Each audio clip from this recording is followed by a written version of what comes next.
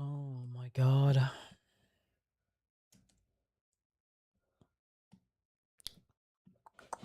Ready to be hunted by Trump? Uh,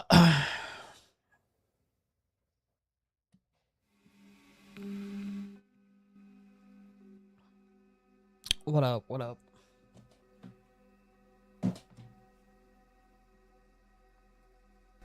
This is good. Music? No. I don't even know what I want as music. Late night weather channel. Vaporwave. 1993. It's oddly specific. Oddly specific, I must say. Yeah, rest after a long day. It's 1994 and everyone is asleep except you. Winter ambient music. Empty rooms. Like back rooms? Like back rooms? Maybe, perhaps, music? Back rooms music? So many different choices. So many different choices. We'll just go with this. We'll just go with this. It's chill.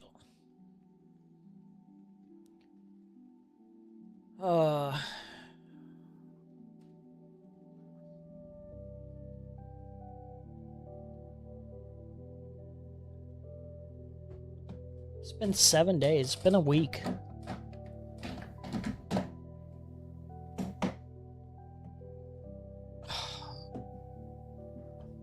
Okay, we need to find... We need to find something here. Oh my god. I want to start Resident Evil 2. Can we do that? I kind of want to play Resident Evil 2. Oh my god.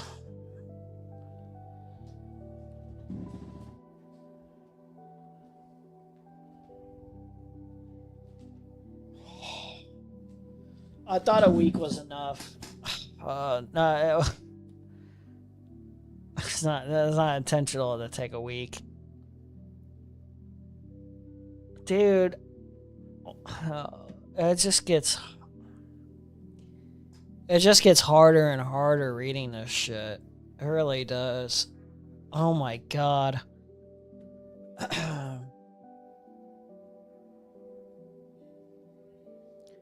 97% of the stories are bad about a person. There's no longer free speech. That's it.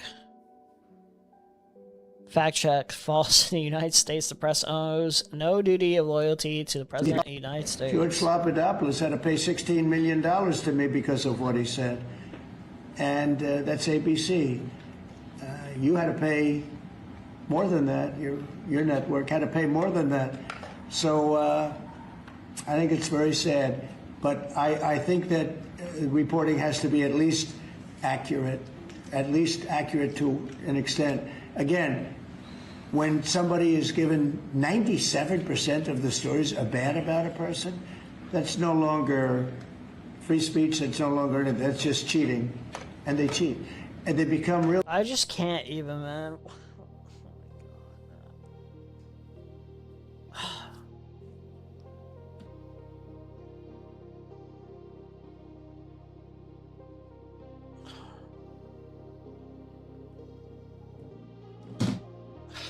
What's moderate rain starting in 20 minutes? Nice. Not outside for the rain.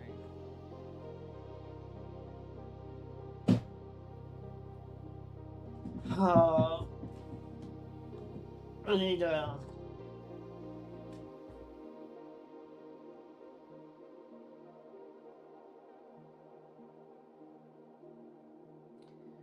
Alex Myers deleted his Obsession review. I've been hearing that Obsession review is fucking awful.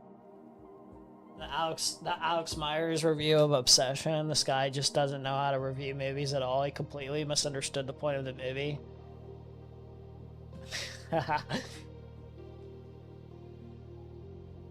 Dude, rape culture's crazy, man. Oh my god. I don't know how you don't understand it. Like, it's so fucking in your face, too. Like, it's not even subtle, dude. The Obsession movie is not even remotely subtle. How do you not understand? How do you not like, how much of a rape apologist do you have to be to not understand fucking Obsession? You have to be, like, a total fucking freak, man. It's, like, the most, like, in-your-face fucking commentary. Like, the little subtleties are even fucking obvious. They're, like, overt, man. I don't understand, man. I get to the point. I wanted to cover this, too. And he just deletes it like a fucking pussy.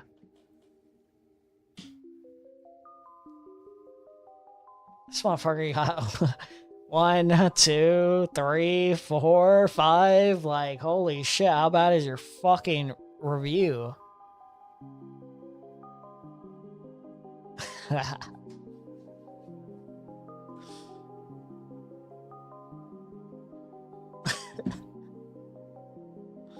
Oh my god. I always hated this guy, too. There's that meme where it's like, when like, you watch, like, when you see a celeb or you watch a YouTuber and you're like, I don't have a specific reason why I hate you, I just fucking hate you.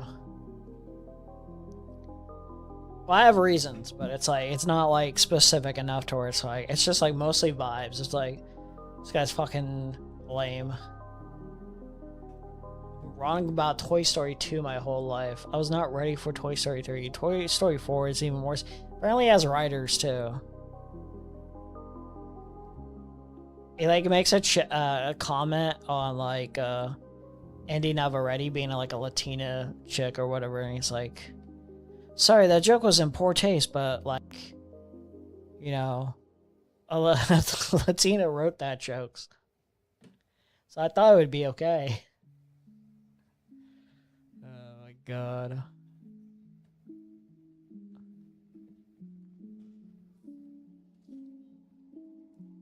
Dude, the Odyssey hate is fucking cringe, too. All this, like, manufactured, disgusting hatred, just, like, out of the blue, clearly just because, like, one person's trans and then one person's, like, black. It's, like, it's the most on-the-nose fucking reasonings, like, imaginable. It's not even remotely subtle.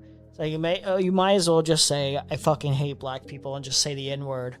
You might as well say, like, the full T-slur and everything, too.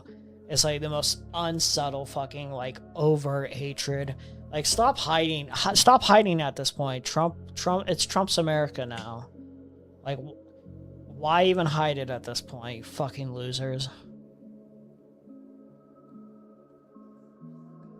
It's a 99% on the Rotten Tomato meter. Asmongold says, I don't think it's a great thing that critics are able to preemptively manufacture a consensus on media like this. Wow, it's a consensus, guys. That's how a consensus works. Critics see the movie early, they give their honest feedback, and that's the consensus, guys. The consensus, it's manufactured. It's all manufactured. Everyone just watched it. Every critic watched it, and they just manufactured it. They just, like, they're just liars. You know, they're just liars. Especially when this movie has so many hot-button social issues tied into it that critics refuse to address. Critics now offer propaganda rather than insight. Oh my god, man. Can somebody fucking put me out of my fucking misery already? That fucking filth like this is even fucking alive, let alone platformed and actually listened to unironically. Oh my god.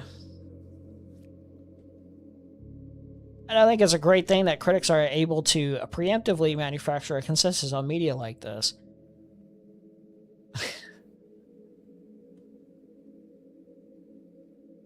Oh my god, and it's the images too. It's like the cringe, like...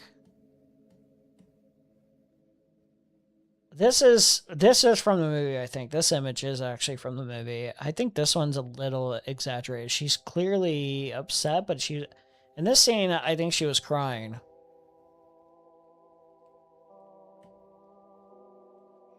Funny part is, racist white men are erasing the white men leading the movie and focusing on characters or even the main characters. Wait, what? Are they? I don't know. They're erasing the white man lead. Wait. How is that the... what? Like, the main white people that are in leads are, like, was Odysseus, Matt Damon's character, and his son? Mostly you're following Matt Damon. Mostly you're following Odysseus' character.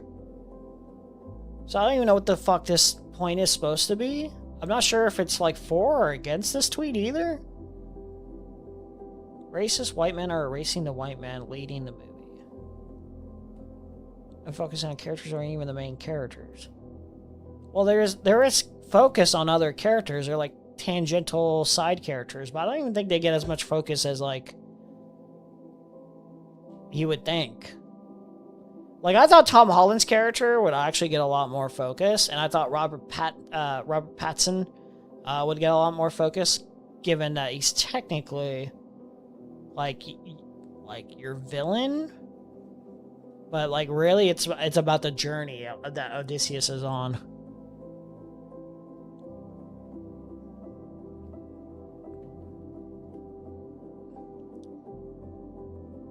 That's just the truth, meaning that it's woke trash, so shut up. This is Metatron fucking loser. Fucking F-slur. This fucking loser. What was your opinion on the mixtape video game controversy? Dude, I don't even know. I don't even know what that controversy was. There was a controversy over a game called Mixtape?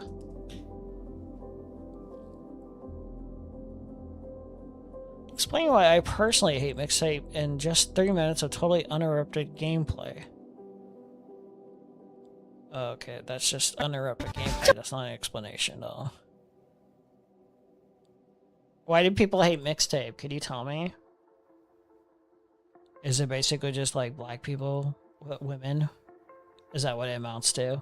That's basically what it amounts to. There's no like, there's not even like, for the most part, there's not even like a subtlety to any of the argumentation about like why people are upset about like any of these like diverse characters of being in these roles in the first place.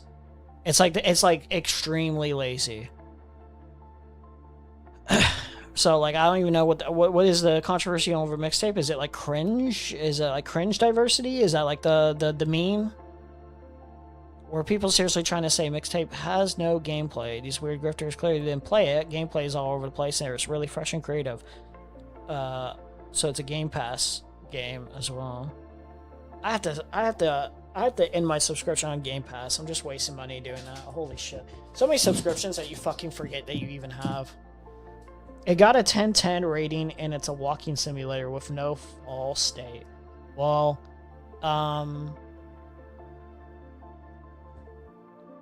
no fail state, not fall state. My bad, I read that wrong. Fail state. What's the point of the game? Thing. I'm just... Is it like just a story though? So, hold on, let me turn off the extra background music. I don't want to mix in the musics. In this cutscene, we're just going to... Oh, by the way, we're going to ignore this. I'm not going to be pressing a single thing. I'm just going to be ranting, as you can see. So this is a very pivotal part of the they do explain it, okay. Story where you're about to save your friend from their cop dad, or what little story there is, anyway. I feel like that's boring. If you're trying to tell a story, just tell a story in an animated quality. If you're trying to make it more interactive, like... If you're trying to make a video game, have some, like, interaction. You know, at least with, like, Walking Dead, I will say. The Walking Dead's Telltale games, there's, like, an interactive state, and, like, some of these choices of whether you interact, you can actually fail. Like, if you don't make any fail state, and it's like, okay, why didn't you just make this, like an animated, like, show or something? I say this, but I don't feel anything. Mostly because there's absolutely, like, virtually no, like, character insight. You've seen some Family Guy cutaway gags of the gang hanging together. But also, I don't need to do anything. I'm not pressing anything. She just keeps running. There's no consequence. She's gonna make it regardless. So is that the controversy mainly? It's just boring? I I should be. Because that's a good controversy. That's a good controversy. Being boring. You should just like ignore the game's existence and just not play the game then. My heart is pumping, but There's no no. way I would play it if this is all the fucking game is. Interactivity can make a mid-story better, but this game does not understand that because it doesn't want to be a game. Ferris Bueller's Day Off kind of game, you know? This is a game. This is how most of Except the for Ferris Bueller's got swagger. game functions. And not only that, you've got to focus on the fact the background's going at 60 frames per second and the character is going at a janky frame rate that makes it look like she's I mean, running music choice would be better on Ferris Bueller. 989 There's consequence in Ferris Bueller. MS ping. And she keeps going. Still not pressing anything. She's still going. I'm still not pressing anything. And I haven't played the game, but probably the character of Ferris Bueller is more interesting. I'm just taking a guess. I'm just taking a guess. Just taking big guesses. just Big like swings here. Big swings here. People on all sides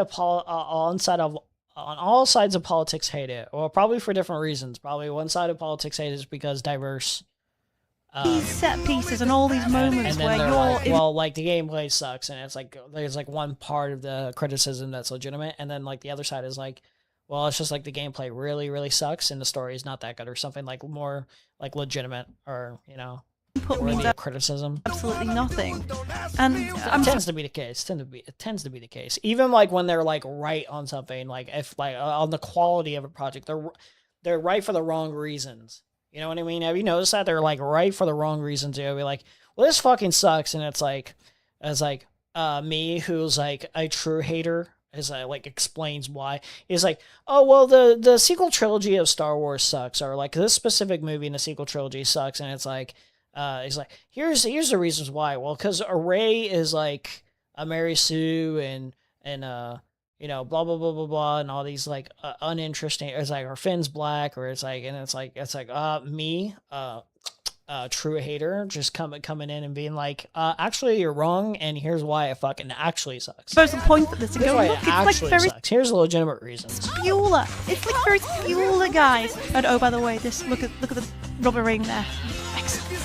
They really appreciate the fact some bleat upset. By the way, a lot of these fucking idiots probably appreciate like AI content more, and the AI stuff is like true total garbage. Like actually just like fan service to movies. This is why fans don't make movies. It's why fans can't have easy access to make movies. Like fans, you know the typical, like not like actually well researched or well experienced like director or writer or anything like that. This is why I don't make movies, why I don't do anything, because I know my fucking players. Best of Sony animation. It's like, let me try to like take a swing at any of this. You know, this is like that AI video where it's like, here's the true ending of like The Boys, where Homelander goes full scorched earth, and it's just like just playing out a fantasy of like basically like a genocidal maniac doing like school shooter-esque shit with his like laser beams. Like Homelander is like, oh yeah, okay, and then like that's all there is to the scorched earth ending. It's basically just like, oh, Homelander wins, but like in a boring way, like a boring, uninteresting way. That doesn't even feel earned or anything. It's just like, here's him just killing everybody. Here's him just killing everybody. And it's like, this is already better. And it's like, no, not really. In fact, it's worse. It's like 10 times worse. It's like, at least with the whether or not you like the ending of The Boys too, it's like at least there's like something to talk about, like of like a little bit more merit. I don't really play games that much anymore, but I like this art style. Yeah, the art style is pretty neat. But like the art style is like, it's like, why not make this a show or something? You know what I mean? I can see this game being better as a VR experience. Yeah, I could see that. I could see that. Play the slushy scene, Well, it but would depend. Like, is the VR experience like? It'd be better if like the VR experience was like not side scroller thing, like where it's like you're watching this person run through. It'd probably be better if you were like the person. Have they ever done that before? I don't know if they've ever done that. A VR experience where you're doing a telltale story with the VR experience and you are the person. That's probably the one time I'd actually be interested in unironically getting VR. I think that's like the one time where I'm like, oh, that might be a unique kind of gameplay experience where you put on the headset and you are like the character. It's a first person. You are the character. You're making those decisions or whatever. Yeah, that'd be cool. That'd be kind of cool. Kind of. you did not need to interact with the pivotal character I don't moment. know if it'd be worth a price necessarily, but it'd be kind of neat. Oh, look, there's going to be a... I brought up mixtape because the professional game critics overrated it to such an insane degree. Oh, well, maybe because the story's really good, I guess. Or maybe it was like such a unique approach in their head or whatever. Yeah, critics are a little bit pretentious at times. Critics are a little bit pompous, or like you can't like suddenly just always like the Odyssey with the critics ratings or whatever. Like you take that with a grain of salt still, and you just go in with your own expectations or whatever, like what you thought of the trailer or something like that, or what you heard, and you keep it in check a little bit when you go in and watch any movie or play any video game or anything. And it's like your experiences may vary. Like so many different critics will also just have like more technical reasons to pinpoint of like what makes that movie work for them on a like objective level. Like, yeah, you have to keep in mind too, like they're trying to like rate something as objectively as they can while taking into account to their own personal experience as well. Yeah. Does anything happen in this game that isn't like running? I have no idea. Moment here. I'm not going to press anything. I don't know. I really don't. She did a quirky thing, but I didn't do that. I'm holding in the fact that I have to piss so bad. I'm so sorry. The game did... Let's finish watching this and make some more commentary. I'm gonna take a quick piss and then we'll go like I'll just start reviewing the Odyssey and shit like that. On a little bit more in depth. Its own. Oh almost my God. Like this should have been a fucking movie. Yeah, so this person like talking, I haven't even been listening to it, but like I agree with that sentiment of like this should have been like a movie or like a TV show. Admittedly, this seems like more TV show stuff. Was it the what's it fucking called? Dispatch? Dispatch was kind of neat. But that's more so something that I think would have been better as a TV show, admittedly. Dispatch would have been better as a TV show. It was it was not unique. It was an interesting gameplay experience. I think I've only played it once. I think the fact that it's not a TV show, like why it's not a TV show is because you can make different choices. That like has more of a reasoning to be a video game, admittedly. But like the reason I say it would almost work better as a TV show is because I feel like you could have made something more out of that like narrative, out of those characters by just putting it as a TV show. Like you could have gotten more out of the potential of that. Because the gameplay is not interesting enough, admittedly. Where it's like, it's fine. It's okay. Like, I guess. But it's like, you're there for the story, mainly. I should just keep going. This is the game, by the way. Funny thing is, a movie studio funded this game. There's like which one? 4. Why do I feel like this is WB? Why do I feel like it's WB? It's probably not, but why do I feel like maybe scenes? And look at how quirky it is. They're clapping, and there's a bunch of people on the roof. It would be great if the story actually made me care about what was happening. It's all the same person too. They didn't even bother having other. It's the same person. You could have different people. Like you have different people with the same outfit if they're bus drivers. And there's a bunch of people on the roof. Same one. It would be great if the story actually made me care about what was happening. Just in service of nothing. So the story's not good enough, at least for this person. They were like, I don't give a fuck about anything that's happening. It pisses me off. It really does. It's like this got a 10 out of 10.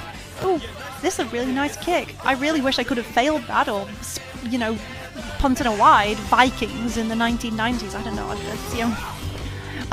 I'm probably talking on I don't know American football, but still. Yeah, like what are you playing? There's like one option where you get to do something. There's like one option here. Is this supposed to be the gameplay? It's like one space. Yeah, as a video game, this is dog shit. As a video game, personally. She's almost there. I wonder if especially if the story's not good or whatever, it's like then there's like almost nothing. Failed or not. I wonder if nothing like not pressing a single thing, I failed this. You might feel a little bit ripped off a little, especially. I would understand actually if you would feel like a little bit ripped off. You have to watch the reviews or gameplay before purchasing something like this. I would say, or at least get an idea without having to get into spoilers. I suppose of what it's going to be like. Because if critics are giving it like a 10 out of 10 or what, This is why reading your reviews is probably important too, because you could read a review, a review that somebody leaves that's like a 9 out of 10 or a 10 out of 10, but then you have to, look into it and be like, okay, what exactly do they like about this, and is that going to jive with me personally? Chapter. It's all flash with no substance. It's all in the sake of just a bunch of collective moments. And oh, look, the next sofa. Look, she made it. She made it. I'm so. Was she running from the cops, or I'm not even sure. Let me take a really, really quick piss. My bad, guys. Hold on. Give me like 2 seconds, guys. We have some in a. Hold on 1 second.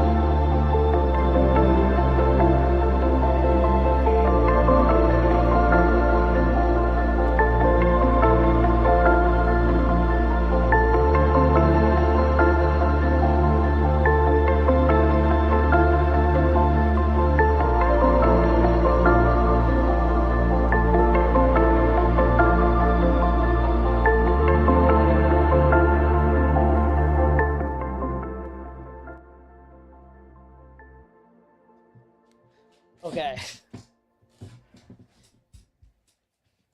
Dude, the first thing I want to know about the Odyssey, like, I just got back from watching it.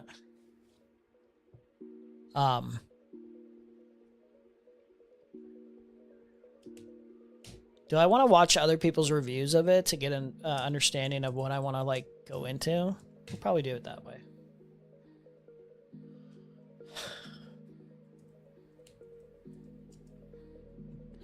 Reviews, maybe?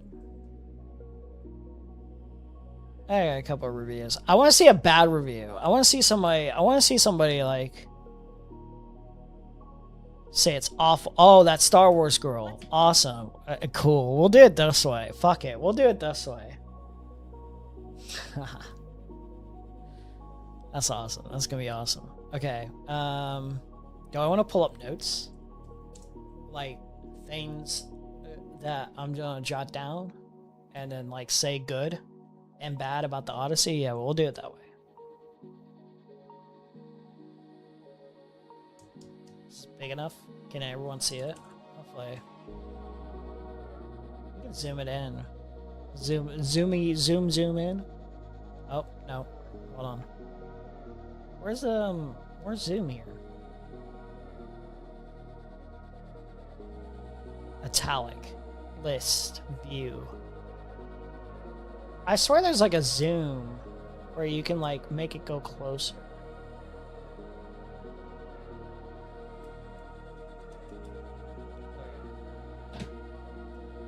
Oh no. Why do I spell it with 2? I shouldn't do that. Okay, out of the Christopher Nolan films, also Nolan films. This gives me a an understanding of like past work where I'd like rank it in my head too. Like this helps me like formulate a little bit of my thoughts. Is Odyssey on this list? Shopping for your next... Fuck you. There you go. Okay, cool. We'll maybe like list out the rankings in a bit, but generally speaking, it's not on the list here, is it? No, it's not. Is there one with it on the list? Probably not. I don't see it. But I don't care enough. We'll just list the other ones. I'll just tell you where it is as I review. Read this tier list. I don't even know if I've seen every Chris. Here's the other. Okay, here's the first thing. I've never seen Inception. I've literally never seen it. I haven't seen Insomnia, so There's a lot of Christopher Nolan I haven't watched that I actually do need to watch, unironically. This is probably like... I have watched all these. Have watched all of these, but I haven't watched like a good chunk of Christopher Nolan's films. Have I watched Dunkirk? I don't remember if I've ever watched Dunkirk. Oh my god. If I have, I've completely forgotten that I watched it. Holy shit, what is wrong with me? Yeah, okay, anyway. Okay. First thing I want to say is this fucking movie is incredibly loud. I just want to put the trailer in the background. This movie is like the loudest movie, not that I've ever seen, I think. But it's like certainly one of the loudest movies. And it's like, why are you so fucking loud? Calm the fuck down. Loud. I'm gonna put that as a con, actually. Because I think, as a negative, I think it's too loud. Too fucking loud. Shut the fuck up. Shut the fuck up. I don't know if it was the theater I went to. I don't think it was the theater I went to. I just went there and it's like blaring. It's like blaring. And so it gets like intense at moments, and there's like certain moments where it's like somebody's just like screaming at the top of their lungs, or they like yell and increase their like vocals. They're like yelling at like a certain moment, and it's like it just hits you immediately. It's like it almost feels like a jump scare, but it's like you're not scared, you're just annoyed by how like irritatingly loud it is. And it's like, I know he's trying to do something with the sound design here that like puts in full effect or whatever, but it is truly annoying. Simmer it down a little bit. Simmer it down just a little bit, please, for God's sakes. Probably not gonna do that. I think he does this. What is the other Nolan films? Tenet didn't feel that loud. There was loud moments, but it didn't feel that loud. Oppenheimer should have been louder at moments where it certainly wasn't. The Dark Knight trilogy didn't really feel that loud. It's just, I don't know what it was with this film, but he was just like, there was moments where it was like not too quiet, but it was like quieter than it probably should have been. And then there was moments where it's just like yeah, it's like extremely like in your face. So audio balance, too loud. Another thing is, if I'm listing out negatives as I'm speaking, let's see. I didn't feel that strongly connected to, what's his name? What is Tom Holland's character's name?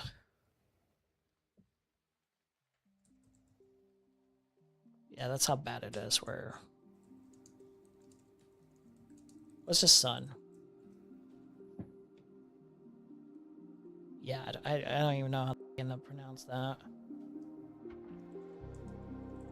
Not enough connection to Telemachus. And then what is Robert Pattinson's character? There was stuff left to be desired from their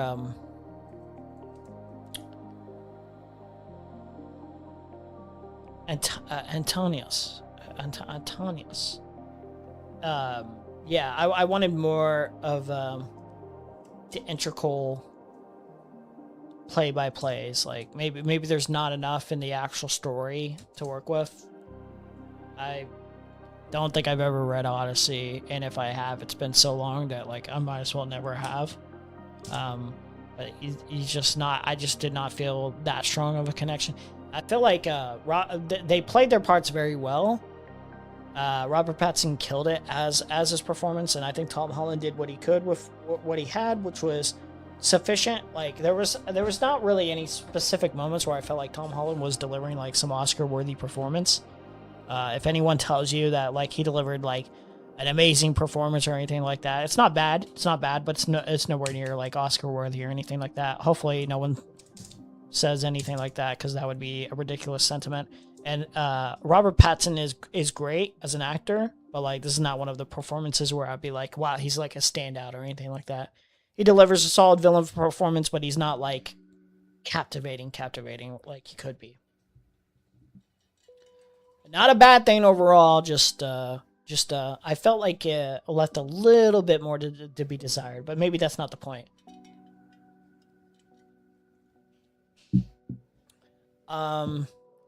Let's see. Any other strong negatives or light negatives? Pacing is odd at the beginning. I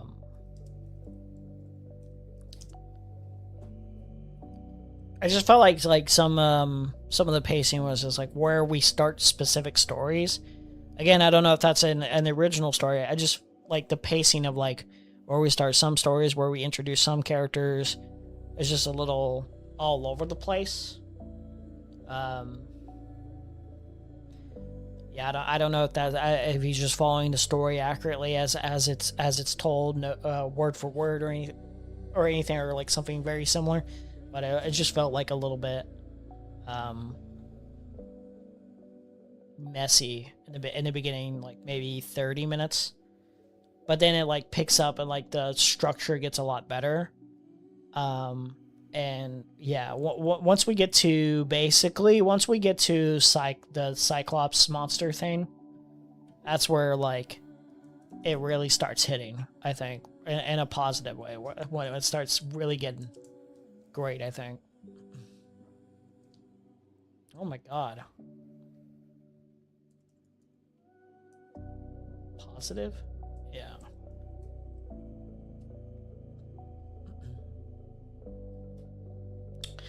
Positives. Negatives, positives. There you go.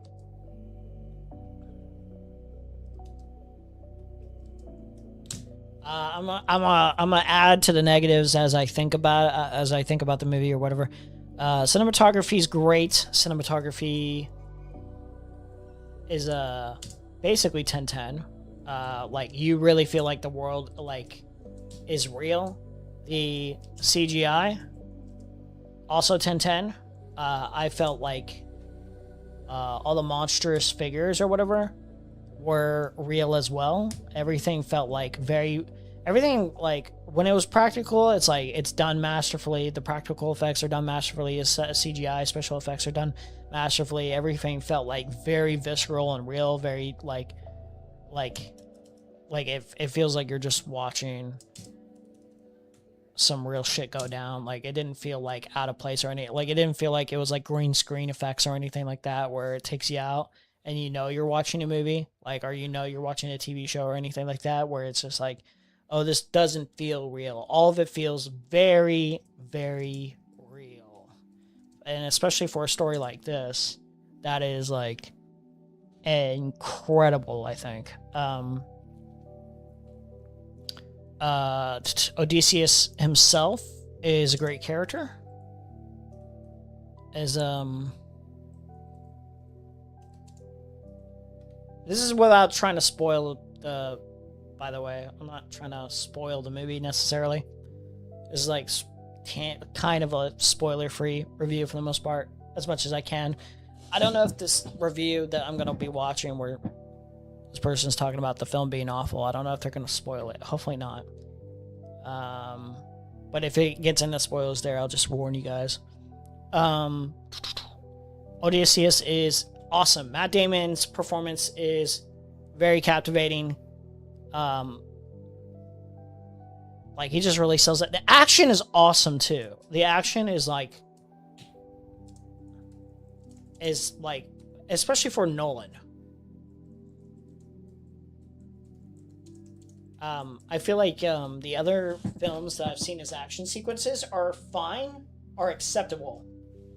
But like I think like they really like step it up here in this film. Like in the Dark Knight trilogy, the action sequences are fine. They're okay. They're like good. They're serviceable. Where it's like you can't really be mad at anything. Like, you know, like it's a little bit flawed and it's like you could be doing better, but you're not necessarily mad about like any of the way the cinematography is done necessarily. You don't think the fight choreograph is awful. It doesn't ruin your experience, but like they step it up a notch. It's in this film, I feel like.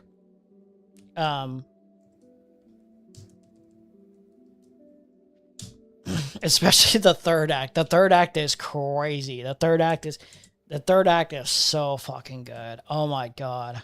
I feel like the other thing is movie gets really good. It gets really fucking good when it's at its most fantastical. And this is when you're like seeing Cersei or fighting the Cyclops, or they're in Hades, all nailed, all incredible sequences. Like the Hades sequence here is fucking incredible. Am I spelling Cersei right here? Doesn't matter. Who cares? All this is like nailed to a T. No actor feels. No actor gives a underwhelming performance. The actual Trojan battle in of itself,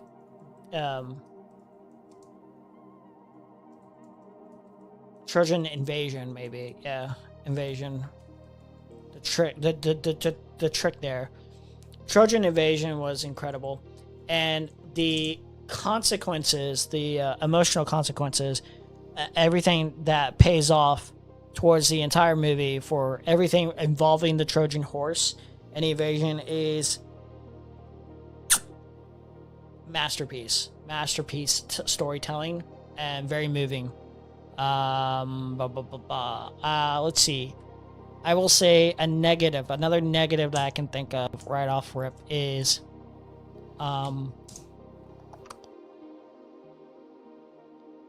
movie might be too long. Just like I said, the pacing is a little odd in the beginning. Like the pacing is a little odd and like clunky and a little messy. I feel like there was stuff that you could fix in terms of the editing, where maybe certain moments could have been like clipped a little bit shorter. Certain sequences probably didn't need to be there in the very beginning stuff, where that could have been fixed in structure, and also just decrease the amount of time that was not needed in the first place. How long is this movie? It felt like really, really long. Even when I enjoyed it, it felt like, wow, we are here for the whole runtime.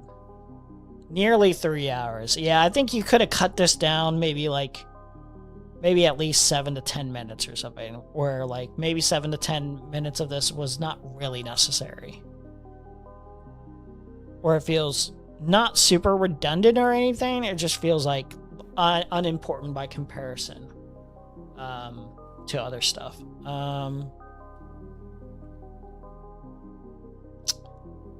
Yeah. Let's see. The practical effects are incredible. All these sequences are incredible. I don't know how they did this. Oh, here's another critique, I guess. And I guess this is more about the movie industry in of itself. IMAX, actually, this is probably a hot take. Maybe this is not that hot, but it's probably a somewhat hot take. Doesn't feel necessary. What's up, Zoo Phillips? Today I made it? Yeah, glad to see you. Actually, IMAX actually doesn't feel necessary for this movie, and maybe this is an extremely hot take, and maybe this is just personal preference. So maybe this is like more like not even negative, more like personal taste moment, personal taste kind of like moment where it's like, does this matter to me? Because I went to see this. I got a subscription to AMC, where it's going to save me a lot more money for like any future visit that I have to do repeat viewings, especially of movies. This is another thing. This is probably a negative for this movie as well. I feel like if you cut down the movie, if you made this like a little less overwhelming of a watch in terms of like time duration, I would want to watch this more. But I feel like I'm only gonna maybe rewatch this and not at a movie theater. Like I'm just going to like watch this at home. Yeah, as a negative, don't feel like this warrants repeat viewings. Yeah, I feel like that's a negative personally, because it's just like I feel like the movie's quality is great, but not enough to warrant like spending 3 hours in the movie. Probably even more, honestly, given you know, AMC adding extra commercials or whatever and stuff like that. Doesn't feel like warranting my time of like I'm gonna watch this or you know, at least 3 or 4 times before it leaves with you. It's like I don't want to do that. I don't want to do that. It's not worth it. Oh yeah, and then the IMAX thing doesn't actually feel necessary. I saw like where they're like, we filmed this all in IMAX, and it's like I think like it's probably not worth the actual purchase. Because I didn't feel like I missed out on anything, and I didn't watch this in IMAX. I actually did not feel like I missed out on anything like super duper special. So like they're like promoting this as a like, you know, we filmed this all in IMAX and everything, and it's incredible, and you need to see this in IMAX. And it's like, well, I'm sure like that's probably the best experience. I will not lie, that is probably objectively the best experience you can have watching this. But I didn't really feel like I missed out on much. I'm gonna be real. Doesn't feel like I like for this movie, but in particular, don't feel like I missed out on much. I do feel like there are very rare movies where I'm like I'm going to feel like I actually missed out, and this is not one of them. It's just not. It's just, I know Nolan wants this to be one of those films where it's like, yeah, I'm gonna feel like I missed out not watching it. It's like, dude, I don't care, bro. I'm gonna be real with you, Chief. I don't give a shit.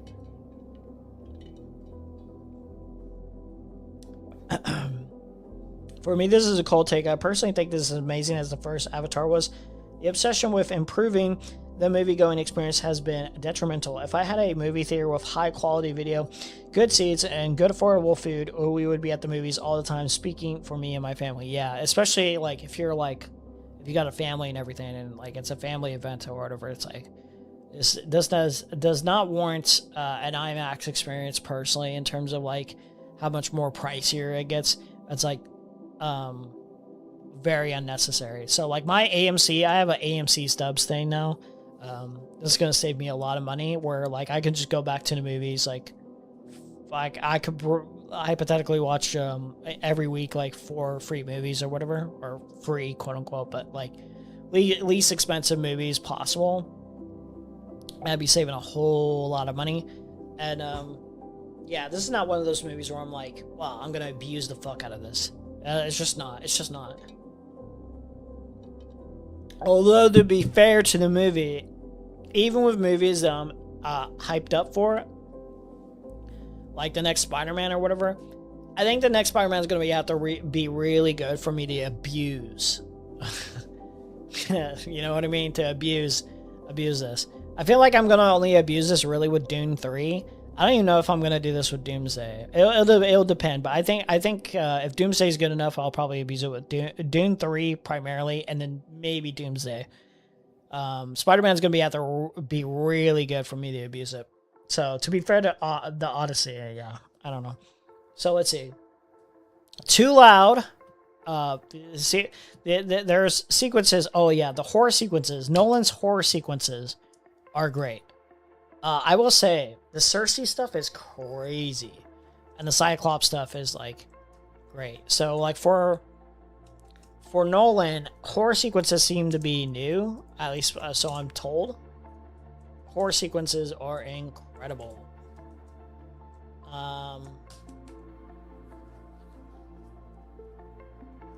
Let's see. His wife, Anne Hathaway's performance is incredible. I don't know Hatchway.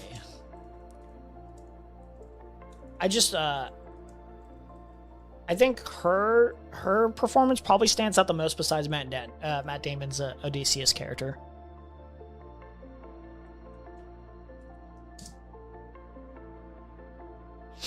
I think she really gave her all with that one. I think she like really nailed that one.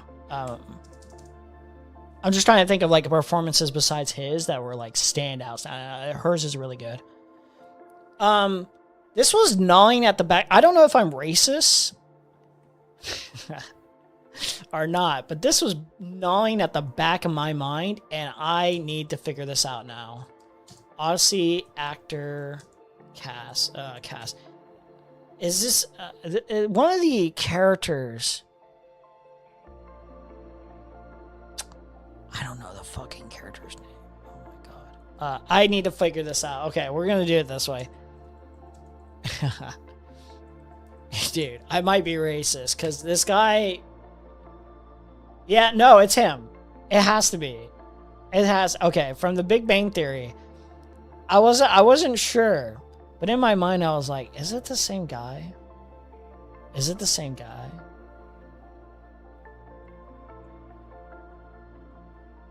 Kunal. Is Kunal in the Odyssey?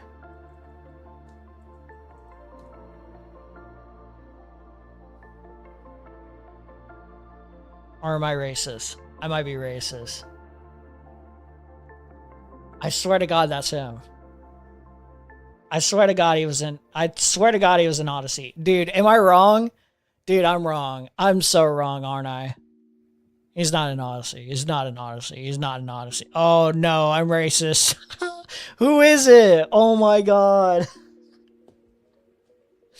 Oh my God, I feel so bad. I feel so racist here. Oh my God, I thought I was right. Who is that then? Who is the guy? Because he did a great job. Why do they look alike? Unironically, why do they look alike? I feel like such an asshole now. Odyssey cast. I need to see their faces because I don't know this guy's name and I don't remember his character's name. He was like part of the he was part of the army. He was like a second in charge kind of guy. Oh my God. I just feel so bad now. What is this dude's name? He's on the side here. We need to save this. We need to save this. Save. Wait, no. Hold on. Oh, yeah. We need to save this image and we need to do a close-up. They look alike because they are humans. No, I'm just being racist here. Inadvertently. I'm showing my racist side. It's not him, okay? Like, who is this guy? Who is this guy? Because he did a good job. Not like some like outstanding job, but I think he did a good job. But it was gnawing at the back of my head. I was like, is this guy in The Big Bang Theory? Like, was this guy in The Big Bang Theory? They sure has a... You know, The Big Bang Theory is like a successful sitcom, so it wasn't like that surprising. But I was like, well, he sure did like get like other roles here. He's really making a name for himself and doing other stuff. John Berthal's character does not say, "Let me tell you something." That's a spoiler I'll give. I don't remember John Berthal's character doing a single. Let me tell you something. Let me tell you something. Let me tell you something. Yeah, not a single one. I was a little disappointed by that. I was a little disappointed. Whether you are racist, but I understand you're being tongue-in-cheek.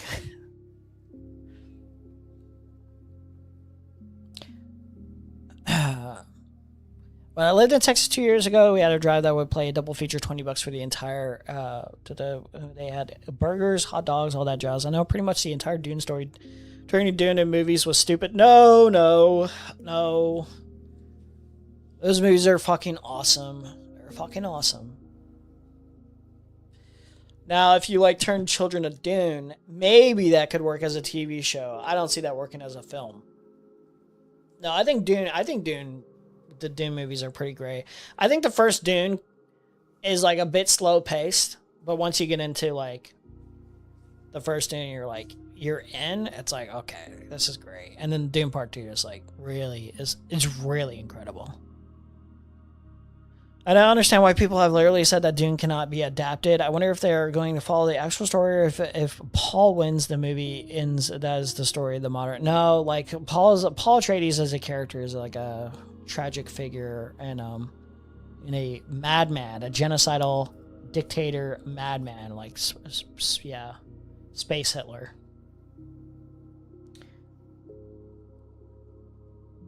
You know that Paul is the bad guy in Dune, right? Yeah, I know. Yeah, like that's the entire point. You're not supposed to really root for him, but like, you know, he's got aura, bro. That's why he's like a cult-like figure or whatever, and people root for him anyway, because it's like, you know, he's got swagger, man, and he's sympathetic to a certain degree. But obviously, Messiah will teach you that like this guy is the white savior figure that you should not trust at all. And there was a reason for it. Like the movie was making it pretty clear too. The movie was pretty much giving you those signals of like, yeah, you shouldn't really trust this guy. Maybe he's not in this for the right reasons. And even if he's sympathetic and doesn't want to go down this specific road, like, you know, because he sees like where it all goes down to, it's like, well, he's going to do it anyway. In the books, it's explicitly stated that the story of Dune is about how heroes don't well, no, in the first Dune, it's not really explicitly stated. It's more subtle. Like, you're supposed to get that message, but it's a little bit more subtle, from what I remember of reading it. In Dune Messiah, he's like, oh, yeah, no, we need to make this very clear. That's why there's, like, very overt messaging. So much so that they make it very clear. It's like, oh, they literally reference Hitler, and it's like, Paul's like, well, I've done, like, 10 times worse than Hitler. That guy's like, those are rookie numbers, buddy. Those are rookie numbers. Story of Dune is about how heroes don't exist. The modern audience will not like that. Well, I don't know if it's about how heroes don't exist necessarily. It's more about how like you shouldn't just idolize. You shouldn't just like give in to like cult prophecies or cult like figures or whatever. Like, you should be more wary, basically. But Paul is not a bad person. He's literally doing everything for the right reason. I don't know about that. I don't know about that necessarily.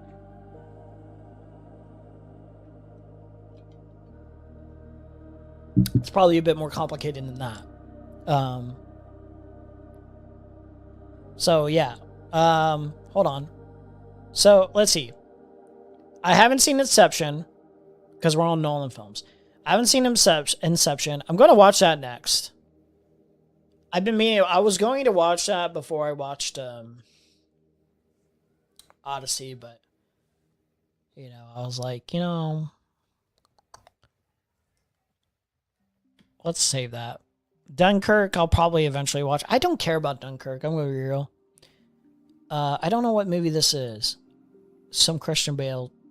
Ben Affleck. Is that Ben Affleck? I don't even know. Well, Insomnia, whatever this is, Following, Memento, we'll watch these eventually. I'll talk about these eventually when I get down the line.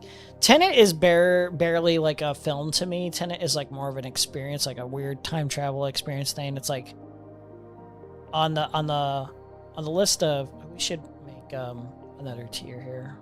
No, I'll put this down. There we go. There we go. We should add a row below. What color is this? Should make this color like this, yeah. Okay, and C. I don't think any of the movies I've seen from Nolan are necessarily bad. At worst, they're like mid or like overrated or something like that. This is probably like realistically kind of mid. Tenet is kind of mid. Tenet is kind of mid. It's cool. It's like a cool experience, but it's kind of like mid. Cool experience though. Like the actual story is not that good. Or it's like too cluttered. It's like too crazy. It's like too pretentious. It's like too full of itself. It insists upon itself. You know what? That's what we're going to call it. It insists upon itself. You know, it's like, it thinks it's more clever than it actually is. It's just more convoluted and messy. And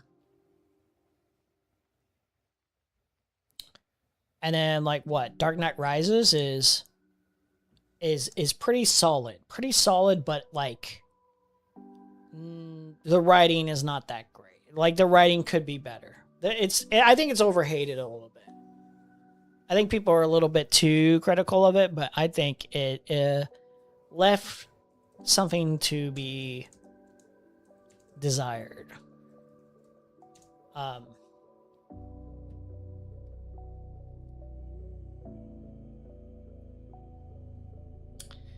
Frank Herbert has talked about everything that he meant. It is complicated, yes, but he wanted a story about how a single person cannot save humanity no matter how good they are. But no, like the figure of Paul himself is,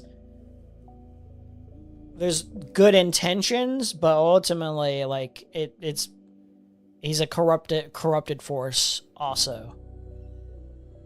Like he knows this too. Like in the story, it's pretty obvious he knows what direction it's all headed towards, where it's like ultimately like the wrong path, but like he's taken down the wrong path because he gets corrupted with power. Like the problem is him in and of itself and the people who enable him. It's like a combination of different factors. And in essence, humanity is a problem in itself. Yeah, I don't even necessarily disagree. I think Nolan is overrated. Same with James Cameron. I don't know if James Cameron is not as good as he used to be. But I think early James Cameron is probably like a 10-10 like director. Probably. I have to think about it. I have to look. Whereas First Blood Part 2, Terminator, Aliens, all great. The Abyss. Been a minute since I seen The Abyss. Terminator 2. Okay, so those are great. Point Break, everyone loves. I haven't seen it in quite a while. True Lies. I like True Lies. Titanic's great. Strange Days. I don't think I've seen that one. Okay, then this is where it gets bad, where you're like, or like mid, like really truly overrated, like where I would agree. Avatar, Alita Battle Angel, who cares? I don't think he directed that, but he's like part of the producing. This is where it's like who cares? Like I don't understand. I don't even understand the appreciation for the first Avatar, let alone any of the other avatars. Like, oh, it's like the cinematography is cool, but the story sucks. The alien design sucks. You know, the planet design is overrated. It's not. It's like it's Dances with Wolves meme, and it's like I don't care. I agree with the message overall, but it's like not interesting characters overall. I'm just not invested in it. Like it's just personal taste, I guess, for a good chunk of it. But it's just, I don't care. I don't care. Overly long, it insists upon itself, but like in a much more annoying way. A much more annoying way. Avatar as a franchise insists upon itself, and like, you know, people have long since overhyped and overrated those movies. Quite frankly, I think James Cameron could have used his time to do something much better. What a waste of his time, quite frankly. Just personal taste. Wait, Inception? No, that's not Inception. Why did I think Interstellar? I think Interstellar is unironically the closest thing to like his best project. If it weren't for the fact that The Dark Knight, you know what? I think the more I think about it, I think I might enjoy the experience of The Dark Knight more. But I think Interstellar is probably in a lot, like, more consistently a better movie. Oppenheimer is like, it insists upon itself, unironically. And not in a good way like Tenet, it just insists upon itself. And then, like, what? Batman Begins is like A. I think, like, Batman Begins would be not S, but I think Batman Begins would be a better film if it weren't for Heath Ledger. Literally, unironically, I think Heath Ledger unironically carries The Dark Knight. It carries the film from being like A, and like maybe even like if like the Joker performance was like more mediocre, it'd be like less something to be desired. Like unironically, this guy carries. I think I've said this numerous times, but every single time, like it's like he carries it. He literally don't get me wrong, Nolan did a lot of work to make that like work. Like he set up everything, so like Nolan gets a lot of credit for like Heath Ledger's Joker still working. But that being said, the performance carries so strong that it turns a movie that I think would be like at best like somewhere around here to like up here. Like I unironically think it would probably be as good as Dark Knight Rises in people's heads. Probably worse actually, if it weren't for that performance. That's how important it is to nail that role. Like to really nail it.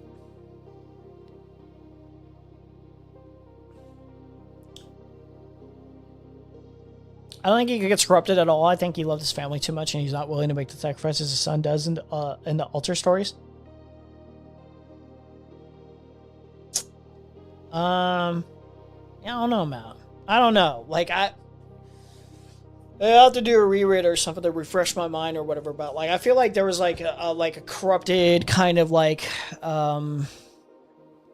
full of himself experience, like, you know, when like everyone enables you and like you think you're hot shit or whatever, and you're like the all-seer or whatever. He gets corrupted in a sense of like power. You know what I mean? Paul fights against gaining power stuff, but he makes certain choices that technically are selfish, but they are very human things. Like he loves, yeah, like I do agree that there's like definitely human aspects.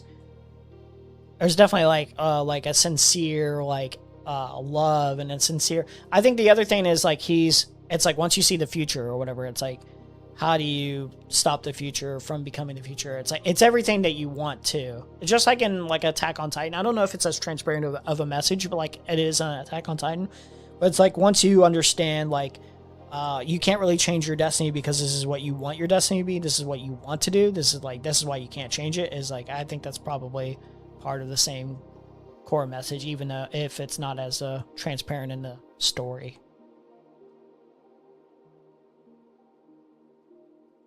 As far as I'm aware, he never abused his power in the books. I'm sure he commits genocide after genocide after genocide after genocide. So I don't know, man. That's like kind of a dictatorship, like, you know, kind of crazy warmongering. You know what I mean? If he doesn't abuse his power, I don't know what I would abuse. So, like, can we say Trump abuses power or Hitler abuses power? Probably not. If Paul didn't abuse his power, you know?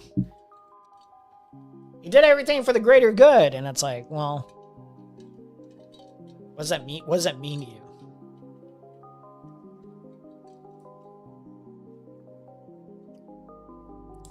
Only thing I like about Avatar is the anti-corporation message. Yeah.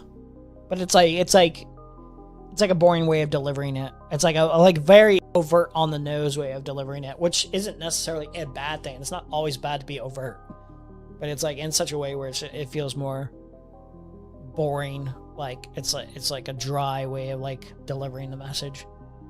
I did like Interstellar and Dunkirk. Yeah, Interstellar I think is probably unironically his best actual project. And if I were to rank Odyssey just off this first viewing, I think it'd be. I think it's in this S tier. It's not quite as good as Interstellar and Dark Knight for me, but I do think this project was really, really, really good. If it weren't for like the beginning opening sequences being a little messy and like poorly paced, and there are certain characters that I felt like had could be like done better or whatever. Like, I don't know. Like, I think this could have been like his best film. Odyssey is very close though. I wouldn't really begrudge anyone for saying it's his best film. I want to know where he got those scars. Well, it's up to interpretation where he got those scars. For all you know, those stories that he was telling, one of them was true. I wish I could call the metal Yuptanin. I don't even know what the fuck that is. Dune sounds like Attack on Titan. Well, Attack on Titan, I don't know if it was necessarily inspired by Dune. Like certain aspects of the narrative or for the character. Dune inspired the Anakin Skywalker character. Like, Dune inspired a lot of Star Wars. But Attack on Titan takes a very specific direction with Eren, where, you know, it like there's fundamental aspects where it follows the same kind of like, this character knows their destiny, this character knows what the future it holds, and they can't change the future, and it leaves them in a miserable state of despair. Like they fundamentally change forever after that point. And I think part of the core messaging of like Attack on Titan especially, and I think this is probably the same with Dune to some degree, is that the message is like you can't escape your own desires, basically. Like, if you truly want something, like, you can't really change fate, even if it's monstrous, I suppose. In the books, the jihad, aka the genocide you were talking about, he tries to stop it as part of the message of Dune, is the disconnect of Paul and his followers. But he commits those genocides. He makes an active decision. I guess I have to refresh a little bit more, but like, yeah, I don't know. Dune and Attack on Titan are about the same story in essence. Also, I think the reason he commits those is because everyone goes against him, becoming, from what I remember, becoming the one in charge or whatever, ultimately. Frank Herbert literally calls Fremen space Jews.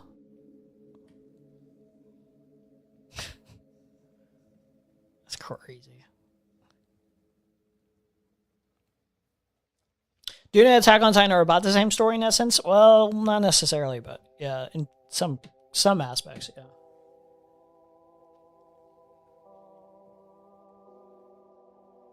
So yeah, Odyssey, too fucking loud. Let's see, any other negatives I can think of? Maybe too long, pacing is odd. I feel like warrants for repeat viewings. Yeah, let's look at this person's review. Ewoks, Tribbles, Droids, and Wookiees. It's Anna. Also, if there's spoilers, I promise you, this is kind of like a movie where it's like, you know, it's based on a adaptation of a poem or whatever. So like, kind of hard to really be meaningfully spoiled. It's more about the experience than the actual story, if I'm being quite frank. So, just warning you, just in case there might be spoilers, but yeah. Star Wars girl, it is 1:45 in the morning. I just finished the Odyssey, Christopher Nolan's Odyssey, I should say, which is Odyssey in name only. And here is my initial thoughts and review. I am not happy. Odyssey in name only, guys. Name only, didn't deliver. Like, it's not the same story at all, or there's nothing similar to a story. An adaptation's not going to go 1-to-1, obviously. But like, it's not even remotely similar to the actual story in of itself. You know, it's only a name. The job was prophecy that Fremen believed before Paul, and he could not stop it. Well, that's because he wanted it. He had reasons for wanting to be their leader. He had like his own ulterior motives. I think he wanted to use them, but I think the goal initially is use them, but not to such a degree where I become a monstrous figure and like rule over them necessarily. I think the initial idea, from what I can gather, is like that he wanted to like work in tandem with them, but he didn't want to rule over them. But if, like, you know, the prophecy is being fulfilled, he's going to take advantage of that to be able to do what he's going to do anyway. It's more like a, you know, if I can stop it, I will, But like if they're insistent upon if they're insistent upon it, then it's like there's only so much I can do at that point. But ultimately it gets to a point where it's like, like it gets out way more out of control, and he starts actually just, indulging in his own hype. The Fremen believe in the jihad because of the Bezit January century. Yeah, I know. Like it's all set up, and he's aware that it's all set up too.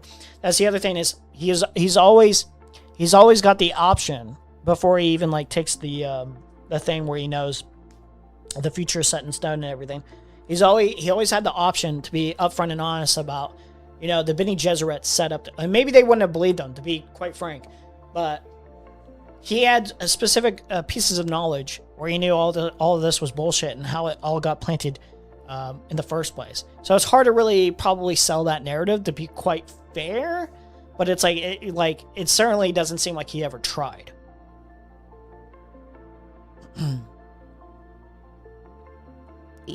At all. That was one of the worst movies I have ever seen in years, if not. I was not aware that the Bene Gesserit did all this. His mom was, but she died. No, are you talking about the book or the movie? I don't remember what it was like in the book, but it seems like he's pretty aware in the movie. Like they talk about it in the movie. They talk about it. They actively have a conversation where he's like, "Yeah, I can take advantage of this moment or whatever." I'm like, they believe in all this. I'm pretty sure he knows that the Bene Gesserit set it all up. Am I wrong on this? I feel like they had he's aware it was a planted story. I'm pretty sure she literally tells him verbatim, yeah, the Bene Gesserit set this up. Before they even arrive, when they're they're into what's it, not the Firefly, it's like an insect-like ship. It's like a fly ship or something. I forget the exact thing I'm thinking of. Yes, in the moment. So he does know that. Yeah, not my entire life. What Christopher Nolan did to the Odyssey and to Odysseus is what Disney did to Star Wars and what Rian Johnson did to Luke Skywalker. Not even remotely close. Don't even know what the fuck she's talking about. Like even with any critiques that I might have for how they can handle specific characters in the Star Wars sequel trilogy or whatever.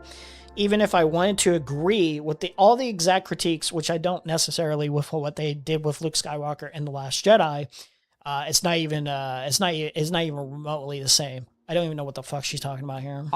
What J.J. Abrams did to Han Solo. Bene Gesserit can talk to all the ancestors and learn literally about Warden plans by talking to the women who did it hundreds of years ago. Paul being male does not have this power. Yeah, but I'm saying he's aware of a piece of knowledge that he does not ever tell the Fremen, that he doesn't ever actually try to convey, of why the prophecy is utter horseshit.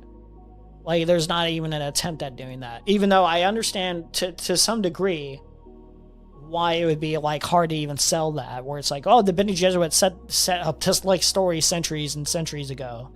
There's a really tall order, but there's not even an attempt at that. There's not even an attempt at this piece of knowledge that he has to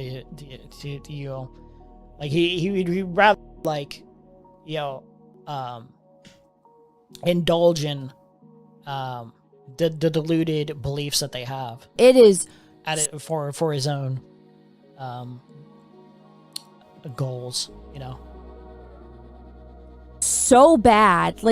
He clearly didn't read the book. It's been out for 3,000 years. You would think somebody with all the prestige and integrity that Christopher Nolan has, the way that he carries himself, you would think the littlest bit he could have done is read the source material or listen to one of the plethora of audiobooks that's out there. I feel like these spastics just go ahead and say literally anything, and they're I don't really care. My audience is just going to eat this up anyway. It's there's not even really going to convey anything of how this person missed out on anything necessarily. Also, how this person didn't read the material that they're adapting. Children's books with pretty pictures. There's baby books. There's movies, there's adaptation after adaptation, there's cliff notes, there's spark notes. You can ask AI if you have any questions about it at this point, and he apparently did none of that. Wait, you can ask AI. Books with pretty pictures, there's baby books, there's movies. There's adaptation after adaptation. There's Cliff Notes. There's Spark Notes. You can ask AI. Hey, yo, AI, just give me a rundown on the Odyssey real quick. Oh my god.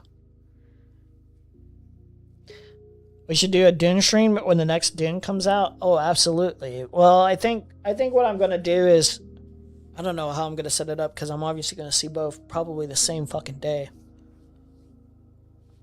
But I'm definitely revealing. I'm gonna have to specifically cater a stream to, I think, Dune and then Doomsday. But there might be a stream before catering to like any specific movie where I talk about both. I even make sure to see it early so we can talk about the movie and not the books. Yeah. If you have any questions about it at this point, and he apparently did none of that. Again, this is one of the worst things I have ever seen. And it's not even pleasant to look at. There's nothing, absolutely nothing. Okay, that's just that's how you know this person's grifting. That's how you know. That's how you know. Like, you could hate the story of Odyssey. You could find all the performances somehow, if you have bad taste, I suppose, atrocious. There's no way you could tell me, sit here unironically say, because unironically tell me that it's not good to look at. Odyssey is a gorgeous fucking film. It's a gorgeous film. I will say that up front. Most of it is fucking flawless. If Odyssey is not pleasant to look at, holy shit, what are most movies at this point? Like, what are most movies in terms of comparison? Most movies are like total dog shit, I suppose. Redeeming in this movie. And I don't even know if I can call it a movie. It's like, you know when you're watching the History Channel and it's like, here's the making of the pyramids, and there's like the guy that's narrating it and they have like real shots of the pyramid, but then they'll cut to like a little cinematic shot of like an actor that doesn't say anything but is dressed up in a costume as a pharaoh, like pointing, and they'll have like some either bad special effects or some other actors in like costumes, and they're just like doing it so it looks like what it could potentially look like if you were there, kind of thing. It's like the History Channel's interpretation of something. That is higher quality. What is Blood yapping about? What is Blood talking about? Dude, there's not a single moment where I didn't feel like I was viscerally in it. It did not feel like I was watching a reenactment. It was not one of those like where it's like a very poor reenactment. Again, the closest I can say, and this is not even saying these are poor performances, where like you can maybe feel like you're out of the movie a little bit, and this is mostly because of your knowledge of like other movies that are coming out, and like this just happens in the movie industry, and I think it needs to stop happening, quite frankly. But like there's this thing that happens where like you notice this month alone, really think about it, not, let alone this year. This month alone you have Robert Pattinson. Wait, no, hold on. Not Robert Pattinson, because Robert Pattinson Robert Pattinson's going to be in Dune Part 3 as well. That's a part of the critique, I suppose, is that like the repetitive usage of actors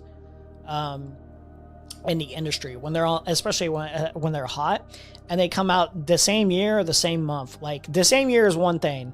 If it's like the same month and they're like big blockbuster movies, it does take you out of the immersion a little bit because you're aware you're watching a very high performer actor, you know, like a very highlighted in the now actor. So like this is probably the closest I can come to like making that kind of critique is John Bernthal and Tom Holland are in 2 movies this summer, this fucking month.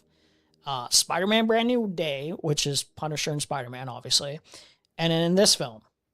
And they both have scenes together. And so that does pull you out a little bit in terms of like, I'm aware that like these are high profile actors, and it is a little breaking of immersion, a tiny bit. But aside from that, like there's not very many moments at all where you're like, oh, I'm fully out of the immersion of any of this. Yeah, of the like none of it feels like a reenactment.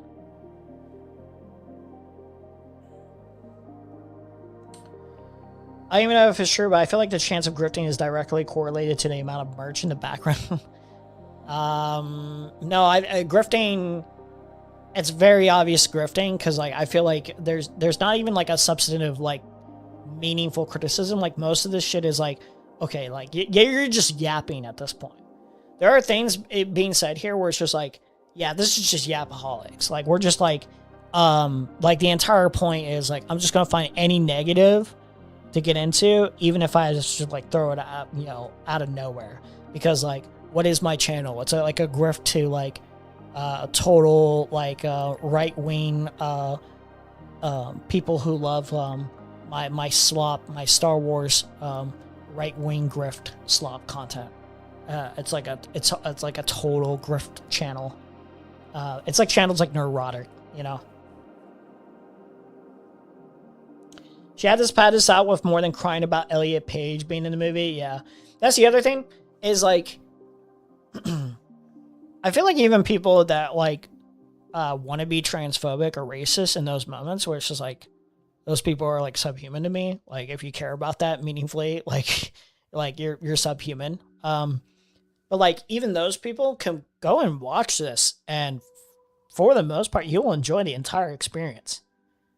Like it's just like a really quality movie, because even in the moments where they're on screen, they're not on screen for that long if you have such a grievance, which you shouldn't. Like, but even if you had such a grievance with those things, with those factors, they're not really in the movie for that long. And I do have to say, Elliot Page actually did a fucking phenomenal job, and I'm not just fucking saying that. Like Elliot Page, I think the first appearance of Elliot Page was fine, like serviceable. He did his job there. It wasn't like a standout performance, but like I won't say what happens, but like there's another instance where like Elliot Page makes another appearance, and it's like, oh, this performance is fucking sick. Oh, this is awesome. I like this. I like what Elliot's doing with this. Dare I say, and to be fair, I haven't seen too much of Elliot's other work. Probably the best performance I've seen from Elliot. I haven't seen Inception, so maybe at that point he was great in that too. But yeah. Let's see. Mixtape is the most obvious industry plant ever planted. I just saw you. Oh, yeah. Dude, the mixtape, like, that looks like dog shit. I don't even know. Like, as a video game, that just looks bad. I don't care. Than what this movie was. It's like scene after scene after scene, and nothing happens. Everything. Oh, wow.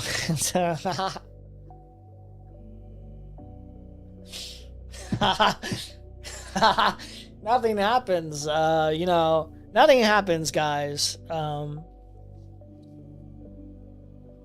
I didn't listen to any of the dialogue. I didn't understand what was happening, what was the circumstances of any of these characters, what they were doing, what decisions they're making, where they venture off to. Odysseus' character, nothing happens, guys. Nothing. Odysseus just travels after going to war, doing the Trojan War, the Trojan horse meme. Nothing happens. He doesn't go on this monumental journey over the span of years and years and years, fighting Cyclops, encountering Hades.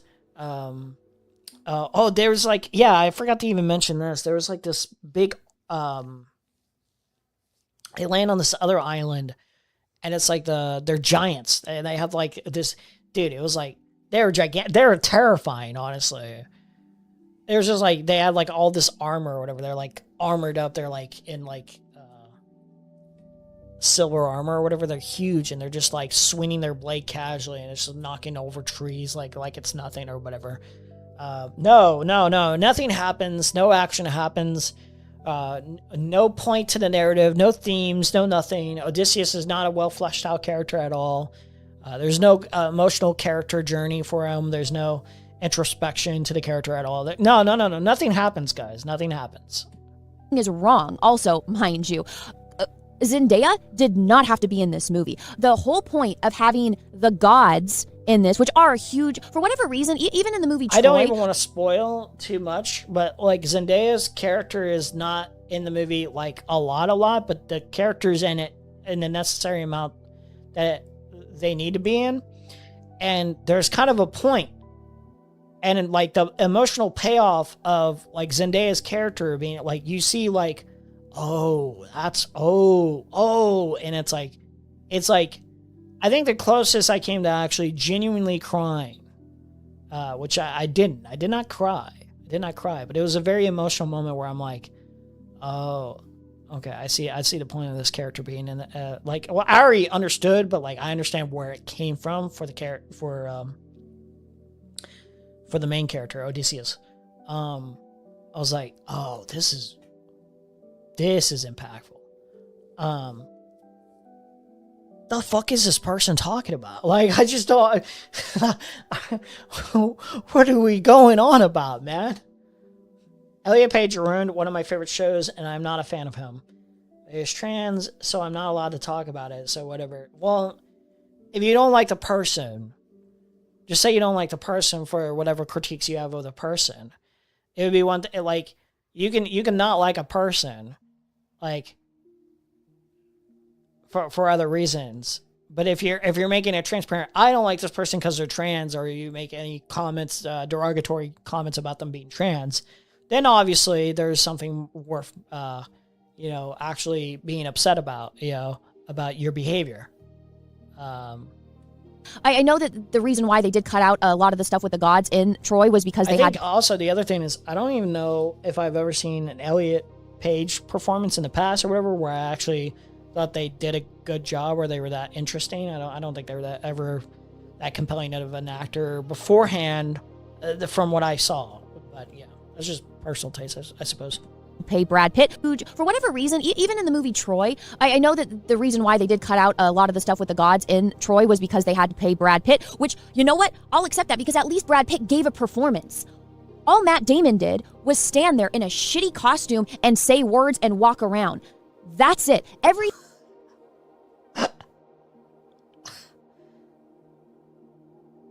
What is this? What is it? We're only 3 minutes in, and this is like, how is this a review? Like, if you're doing like a negative review, emphasize something.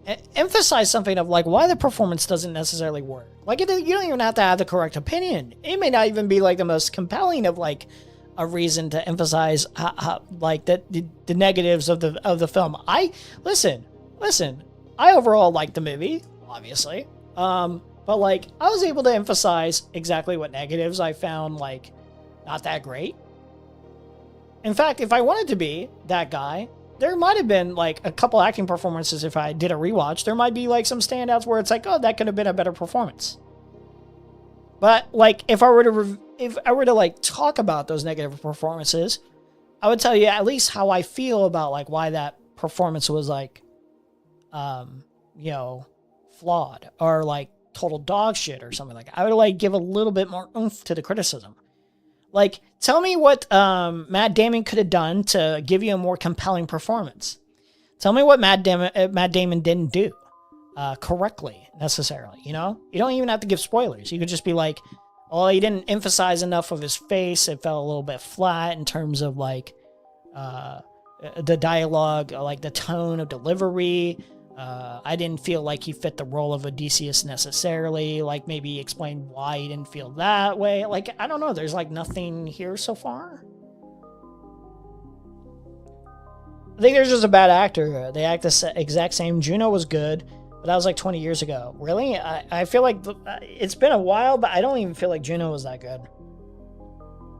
I feel like they're still playing Juno. Well, I didn't feel that way watching Odyssey at all. Like, not even close.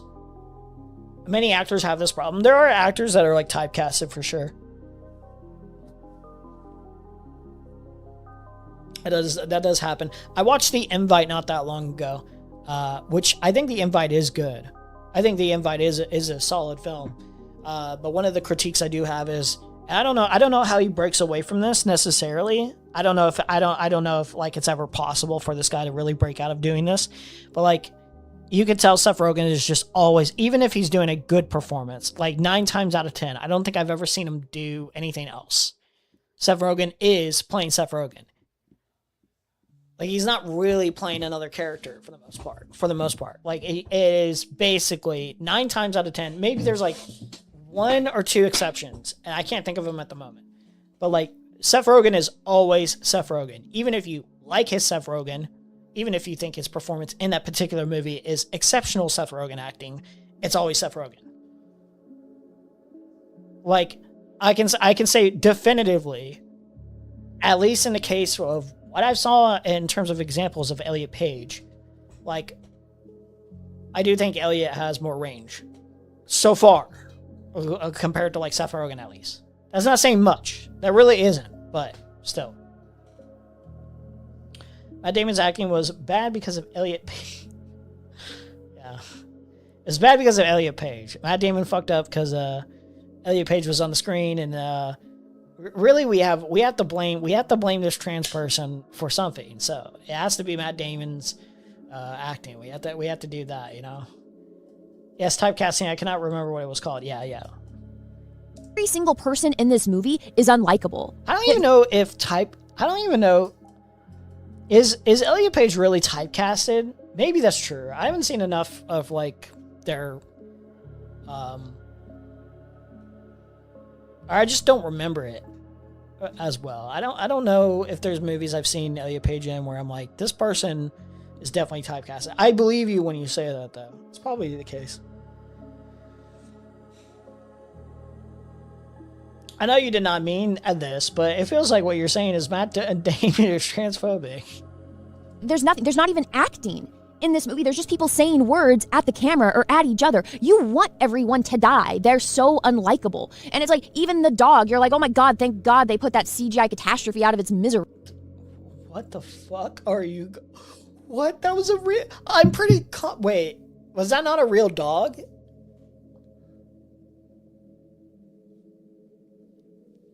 Okay, there's a dog in the film. I won't give away the specific... Well, she basically says the dog dies, but... That's a real... I'm pretty sure that's a real dog.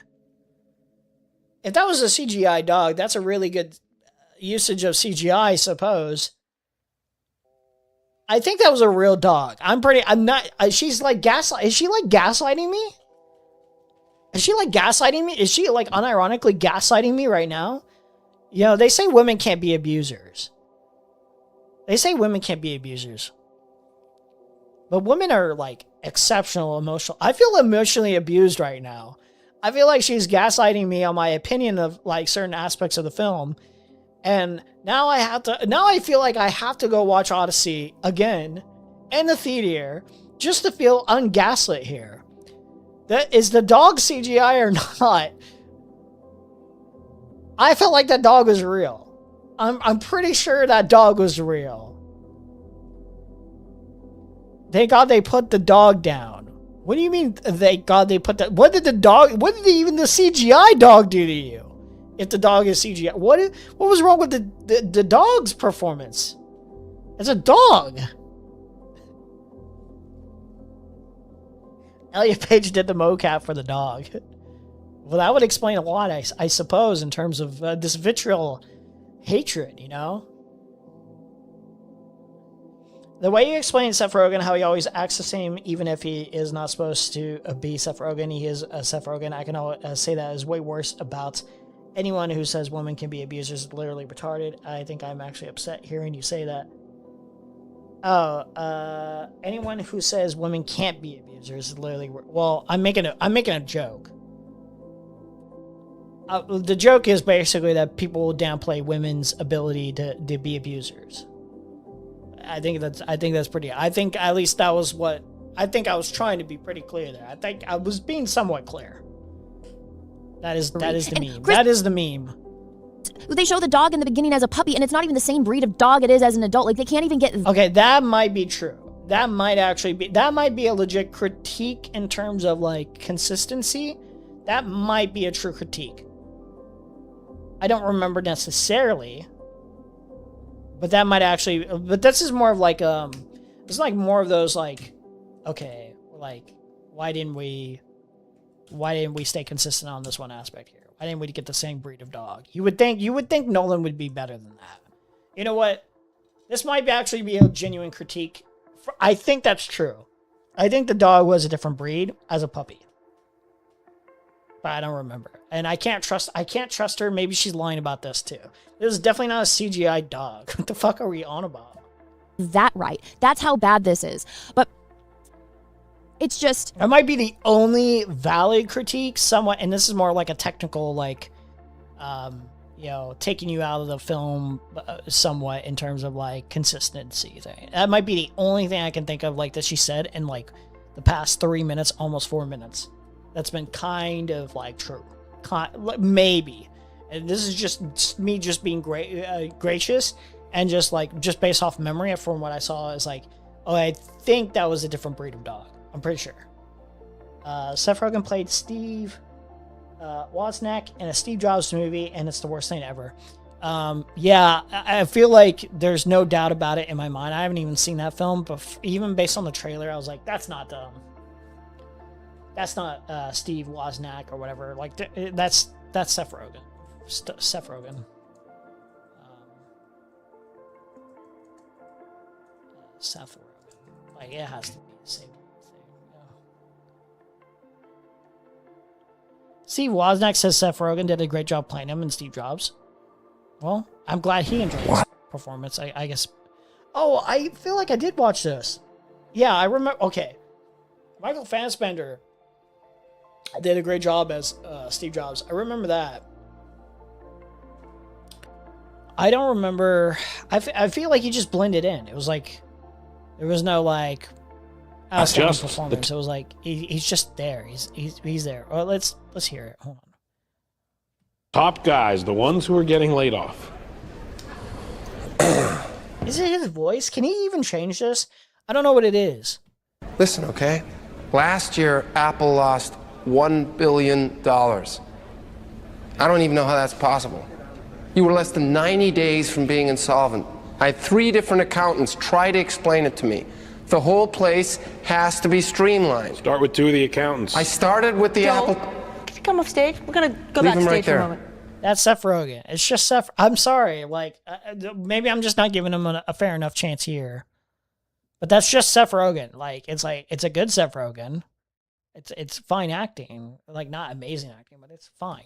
Anymore. Just acknowledge the top guys. Have a mimosa and relax. You will not blow me off right now, Steve. The top guys... There are no top guys. All right? On the Apple II team, there are no top guys. They're B players. And B players discourage the A players. And I want A players at Apple and not Dell. They're not B players, and I'm a better Less judge of that. than 90 days from insolvency. In part because somebody thought the Newton wasn't a box of garbage. Joe, could you come off stage, Leave please? him. I'm talking... Maybe I have to see the actual person and how he talks. This movie was just top-notch professional. The script, the words they said, how well the actors played it, and the cinematography, following them along through halls. I wasn't familiar with Aaron Sorkin's work because I don't watch television. So this was the first time I saw it, and unbelievable to me. And you actually spoke with Aaron Sorkin leading into this film. Tell me about your role. Yes, we had meetings on multiple occasions and just talked for hours and hours, anything I could think of saying. Little tiny bits that were somewhere This else. doesn't feel like a Seth Rogen should play this guy kind of person. You know what I mean? For them, one of them is And like this is this guy older, to be fair. So the Macintosh. He portrays it like a bunch of people were for the Apple II and not the Macintosh when he entered. I'm just not getting that sense. Like, you know, for the Seth Rogen role, it's like, did we need Seth Rogen to play this guy? Like, maybe you could have got somebody. Maybe it's serviceable. Maybe it's fine. But for the role, but I was like, is it really like maybe you could have nailed this down a little bit instead of just getting somebody that's like more famous or well known. This company has ever made. I'm sorry to be blunt, but that happens to be the truth. The Lisa was a failure. The Macintosh was a failure. I don't like talking like this, but I am tired of being Ringo when I know I was John. Everybody loves Ringo. And I'm tired of being patronized by you. You think John became John by winning a raffle, Woz? You think he tricked somebody or hit George Harrison over the head? Look at how big the right nostril is compared to the left. He uses that side more. This movie was just top notch. I don't know. I don't know if people, they probably shouldn't always think about the little technical small things about stuff like that. I don't know if they ever take these into consideration when getting the actors or whatever and get the performances right. Especially if it's like somebody like, what, do you need someone, do you get that? I can understand why they hired like, you know, Seth Rogen for this role, where it's just like, this is reliable, but it does just feel like Seth Rogen. Like I don't know. Yeah. I feel like you probably could have got somebody else. Not that he did a bad job. It's Seth Rogen. He's in great shape. Great shape though. Good for him. Look at that. You can tell he loves Coke.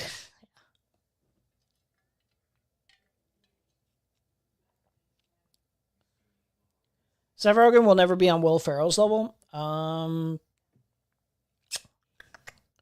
I say this? I think Seth Rogen's more consistent on filmography, but I think Will Ferrell has more diversity.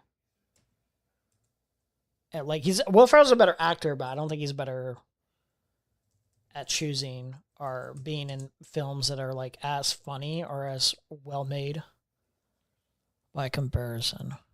But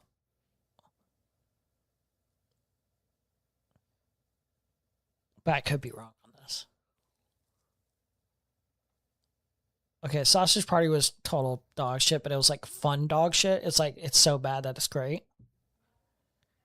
Green Hornet's bad, but it's like a likable bad though.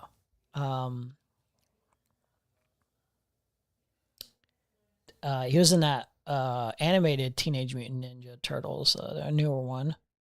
22 Jump Street. Was he in that? Or did he produce on it or something? I guess he was in it. Disaster Artist was pretty solid. Animal Farm, Invite, Tangle, Supergirl. Oh yeah, he was in Supergirl. He was a little alien thing.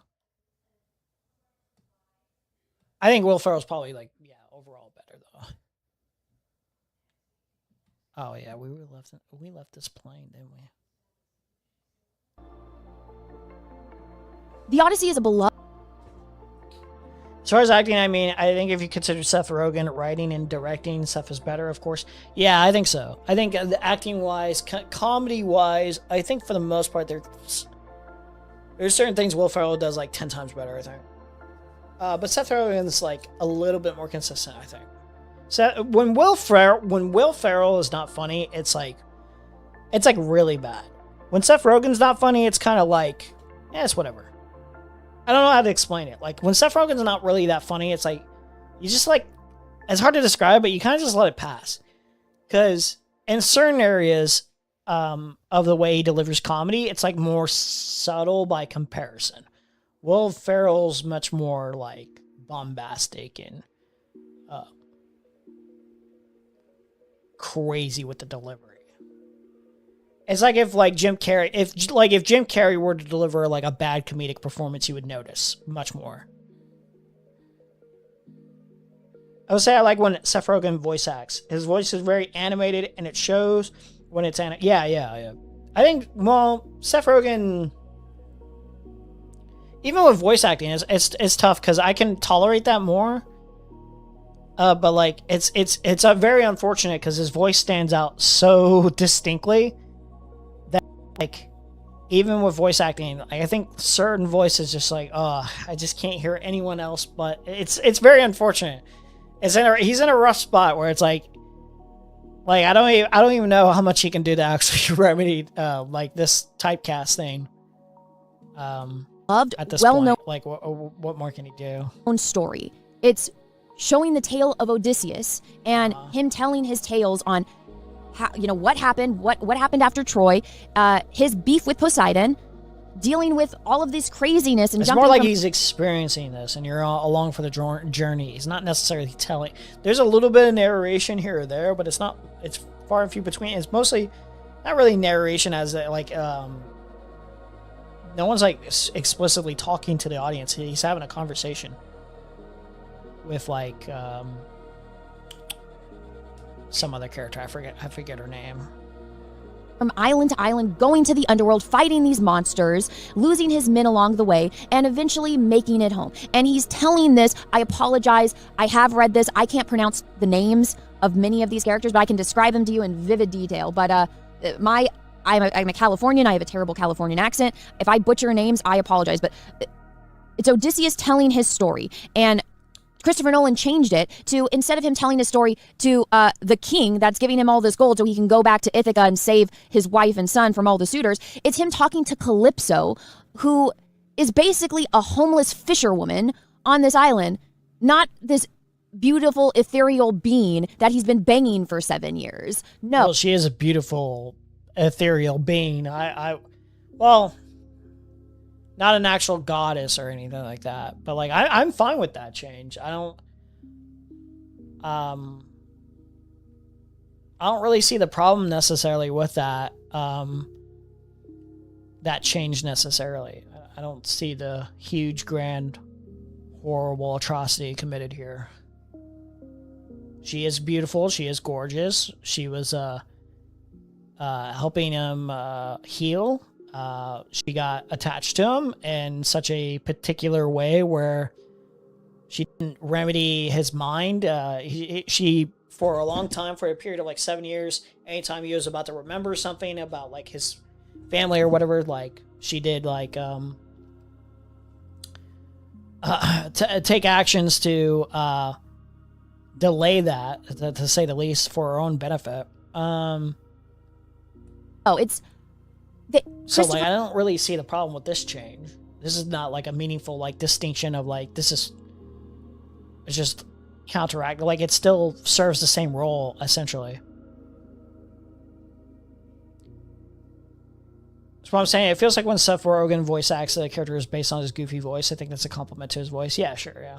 For Nolan skipped over. But it's not serviceable in terms of like performances if like he needs to be serious with his performance. 90%. It counteracts, unfortunately, I think, a lot of the time. Of the story. And it's like you get halfway through the movie and it's showing you flashbacks of Troy, and it was just so he can virtue signal by having things put in there so that way, hey, remember Lapita, how she's black and we cast her of Helen of Troy and as Clytemnestra and her, you know, her twin, which they aren't twins. He just had to shoehorn in all of this DEI stuff, which is not. No criticisms on the actual performance of Lupita. Like, dude, it's literally just verbatim racism. You might as well just call her the N-word full on. Like, I swear to God, if the TOS didn't exist how it exists, like on YouTube, she's like, just fucking this fucking. He just wanted to virtue signal with this. Dude, I can't even say it like in a way like that is mocking her because it's just so flagrantly violates the TOS. Also, it just doesn't seem appropriate to even do it here as a way to mock her. It just feels like unnecessary. But it's just like, you just know she just wants to fucking dark fucking. Dude, it's like, this is what it amounts to. So we're 5 minutes in and it's like, this fucking virtue signal fucking. Dude. Not the worst. Just say the fucking word at this point. Just say, dude, like, just say the word so you can get banned already, please. Just like. I never want to see like filth like this on my fucking like feed, or I don't want to see filth like this when I'm trying to look for a review. I feel like these people like they dig in like sly ways too. I like randomly I was looking at like House of the Dragon podcast to get like an understanding of like how people feel about like some of the newer episodes. I clicked like one of them randomly and based on the thumbnail and the title, it didn't even stick out as like a grifter right wing like slop channel or like slop opinions. I started listening to them and there's like key ways that they talk, or even if it's like not like distinct at first, even if like they make like it's almost like dog whistles and then it turns into blowhorns like really quickly, and you're like, oh, these people are filth. And it's like, oh, okay. It's like this little subtle, sneaky little Weasley little channels, man. Just say the N-word. Oh my god, man. It's so cringe. The sneaky racism is not in style anymore. You know that, right? Sneaky racism is cringe now. You just look like a fucking coward. You just look like a pussy. Part of the movie, you're actually kind of relieved because you get reminded. It's like, oh look, there's an Asian. Honest to God, if I was a racist, motherfucker, I'm just gonna say, man, I'd be operating with that full fucking, like, if I was like no cowardly presence at all. I'd just be, maybe it would be bad for like if I wanted to make content because I would get like booted up. But yeah, if I was a racist, if I was like full on a bad man, I would not be like a sneaky little fucking loser like this. It's just like, I can't. It's just so Weasley. It's so cringe. Oh god, Moist Critical reviewed Odyssey. I bet you Moist Critical has like a good opinion on it though. Moist Critical is like for normies. I bet you Moist Critical is actually like, oh, this was pretty fucking awesome. I bet you that's his take. I don't even like Moist Critical like that because I think he is kind of like a like a normie fence sitter loser a lot of the time. He comes to things too late, but you know, for the most part, I think like if he recognizes a good movie for what it is, you know. Back from the Odyssey. The question, is it any good? The answer, yeah. I'd say it's very good. I don't think it's a masterpiece. I don't think it's Nolan. Yeah, I think this is like I think there's moments where this could come close to like in terms of execution, or if it weren't for any of these negatives, I think like some of these things are up to personal taste too, in terms of like all these like negatives I have for the most part. But it like none of this is like, I don't think it's like a masterpiece. But I think it gets pretty freaking close to like hitting the, like that scale in terms of execution at least. I don't know if I would ever call it like a masterpiece in terms of like, am I that invested in the story and the characters enough to like ever call it a masterpiece, even if it was executed perfectly or as perfect as it can be? I don't know if I'd personally call it a masterpiece ever, but like I can understand. I can understand. See, like, this is, like, already a kind of reasonable, like, not even, like, he's not even overhyping it already. He's, like, kind of just talking about it as, like, it's pretty solid. It's pretty good. I underestimated Moist. Yeah, like, keep in mind, remember, Moist Critical is a fence-sitting, like, fucking loser. He's, like, a coward. But he's, like, he appeals to normies for a reason, where he's, like, just on that line. He's not like Asmongold, where he's, like, pretending to be, like, I think he genuinely is just an ignorant, knowledgeable, cowardly kind of loser, and like he does like just genuinely especially as he gets more knowledge on something, I think he can be pretty reasonable for the most part. It's just most times he like willfully remains ignorant. He's like childlike in a state. Best film, and I think he can be reactionary to some degree, but he's not as far as I'm aware, he's not like a hardcore racist or sexist, at least in the way that you would think for a lot of these kind of channels. Like I don't ever sense that this guy like grifts or anything like that. You know what I mean? Like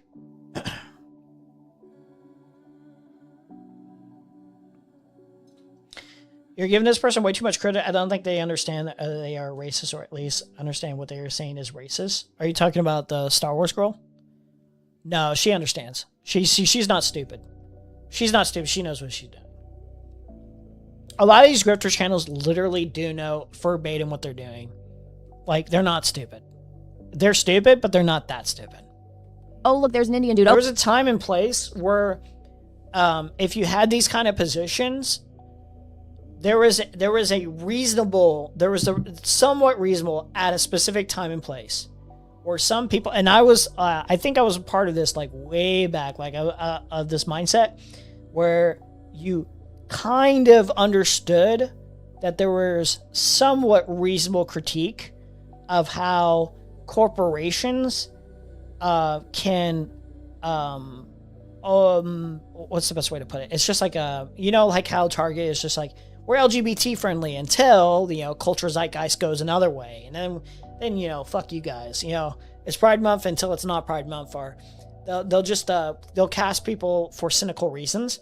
there was somewhat of an argument to be made at certain points where you can see, oh, this was like written in such a way where we're not subtle, we're just doing bad writing, and like it does serve in the interest of the corporation to deliver a specific message in a way only to try to win audiences that like cater to this specific propaganda, which is good propaganda overall. It's like it's a positive cultural like movement overall. But there was a critique there where you're like, oh, I think like you casted this person specifically just to cater, which could be done if there's a reasonable way to critique that and understand the actual cynical nature of the corporation at hand.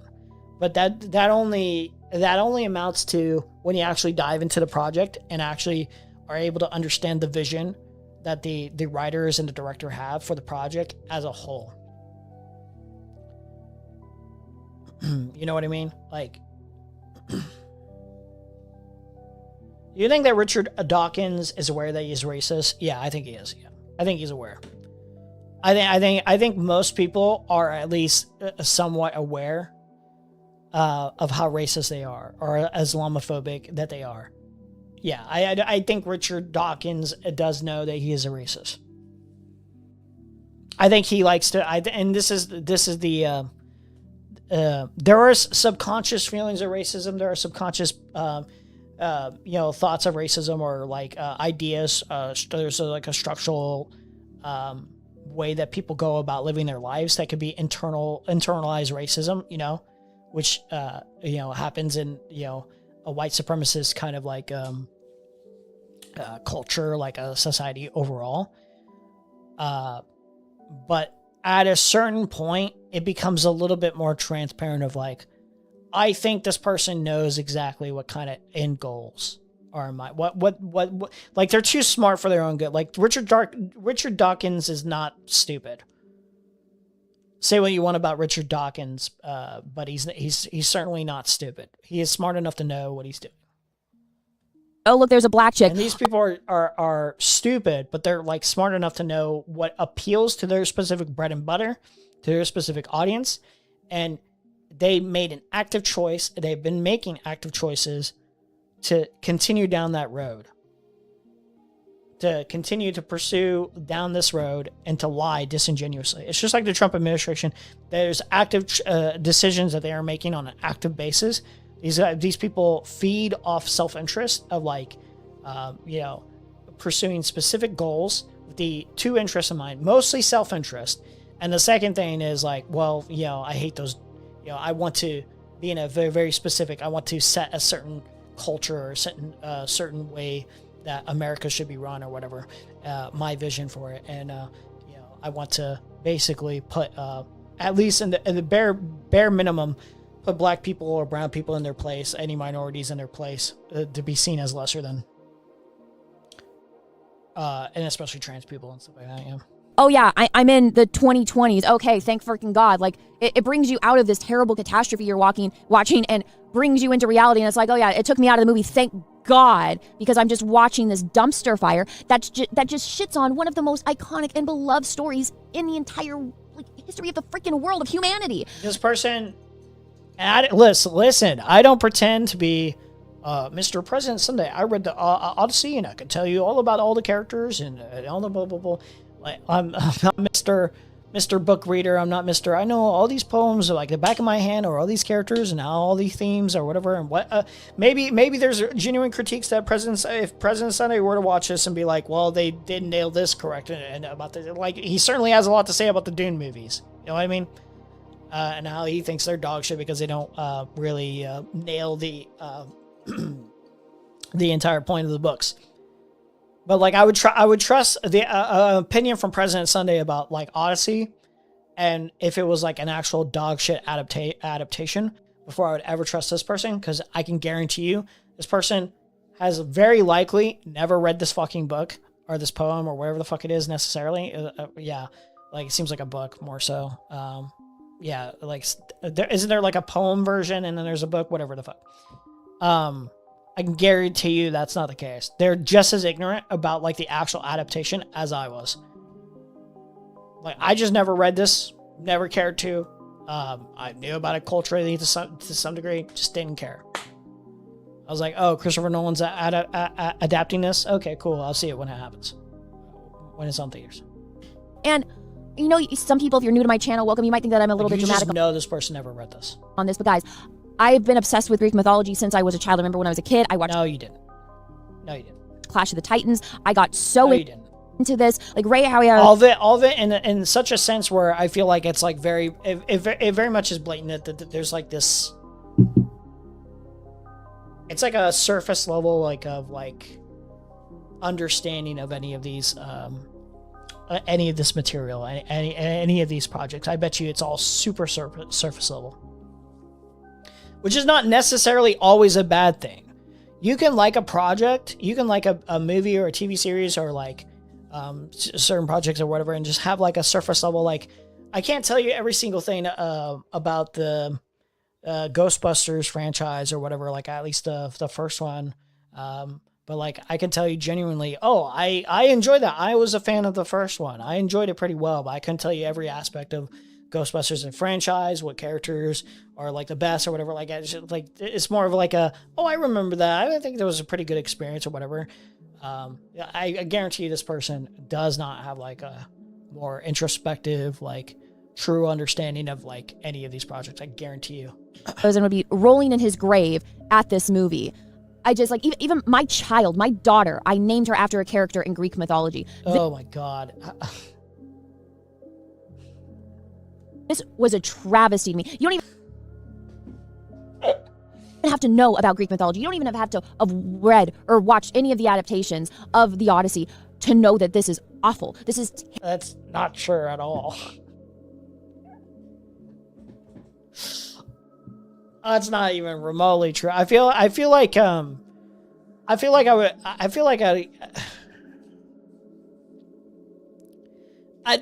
okay, technically this is true to like have a an unfavorable opinion of the movie's quality. Sure, you don't have to have like an in-depth notes. That is technically true. I feel like what she's trying to convey is like, oh, it adapts this so wrong that you would just know it's adapted wrong, even if you haven't read the material. I feel like that's what she's trying to convey here. Terrible like, story. I feel like that's like clearly just like an inept thing to say. Storytelling, which I thought Nolan was known for. Like, for example, Odysseus is supposed to be clever. He is the guy that they couldn't end the Trojan War. The Greeks couldn't do it. You know who did? Odysseus. He came up with the plan. He said, hey, let's build the Trojan horse. Let's everybody go and hide. Like, let's get all the ships. Let's go hide. We'll all hide in the horse and they'll bring us in and then we can open the gates and you guys can all come in and we can, win this war overnight. And that was Odysseus. He is in the position that he's in because he's clever and he gets so arrogant that he pisses off Poseidon, which causes the whole chain of events in the Odyssey and takes him all. That's what happens. None of that is in this. For whatever reason, Zendaya is in this in random shots. She barely talks in Okay, what?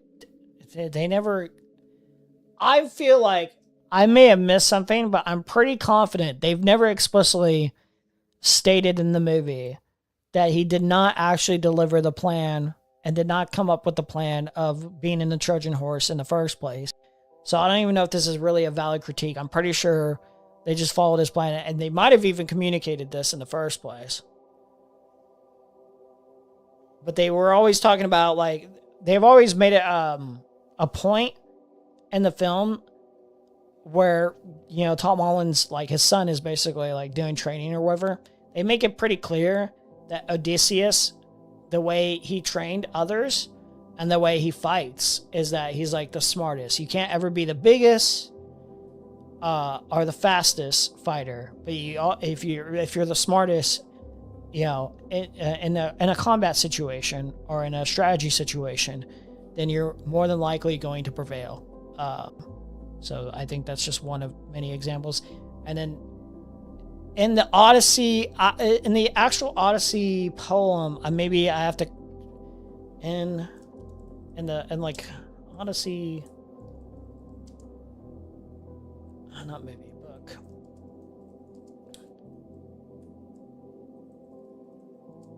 Doesn't he piss off Poseidon in the book? Am I wrong on this? I'm spelling all this wrong, aren't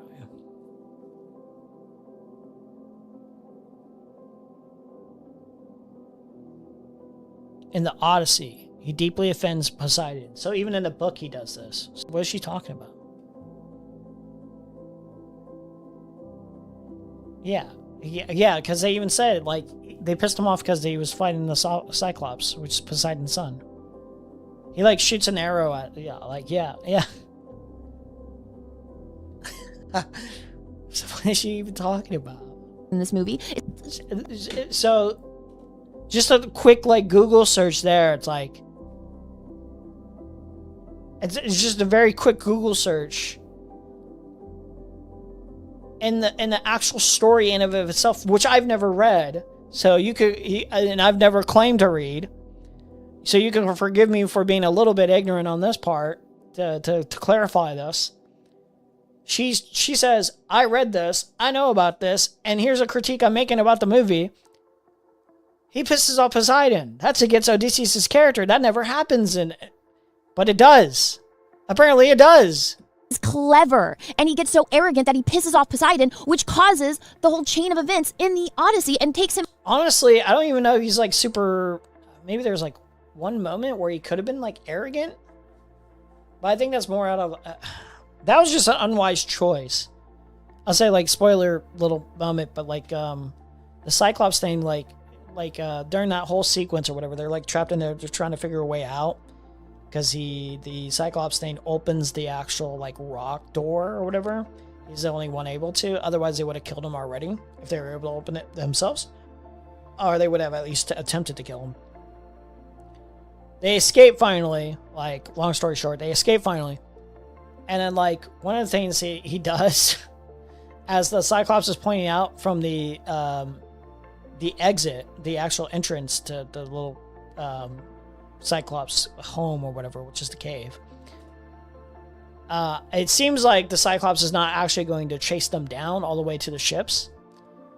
But like Odysseus decides, because the Cyclops has eaten a lot of his men, killed a lot of his men, he decides to shoot the Cyclops in the eye with an arrow, which was really fun. It was really funny, but it was like, yeah, this is like a bit of a unwise, you're putting your men at risk decision. You're kind of not thinking this through. This might be a little arrogant. I guess arrogant is a good way of putting it there. But that was more out of like, you killed my fucking men, I'm like furious. It's like you're like overly emotional in that moment, which is relatively understandable. That's what happens. None of that is in this. For whatever reason, Zendaya is in this in random shots. She barely talks in this movie. It's like... They tell you why she's in the film. They make it pretty clear.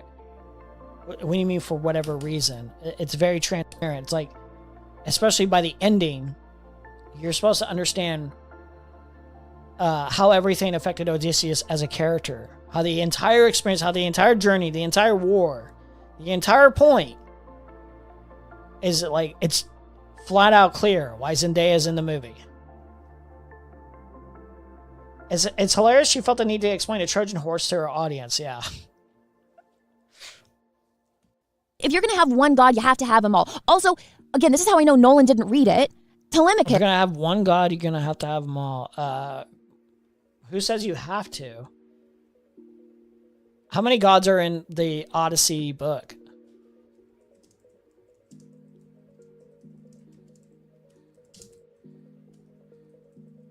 Like, I don't know if there's a rule in adapting this that you have to have every god. There's several gods and goddesses. So Athena's in it.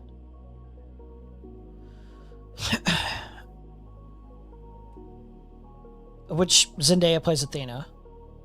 Poseidon, god of the sea. You never see Poseidon, but you feel the presence of Poseidon. I'm pretty sure, yeah. Zeus, king of the gods. Presides over the divine council, ultimately decides Odysseus' fate. The presence of Zeus is basically felt, I would say. Or at least you understand that everyone feels like the presence of Zeus is felt in terms of everyone believes in Zeus. I guess I could be like actually, do you actually know that Zeus exists or whatever? But like, it's a fictional story where gods exist. Like, let's just Let's just get the understanding that Poseidon definitely exists, that Zeus exists. Come on, let's be real. The messenger god, Hermes, carries Zeus's orders to Calypso and guides Odysseus and the suitor's shades. Is Hermes in this? I think so. Hermes in the Odyssey movie. I think so. I think portrayed by that's wrong. That is no. Yeah, AI, you're wrong on that.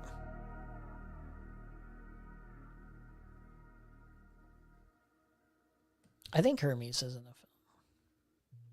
Whatever, I don't care enough. I'm not gonna look for it all day. Let's just say Hermes is not in this. Because if I have to think about this, probably not. Calypso is. But Calypso's technically in this adaptation. I could be wrong. Maybe this is up to interpretation. But I think it's probably up to interpretation on whether or not Calypso is actually a goddess or not. I'm going to go with no. I'm going to go with this adaptation's probably not. Do we need Apollo? Probably not. Do we need Hercules, hero god? We didn't need Hercules. I don't think we have Hercules. Yeah, we didn't need every god, is the point that I'm making. And I certainly didn't feel like I was missing. In fact, if anything, you could probably say that, like, it is very much possible that it could have felt overwhelming at points if you added every god and goddess. In the clue, in the book, no clue, but Greeks know like dozens or hundreds. The Greeks had a god for wine. We need that movie. That sounds sick, actually.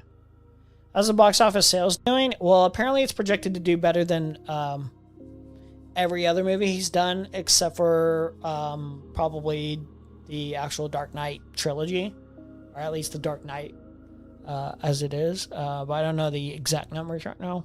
But seems to be doing well. Let's actually check.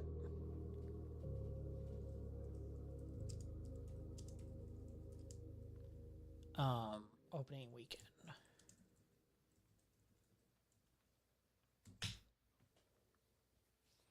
Can't trust AI over reviews, can we?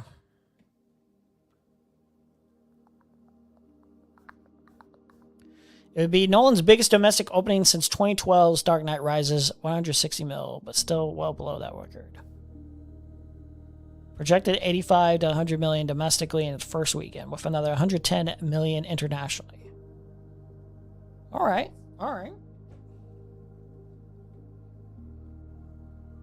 Oh, yeah. Apparently this movie's rated R, but it didn't really feel like it was rated R. I feel like everything that I watched in that, I don't think there was any, like, super big moments where, like, I was like, this earned the R rating. What was it rated R for? I don't even know. What, violence, maybe? Maybe?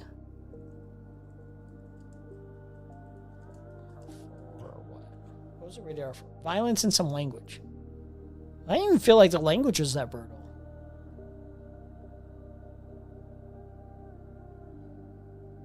The violence, possibly, but I don't know. It felt like very PG-13 for the most part.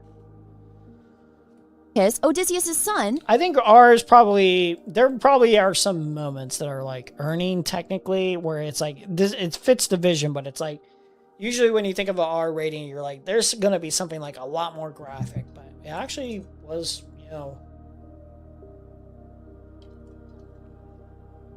pretty PG-13 for the majority of the movie. Did not feel like it needed an R rating for like a vast majority of it. In fact, I kind of forgot it was even rated R, to be honest. He goes to Sparta. This is literally the beginning of the Odyssey. He did not read this. Athena, disguised as someone else, which the gods do this a lot. They take, the form of like a human, and they, interact with us humans. So Athena goes and talks to Telemachus as like an older gentleman, and Telemachus recognizes her, because when you're talking to a god, there is something ethereal about them, even when they're in disguise. Lita and the Swan thing, for everyone that wants to get all technical with that. But Athena is the one that encourages Telemachus to go to Sparta to talk to Menelaus about his father. And in this, Athena is in this movie. Does she do that? No. God, I do not care. God, I could not care any less about this critique. Maybe like some people actually do care that this is somehow missing, but like my amount of care is like literally fucking zero. This is why, low key, I do actually kind of hate people who are like book viewers and want every single aspect of like the book or in the adaptation of a film. Like I kind of understand on some like level where it's like I understand why they interact with something that is an adaptation like that. I do understand why the comparison. Like I'm not oblivious. I'm not stupid. I understand that. But it's like, God, it gets very annoying where it's like, if you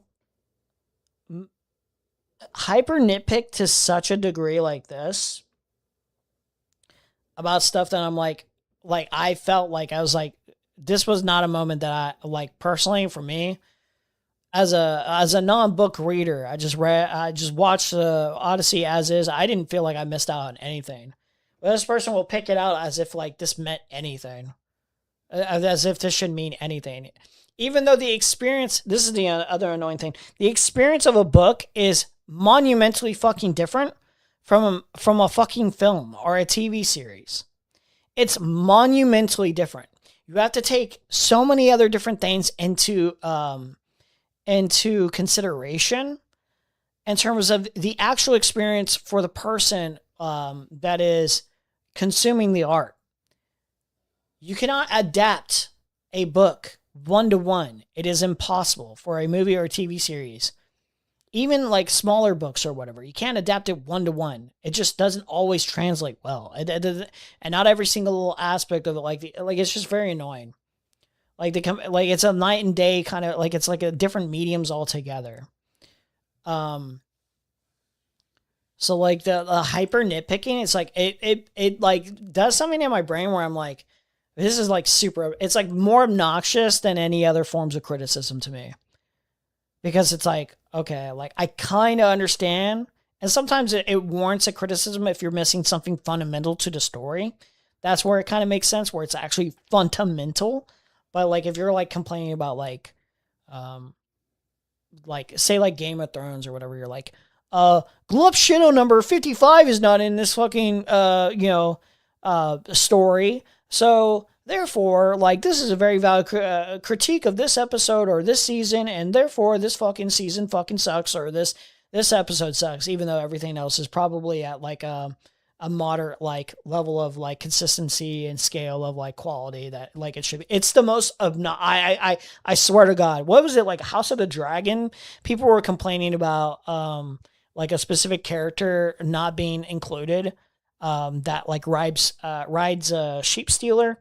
And it's like, I do not care about Glup Shadow number 57. I do not care. Like, you have this other character that wasn't really in use in the actual TV series, and they're actually fulfilling the role that Glup Shadow number 57 fulfills in the book. And it's like, oh, they're actually doing something with the character that's supposed to mean something at all. That's supposed to be part of the family. That's supposed to matter to Damien's character, like, because they're related. That's like his daughter or whatever. They're actually doing something with that character. Wow, actually, they're actually doing something instead of Glup Shadow number 57 that I do not give a shit about. Where it's actually redundant, like, because from what I remember, the criticism was like, well, George R.R. Martin's point of Glup Shadow number 57 in the books, writing Sheep Stealer, is to convey that, well, it's possible that people who are not Targaryen blood, actually, like any normie Glup Shadow, could probably ride a dragon. And it's like, well, you already have characters like, what was it, the Ulf the White or some other Glup Shadow characters that are, they're not necessarily Glup Shadow, so that's a little insulting, but you know what I mean? Like, they're actually characters that are probably actually doing that same fucking job already in the narrative. Like, there's, like, the Ulf the White character is not, specifically blood related to any character, or at least like is not seen as blood related. I mean, people theory craft or whatever, but You could fulfill that same role with any of these characters. So why would I want like redundant glup shit on number 57 to fulfill the same fucking, role when that's not necessary for the TV adaptation? Yeah, just shit like that fucking annoys me. It's like, shut the fuck up. Shut up, book reader. Fucking book readers. They annoy the shit out of me, man. They annoy the shit out. And President Sunday's critiques of Dune, some of it, like, I have to revisit some of it. Some of it seemed like pretty, like, reasonable in terms of, like, well, it didn't fulfill the themes and the point of the story that I wanted it to. But then there were some critiques where it was like, oh, glup shit on number 55, or this part of the story was not in the adaptation. And it's like, oh my God, please. Holy shit. You only have, like, 3 hours max to work with. Like, there's only so much you can fucking do for some of these adaptations. Please chill. Please chill. Okay? I feel like because the internet exists, the rated system is useless for at least half the audience, if not more. Yeah, probably. No, and I'm like, what's the point of using Zendaya as Athena if you're not even going to do what the character actually does? Poseidon. Because the character fulfills another role for an Odysseus character emotionally. It's an emotionally impactful, very particular, specific role that actually works within the messaging of the actual story, without getting into like spoilers. Obviously, it's not necessary to fulfill the role of like, Athena does this particular thing in this part of the story of the original adaptation. An adaptation is supposed to be distinctly different and have its own like kind of like point or own kind of like way of adapting to like actual story. Do you want the story to follow 1-to-1, or do you want the story to do something distinct and different, or have a different vision? Like, you can disagree with the vision too. You can not probably be that big of a fan of the vision and the direction that it went in, but like, let's stop with this whole like, Athena didn't do this and this and this and this, and it's like, I think you understand what they were trying to convey with Athena in the story. It's pretty transparent. Why don't you actually critique that part of like what the goal was, and tell me if they didn't fulfill the goal, or how it was adapted poorly necessarily. Get into the reasons why Christopher Nolan didn't really nail his specific task, what he wanted to accomplish. Culturally, we need to stop putting books above other forms of media. It's fine because people don't have enough attention span or media literacy, like book literacy enough to like really dig into books as much anymore. So it is kind of fine to understand that like, there is a specific like, it's kind of a skill to like actually getting into books and like actually meaningfully like absorbing them and like getting engaged. That isn't quite as there as it used to be. But to like put them above other forms of entertainment inherently, or say like an adaptation of a book needs to follow a 1-to-1 or the specific goal of the book or whatever, unless specified otherwise by the person who's creating the adaptation. And even that, it's like, even that is like, okay, there's only so much like that the person that's adapting, that's trying to follow a 1-to-1 can actually meaningfully do, Like, I'm not sure Denis Villeneuve is trying to adapt 1-to-1 like the Dune books, He's trying to get like the general like story outline and everything. Like, he's trying to cater to like the point and the general messaging of the book, the story, convey that. But it's not like a 1-to-1 verbatim, because that's like an impossible task. Isn't in this. Zeus isn't in this. Hermes isn't in this. They butchered Calypso. They butchered. Okay, Zeus is technically in the film, but like again, Zeus is like a presence. Hermes, I don't care. If you're not even going to do what the character actually does, Poseidon isn't in this. Zeus. Poseidon is in this. The point is, Poseidon's not like in the film. Poseidon and Zeus are not like a character. They're like not in a humanistic form, where there's not an actor playing them, but their presence is very much felt. It's very much conveyed in the film. If you have any media literacy at all, that Poseidon is fucking pissed off to say the bare minimum about like Odysseus's actions. You know, it's very much transparent. I'm pretty sure. I don't know if it's the same god. It's not the same god. I'm pretty confident. There was another thing that like Odysseus's men do, where they piss off another god. I don't remember which god it was, but they very much is it Poseidon? It might be Poseidon. Yeah, I think it was Poseidon actually. But they do another very particular thing, and they even like it's like very overt. It's not subtle at all. Where Odysseus is like basically like, listen, we're gonna land on this island here, but you can't take the cattle. You can't eat any of the cattle. Okay, that's the god. It's Poseidon's cattle. Otherwise, you're gonna die. Like you eat that, like you're gonna die. So anything else, like we're gonna eat from what our provisions have, any food that we have, and then whatever you can scrounge from this place. But you can't eat the cattle because you're gonna die. Like Poseidon will kill you. And so they're on the island, and eventually they just run out of provisions. They're like waiting for the wind to like be in a specific setting before they cast off again. They run out of provisions. They have nothing else to scrounge off of, and it's an understandable decision. But they end up like taking from one of the cattle and eating the cattle. Was it like sheep? It was like sheep or something. I don't remember. No, it was cows. It was cows. I don't know why I thought it was sheep. It was cows. And then, yeah, very much when they get back on the sea, Poseidon just... There's a consequence. Poseidon fucking kills him. It's pretty clear Poseidon was pissed. Yeah, it's not really it's subtle, too. It's like very overt. Poseidon is a character. But Poseidon isn't a character in the sense of this is like a human being in a human form. Poseidon is a god. Poseidon is the sea. God of the sea very much communicates with you. It's very clear. But media literacy, level media literacy is at 0. So you need that conveyed to you by like Poseidon coming down in human form and being like, guys, I'm very much pissed at you. I'm very much pissed at you for eating my cattle. So therefore, I'm going to kill you when you get back onto the sea. You're fucking dead. You're fucking dead. Yeah. It's fine for people to prefer one or another, but people who don't even read book will say the book was better. Yeah, well, listen, most times,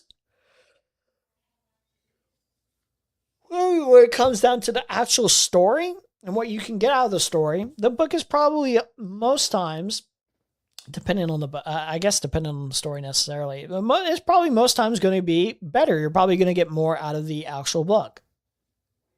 Because that's, especially if it's the original, yeah.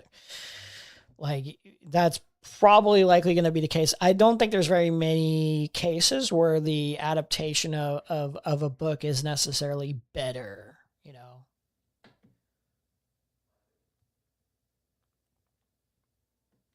It's probably going to be a more repeatable, enjoyable experience for some. But, like, in terms of conveying the message, the point of the story, getting into the nitty-gritty of, like, exploring the world, obviously, it's going to be like a night and day experience of like you're going to get out of the actual story, This isn't in this. Hermes isn't in this. They butchered Calypso. They butchered Circe. They butchered the freaking... Circe is certainly not butchered. Calypso is certainly not. I guess you could say like if Calypso's not a goddess or whatever, like if that's up to interpretation, whether or not she's a goddess or just a human being or whatever, maybe like you can have like this like personal preference of like, I wish like Calypso was actually a goddess. Like it was like very transparent that like she was a goddess, but I think her character was serviceable and fulfilled that role. And I think she was compelling enough. She was more like a side character, just like any other god or goddess for the most part, but she fulfilled her role. I think she was fine. Circe was great. I don't even understand. I don't even remotely understand how you can hate on Circe. Circe was fucking awesome.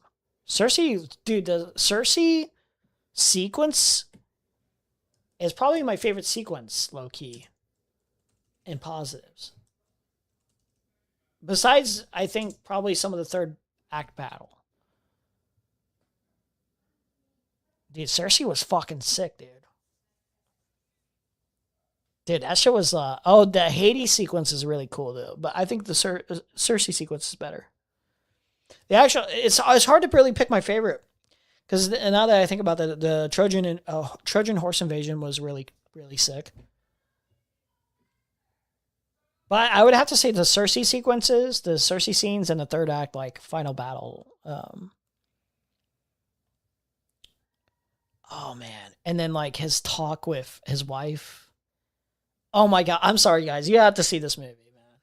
Again, like the beginning is like a little bit of like it's a bit of a slow start, a little bit of awkward pacing, but once it gets into it, man, oh my god, it's cinema. It really is cinema. And Cyclops. Okay, this is another thing. And also I've seen like a few people like talk about this in clips, and like I don't think they read the book either because nobody has brought this up yet. Okay.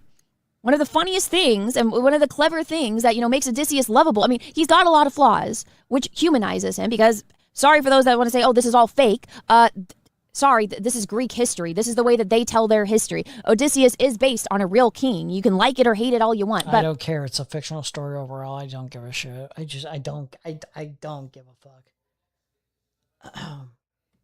Odysseus is clever. He's got flaws. Okay, I don't care. Yeah, he's humanized in the fucking movie too. He's clever in the movie. I definitely empathize and sympathize with him in the movie. He felt like the most human character in the movie for the most part. I understood his struggle.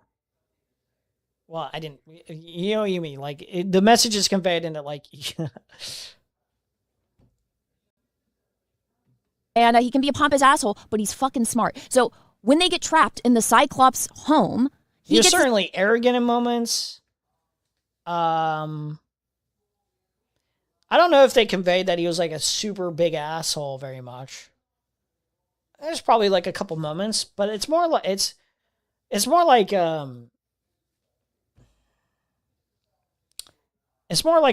assertive in certain ways where it's like. There's like some passive aggressive moments and shit like that, but like yeah, he could be an asshole, but it was not like he was overly asshole-ish or anything like that. The Cyclops drunk, and he tells him when the Cyclops asks him what his name is, he says, "My name is nobody." So and they need the Cyclops, they can't kill him because they need him to open the door so that way Odysseus's men can get out, and they have to use the sheep to get out. When they stab the Cyclops in the eye, the Cyclops is screaming to his father, screaming to his brothers. Father, brothers, nobody has blinded me. I've been blinded. Nobody has blinded me. It's extremely iconic. And anyone that has read the book, listened to the audiobook, or watched any of the adaptations know this. I don't feel like I even missed out on this iconic quote. That's a good quote, but I don't really feel like... am I supposed to care that much? Like, oh, cool quote, I guess.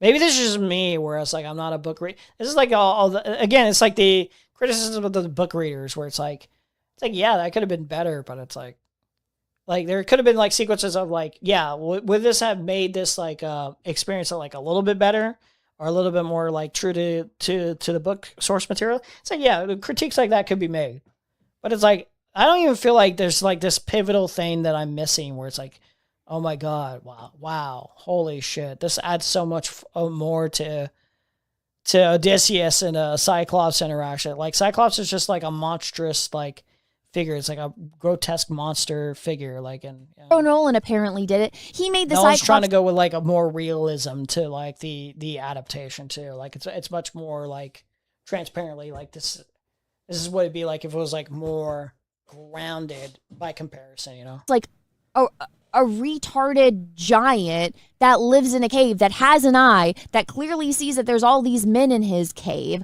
None of them are smart enough to like, get this dude. It's not like he's a fast Cyclops. He's extremely slow. They still get caught by him and killed and eaten. They all have weapons. None of them use it. They don't use it because they would be trapped if they killed him. And the Cyclops is smart enough to know that they're trying to plot like in the sequence, the Cyclops is smart enough to keep them in there, only come out at very specific times, and be sure that they're not getting out. Like, they try to make a run for it multiple times. He's clearly not slow enough to where he's stopping them, Because he doesn't need much to actually like kill any of them too. He just like swats them like passively too. And Odyssey, to get away from the Cyclops. So it's like they think about killing him, and they're like, well, we can't open the thing without like him, so we gotta basically craft up a way to like exit out without getting killed by him first. Odysseus doesn't even use it. That doesn't happen. He doesn't do that. And one of the arrogant things. What? I missed this.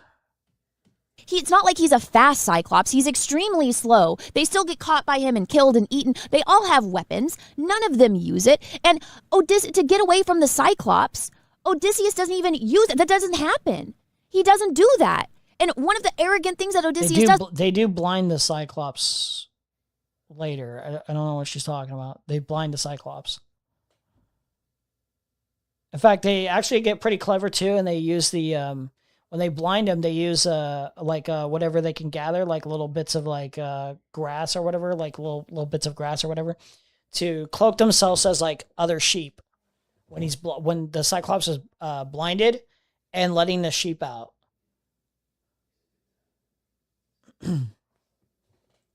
Once they get out, once they get to the boat, and the Cyclops is on the beach. Also, the Cyclops is like, I think the Cyclops. I could be wrong. I don't know if the Cyclops is like this adaptation, especially the Cyclops. I'm not sure what the level of because the Cyclops can clearly talk, but I'm not sure the level of intelligence. If it's more like, oh, I know you can't really escape, and you won't be able to do anything. You won't kill me or whatever. It's if it's like arrogance, or it's just because this is like Poseidon's son. So I don't know if like you're Poseidon's son, if you're like the son of a god or whatever, you probably have like this arrogance of like, these motherfuckers can't really touch me, can't really do anything to me. And it's like a power thing. Screaming, father, maybe brothers. I'm overthinking it, but like this person is certainly over nitpicking it to such a degree where like it's like insanely cringe. Like this is like the type of shit that you would see from like Cinema Sins too, where it's like Cyclops is super slow, and like somehow they can't, like, this is like the level of like nitpicking again, where it's like super hyper like technical, like cringe, where it's like you're just like, can you? It's like do you know how to enjoy your experience of like watching anything? Do you know how to like just sink into and stop being a fucking buzzkill, stop being a fucking loser? Like, because you can literally do this with like most movies, and it's the most obnoxious form of criticism ever. It's like Mahler level criticism. Like, it's so cringe. It's literally the cringiest thing. Because I can do this all day long with like almost any fucking movie if I really wanted to be an asshole. Nobody has blinded me. Odysseus is like, ha ha ha, I'm not nobody. I'm Odysseus. And then the Cyclops curses Odysseus. Like, that's not even in the movie. Matt Damon is just Matt Damon. I mean, you think he would have at least like embodied his character from Good Will Hunting. At least that dude whose name I'm blanking on in the movie, at least he's clever. Nothing in this is clever. Nothing. And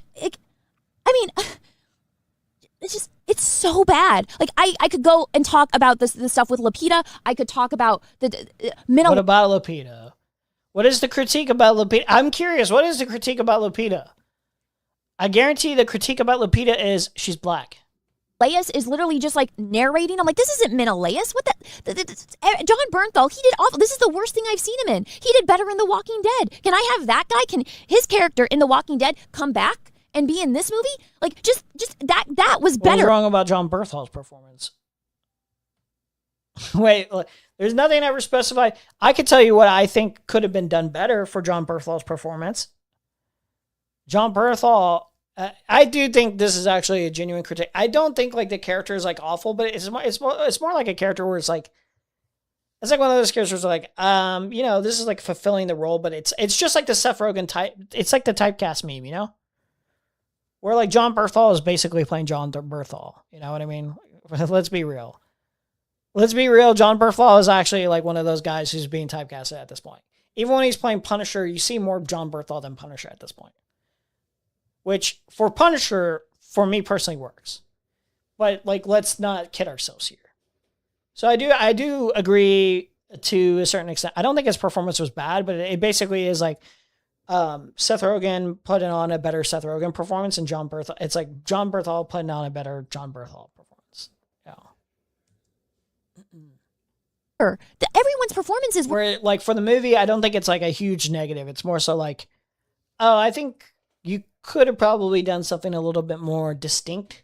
I don't know. I don't know the character well enough to say that like, that it needed something very specific, because I'm not a big on the books personally to be able to make that critique in a valid way, I suppose. We're terrible. I think the only thing that like Tom Holland gets away with is that he looks like a puppy and he's all innocent. And so you just look at him as like, oh, poor little puppy. But everyone in this movie is so unlikable, or just like a soulless void of a prop. Unlikable is subjective. Soulless, I heavily disagree. I don't understand how any of the characters necessarily are like fully soulless. That critique makes like zero sense. On the screen that you want them all to die. You want all of Odysseus's men to die. You don't care about them. He doesn't even barely care about them. He watches most of them die. And it's like, I don't like the modern talking, but they said it's a choice they made knowing it would upset people. So not really much I could say other than yes, it was a bad choice. Yeah, I suppose like this doesn't bug me personally. But I think like that is a critique that can be made that would be very much fair in terms of, well, if you're adapting a story, you'd probably want to get less modern talking, and you would want to get more into like the setting of that time to hit it more accurately. You know what I mean?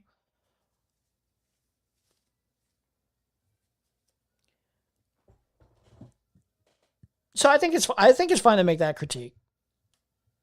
But it's like once you're in the jive of like this is how everything's, which I settled in like 10 minutes early on. It didn't really take me out. Even there was like a scene that people critiqued it where it was like Tom Holland used the dad. I don't think he's the daddy or anything. But it wasn't really, the modern talking wasn't really that jarring for me.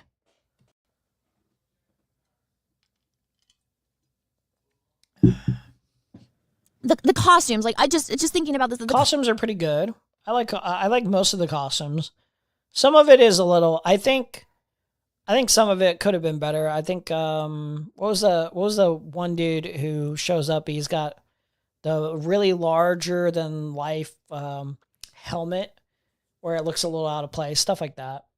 Costumes are terrible. Nothing is accurate. You want everyone to die. Odysseus is like an empty void of a shell. And it's Penelope is unlikable. Anne Hathaway is that she's terribly cast as this. She did not fit at all. Her and Matt Damon had zero chemistry. The ending is absolutely atrocious. You know what happens at the end after he doesn't even kill. Spoilers, I suppose. It had zero chemistry. The ending is absolutely atrocious. You know what happens at the end after he doesn't even kill all the suitors, right? He's supposed to kill all the suitors. He doesn't. Half of them just start kneeling for him.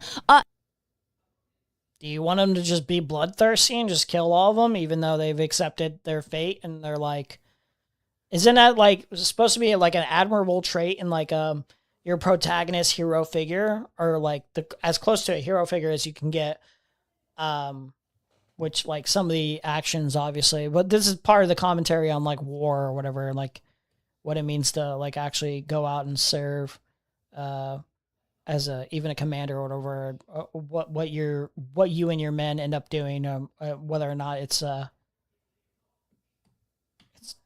right thing, obviously. But like this is a character that's like, well, yeah, like you want him to just be bloodthirsty, and it's just like, oh, they surrendered, I'm gonna kill him anyway. It's like, no, he's made his point. He's like, hey, let's go sail to the unknown, Penelope, and we'll leave Telemachus to roll.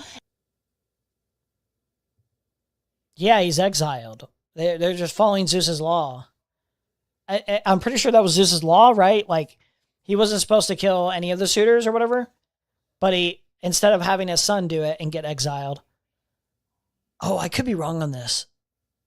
Was one? Oh, wait. This might actually be a genuine critique, because I don't remember the specific role of the person. I don't know if they were specifically a suitor. Well, there's one person that Tom, the son killed, Odysseus' son killed, that might have been a suitor. I could be wrong. Probably not. So by technicality, if that person was a suitor, potential suitor, that person, killing that person could have exiled him. But I don't know if that was, I have to refresh my mind, but I don't know if that was actually going to be the case.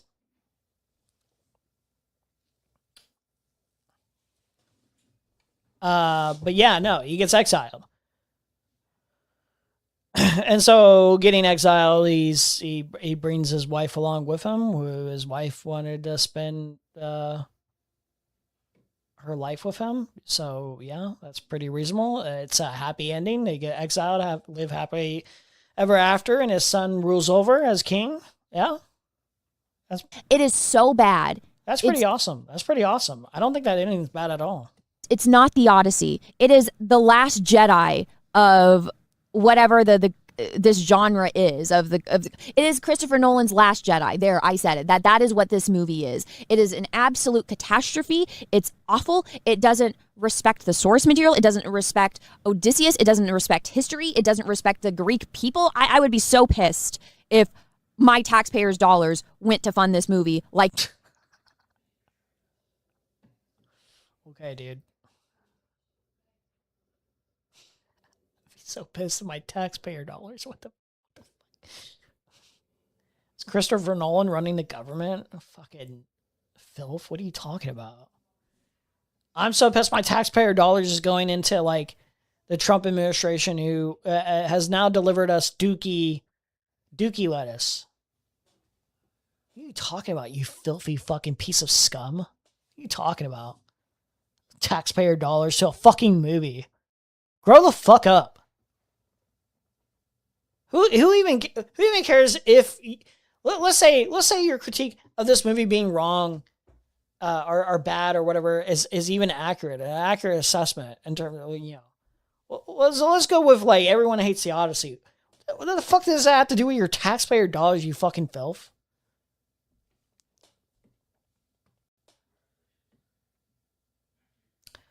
Do you remember the Leonardo DiCaprio Romeo and Juliet movie? They said it in modern time, but it still used old English. It's actually very good. It adds so much character. I vaguely remember that, yeah. I remember they used to play that in school. like the Greeks people did. I'd be demanding like the Greeks people did. All right, bro. My money back if I was Greek. Like, just... If I was Greek, I would be demanding my money back. Yeah, man. I cannot believe that this movie, that $250 million went into making this shit show. It is so bad. Do not watch it. Do not waste your money. Do not believe anyone that is licking Christopher Nolan's asshole saying that this is good. It's not. It is absolute shit. We do have Dookie lettuce, though. They ain't wrong. Oh, that's Trump's fault. That's where I saw it as well. School. Yeah.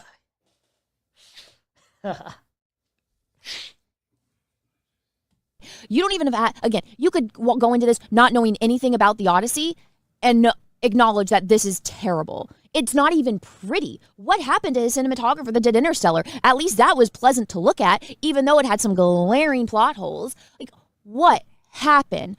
I don't understand. Like, I'm literally having... How much does this person get paid for this channel? Holy shit. 200. Oh my God. The PFP. Pick me at its finest. Holy shit, what a pick me.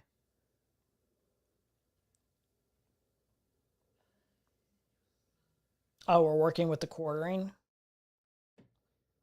Surprise, surprise. Holy shit. Crazy. Helen of Troy. Helen of Troy race swap. Christopher Nolan's Odyssey doomed? Guess what? I pissed off Twitter again. What's up, all me, Star Wars and Wookiees? It's Anna, also known as Star Wars Girl, and in today's video, I'm going to be talking about Christopher Nolan's Odyssey and let's read the tweet. Traditionally. What is your gay little tweet? It's actually insulting to gay people, let's be honest. And it's already been almost a week. And my dear friend Chrissy Mayer saw it, and she went so... Helen of Detroit. Oh, wow. Cool. Viral. Even Elon Musk was talking about it. Because black people are in Detroit. Get it? People are still talking about this. Get it? I'm racist. Get it? I'm racist. Don't you like my edgy humor? That is... and it's already been almost a week. And my dear friend Chrissy Mayer saw it, and she reposted it. Christopher Nolan already ruined the Odyssey. Casting her as Helen of Troy is absolutely disgusting and goes directly against what was written thousands of years ago.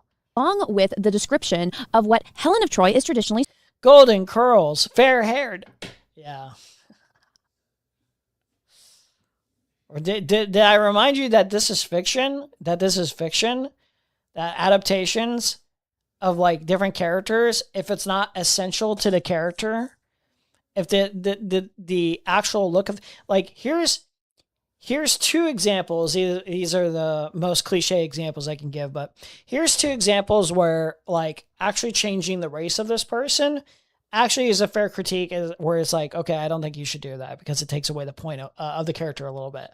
You should not do this with Batman, because I think Batman is a white billionaire. Like, he's like it's purposeful to the character. He's like, experiences white privilege, billionaire privilege, billionaire class, like it's like essential function of the character, I think, in terms of like communicating something important about, him as a person, ultimately what he strives to do as a person, what he utilizes his time and effort on, and what experiences he has, and what makes him him. And then obviously Black Panther, like, it goes without saying. This is not one of those characters where it's like, this person needs to be a gold-blonded, white goddess. This is not essential to the character, as you might think. Right before COVID, the economy crashed so bad women were trading sex for food in Greece. I don't think the Greeks give a fuck right now. Yeah. White women grifting Republicans might be the most common grift today. Yeah, pretty much. Yeah, it's pretty important. I'm bored of this. I'm bored of it. It's like really try hard too. It's like really try hard to like try to hate on the Odyssey at this point. I can understand generally having like a preference for certain ways of like handling the story, but I think for an adaptation, not that I read it or whatever, but like I'm sure it seems like a lot of people seem to like it, and I'm sure the adaptation was faithful enough in a way where it wasn't like completely spitting in the face like this fucking filth seems to try to suggest it is.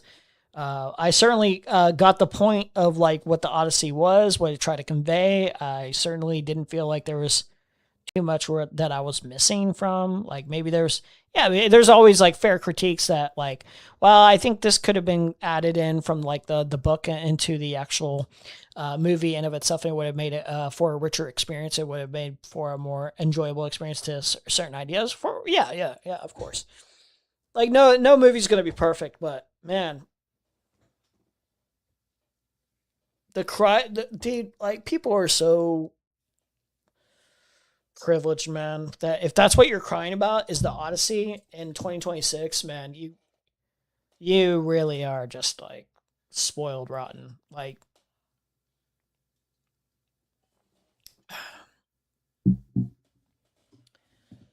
let's see. New reportings reveal that the Trump administration moved original copies of the Emancipation Proclamation and 13th Amendment into defective storage cases, exposing the rare documents to harsh light and heat.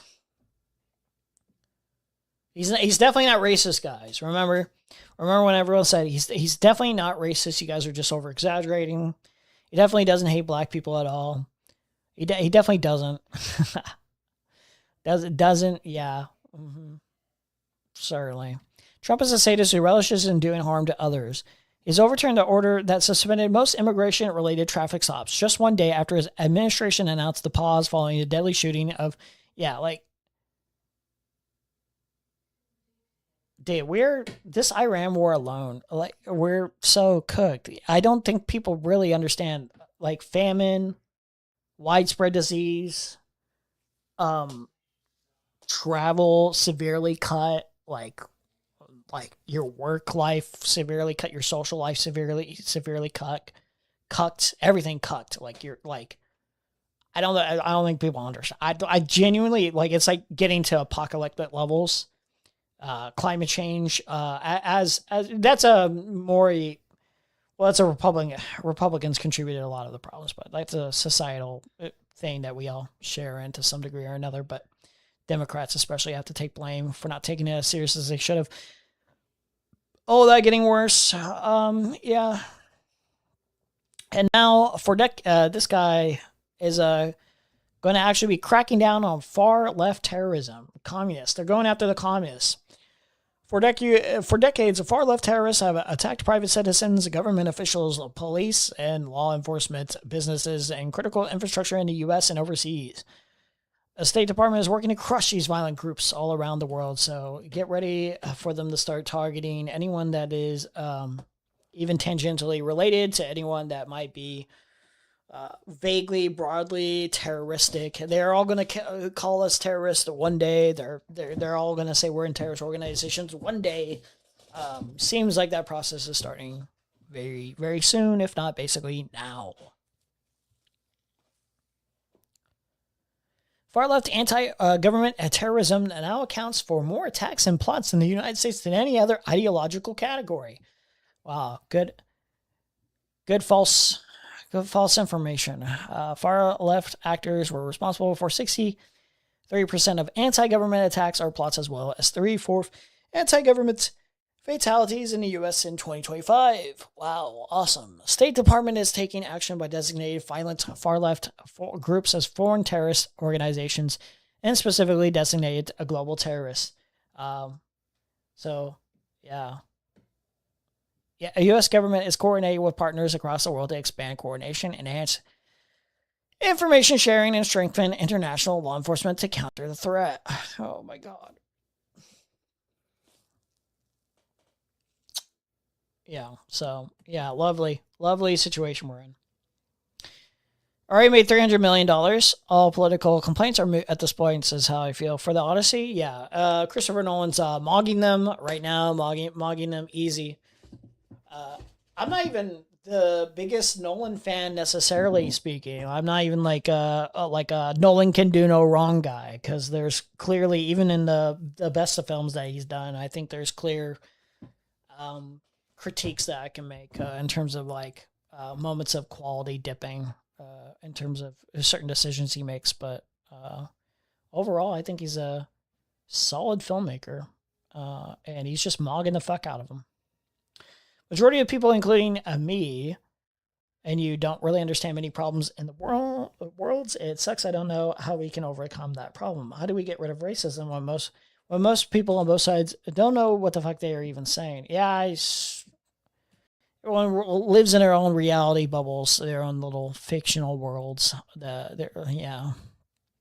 Internet has made that a much easier process. FDA announced a recall of more than 735,000 packages of Pillsbury bread rolls due to possible glass contamination. The FDA announced a recall of more than 735,000 packages of Pillsbury bread rolls due to possible glass contamination. According to the agency's report, the recall affects two types of Pillsbury bread rolls, hard rolled dough and Kaiser rolled dough. The affected products were sold in 19 states across the country and have a best buy date of October 12th or 13th. I do like how we're not.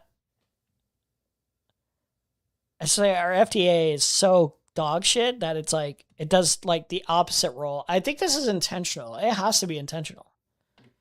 I think these decisions are intentional. I think it's to weaken our population. It's to kill us, poison us over time, and then make us more weak and frail for the billionaire corporate class and military occupiers. For our own, they say like fascism is basically colonialism turned inwards. I think this is all purposeful. I don't think this is mere stupidity or incompetence, although they are incompetent and stupid. I think it's like malicious and evil. Yeah.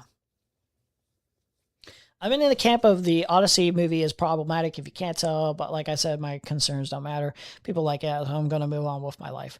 Oh yeah, there's certain critiques. If I were to make like a legitimate critique that I think people like Nolan should fix or filmmakers should fix in the future, is to stop hiring actors based on like how popular they are or how in the moment they are, and to like hire actors for the actual role, get it a lot more fitting in terms of, and then go with the style of like like actually fit the like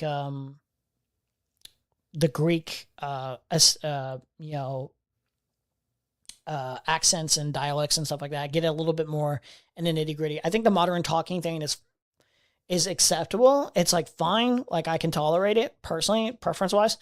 But like if you want to really adapt something a lot more proper, you should probably do those things in the first place.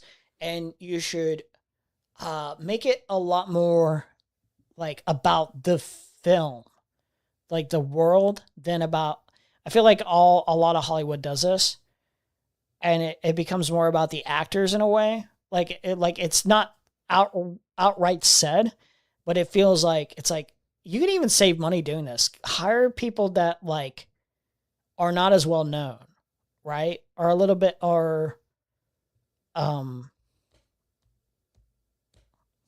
not independent, but like, you know, just find something a little bit more fitting where like it's one thing to like get like it's one thing to get like 2 or 3 like prominent actors, but to get like most of your cast being like prominent, like people that stand out, it's like I want to feel a little bit more immersed. I think immersion, like just hit the immersion a little bit more. Not the end of the world, but just a critique.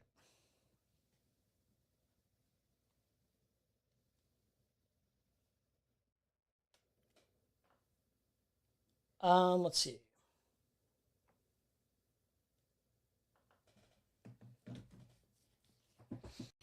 When 97, oh yeah, we already read this. When 97% of the stories are bad about a person, that's no longer free speech. Yeah.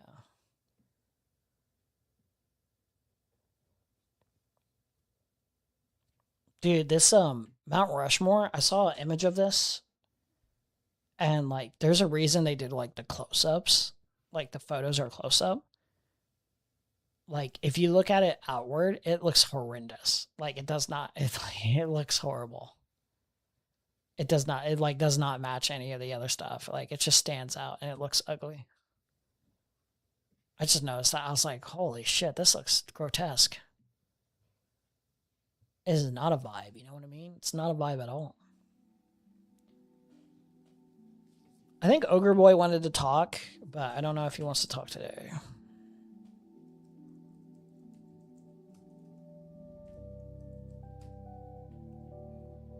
Is he live right now? I think he is. Or as a teenager and supported Obama because I couldn't understand how anyone could support Hillary Clinton. Obama. Because she voted for the Iraq War, and my politics were, you know, progressive left, but increasingly as my political education increased and I learned more as I tried to teach members of our audience more, I realized the power of organizing and the power of a workers' movement. And with every day, I become more and more convinced that this is the path forward for— You don't like the blonde dude from The Hill? I think tonight I'm good, Emery. I'm just in a weird mood. We can some other time. Thanks, though. a true, durable— All right, fair enough. You wanted to talk about the Dan conversation.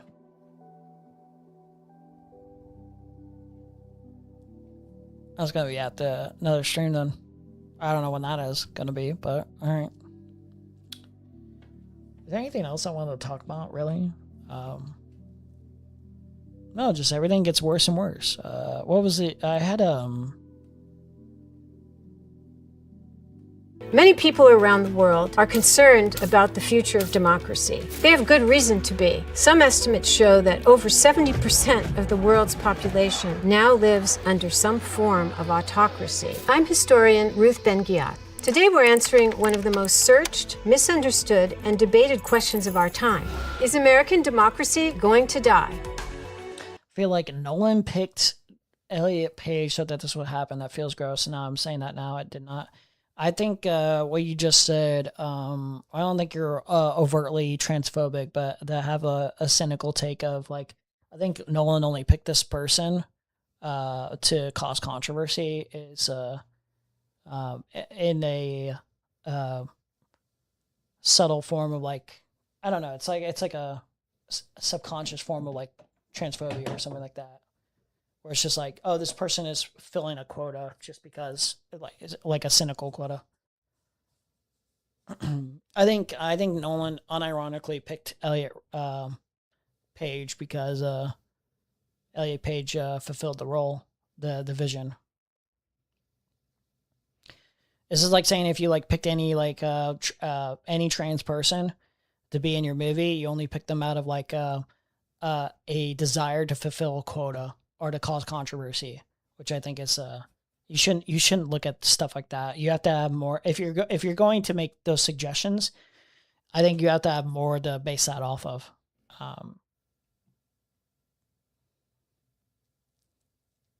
Yeah, Nolan's worked with Elliot Page before. Nolan worked with Elliot Page on Inception. Form of autocracy. I'm historian Ruth Ben-Ghiat. Today we're answering one of the most searched, misunderstood. Like he also worked with Anne Hathaway on Dark Knight Rises, and Interstellar. I think Nolan is very cynical personally. I don't think he would be doing this if there was no fame attached. That's what I think about him. I just don't. Yeah, I don't really understand the take. I think there has to be more to it than that. But all right.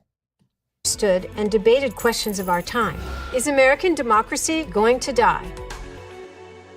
Most people think democracies are dying when they see things like this: angry protests, bitter partisanship, culture wars, scandals, and contested elections.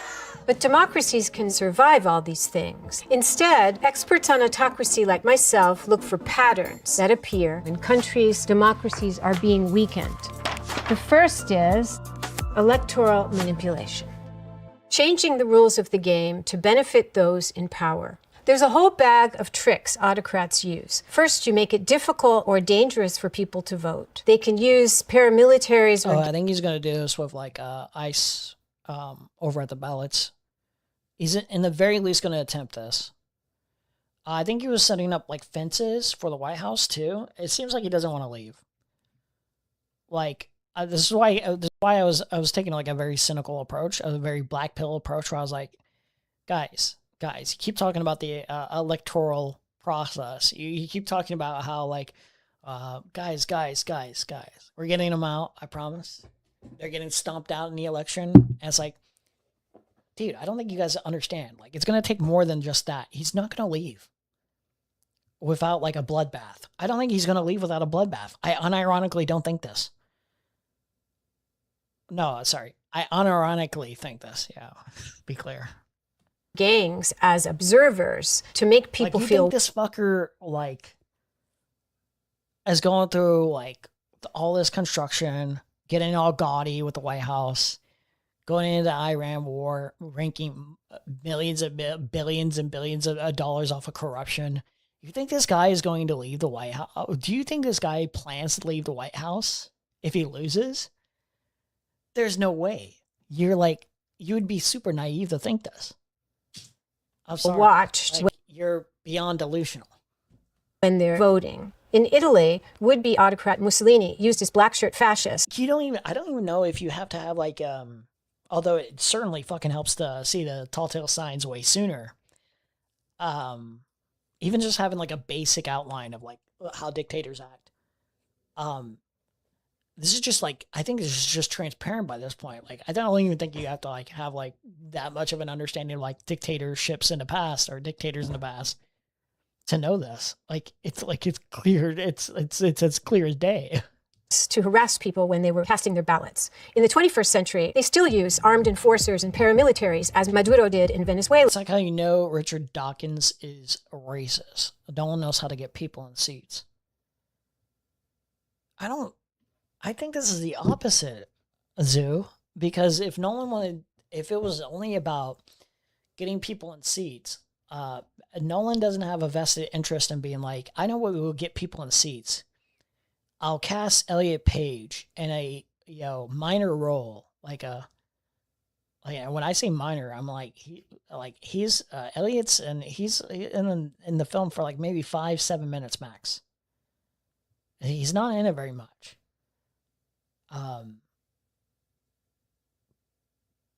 yeah, like that's not gonna get like if anything,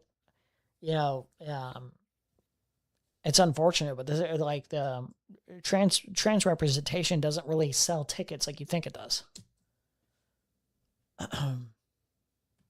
To make voting difficult for those in the opposition. What if you're an autocrat and you fear someone from the opposition can beat you in a fair and free election? Well, if you're Erdogan in Turkey or Putin in Russia, you remove those people from the ballot. Erdogan jailed the mayor of Istanbul, Ekrem İmamoğlu, so that he could not run for office. Putin made sure that Alexei Navalny was disqualified from the ballot. The United States has a long history of suppressing fair and free elections. Through racialized voter suppression, gerrymandering, redistricting, this was used in the Jim Crow South and after. Today, the Supreme Court attempts to take the power out of the Voting Rights Act to make it more difficult for non-whites to vote. When we think of dictators, what comes to mind is often old one-party states like fascism or Stalin's communism. So it's surprising that today, wannabe autocrats and dictators are often elected. That's been the case with Erdogan of Turkey, Putin of Russia, Orban of Hungary, Duterte and Marcos in the Philippines. So a person in a movie for 5 minutes and that is all people are talking about. You think Nolan did not know this would happen? I think Nolan knows it would happen, but Nolan doesn't really care. He takes precedent. Like it's more like we'll be it'll be somewhat of a story, somewhat of like how people talk about the movie more. But I don't think there's like this I don't think this takes precedence in his mind of like this will sell tickets. Because I think Nolan knows that he's like a household name, especially since The Dark Knight. But he's like a household name. He doesn't need to sell his movie with stuff like that. Like he takes the priority for him is the vision of the movie. You know what I mean?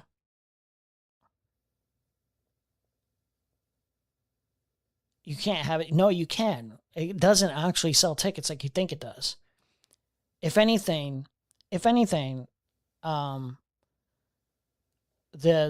conversation, the controversy of the conversation might sway people into not buying tickets. Now, Nolan is not worried about that because Nolan knows that you're probably going to buy a ticket anyway because his movies are just that good and he has a reputation just that good to sell, regardless of that.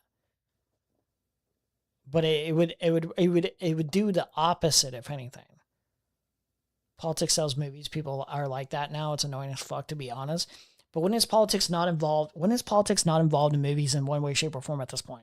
Culturally, like really think about this. Really meaningfully think about this. Nolan isn't thinking to himself, you know what I'm gonna do? I'm only gonna cast Elliot Page because Elliot Page is trans. It doesn't make sense. It doesn't make sense as like a way to sell the movie. We're gonna have the same problem as Drake. You overvalue shit you like.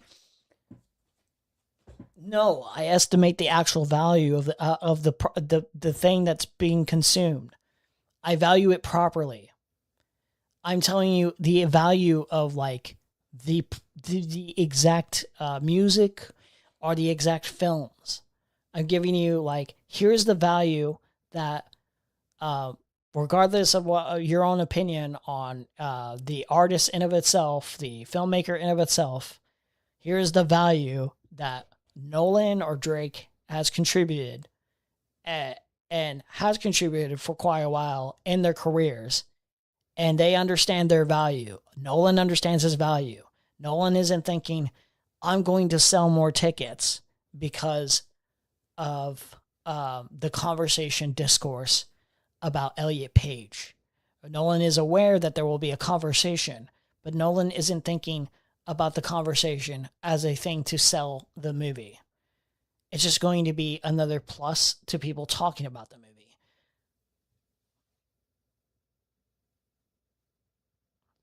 It's good because Nolan makes it. I can't argue. No, it's not. I'm saying Nolan has a reputation. Genuinely, like, for the most part, again, regardless of people's feelings on Nolan necessarily, for the most part, most of his films are quality. Even the ones that people don't like as much, they're quality. They're like a different quality about them. There's different things people like about this. Like Tenet is like one of my least favorite Nolan films. But there's stuff that I really do appreciate about Tenet that is actually really solid in terms of quality.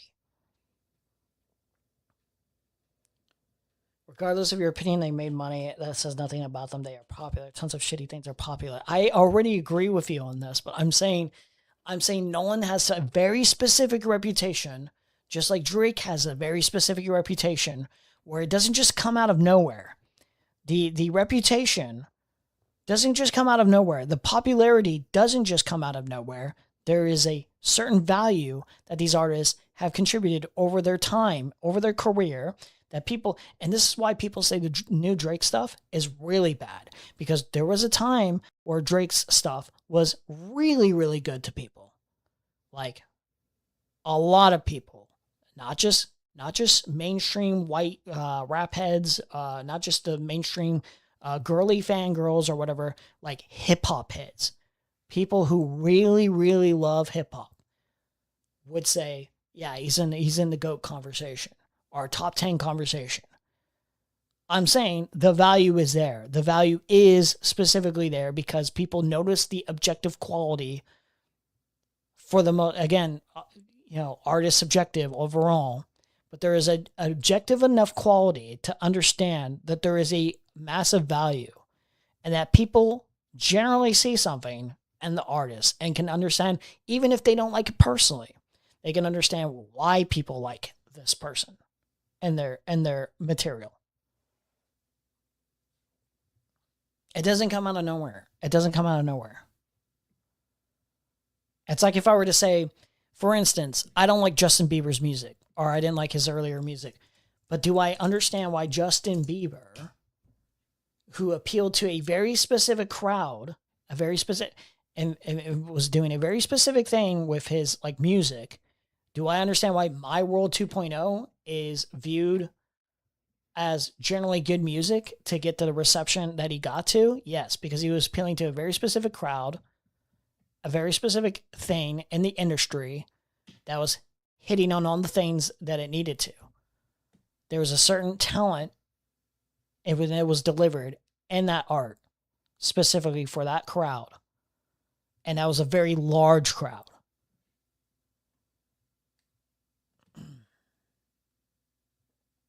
There's no such thing as objective quality. That's just not true. I'm sorry. There's objective, like technical aspects of making your art. There's now, like if you were to watch The Room, for instance. The Room is, and a lot of technical standards, a bad movie. But people love The Room. Why do people love The Room? We're not playing all The Room. I already ordered a pizza. You think The about acting is bad. The dialogue, for the most part, is bad. I don't know why it's on a different language here, but people like the charming. But this isn't intentional. It's not intentional. And on Tommy Wiseau's part, there's a charm to how bad all this is. But that is the technical aspects of all this being delivered poorly, unintentionally so. That is the objective merits of what I'm saying. Like, the goals were not reached. There was a different thing that came out of this where subjectively everyone's like, I love this shit. This is awesome. It was not the intention, but it was valued. It was valued, right? The value is that it's so bad that it's amazing. It's so bad that it's amazing. So there is an objective quality to art and the technical aspects. You keep saying very specific crowd, but no one became the biggest. No one became the biggest anything making a product for a specific group. It's always no. That's just not true. I'm sorry. Justin Bieber appeals to a very specific, just like One Direction, just like any other boy band, like a very specific crowd of little girls, women, are gay little boys or boys in general that are gay. He specifically delivered to a very specific crowd that a lot of people really like.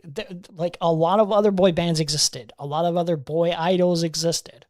There was a very specific reason in terms of like the actual merits of the quality, appealing to that specific crowd that made everything work in tandem, that made Justin Bieber, like, at least temporarily, basically one of the most popular figures on the planet.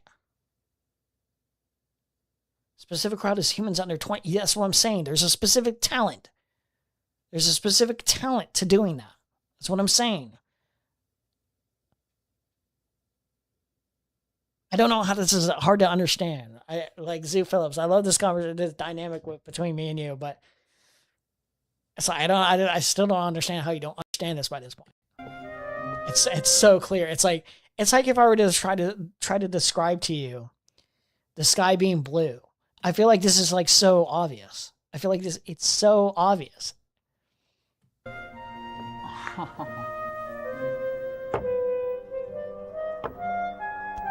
It's like that laugh is like Tommy Wiseau doesn't understand that laugh delivery.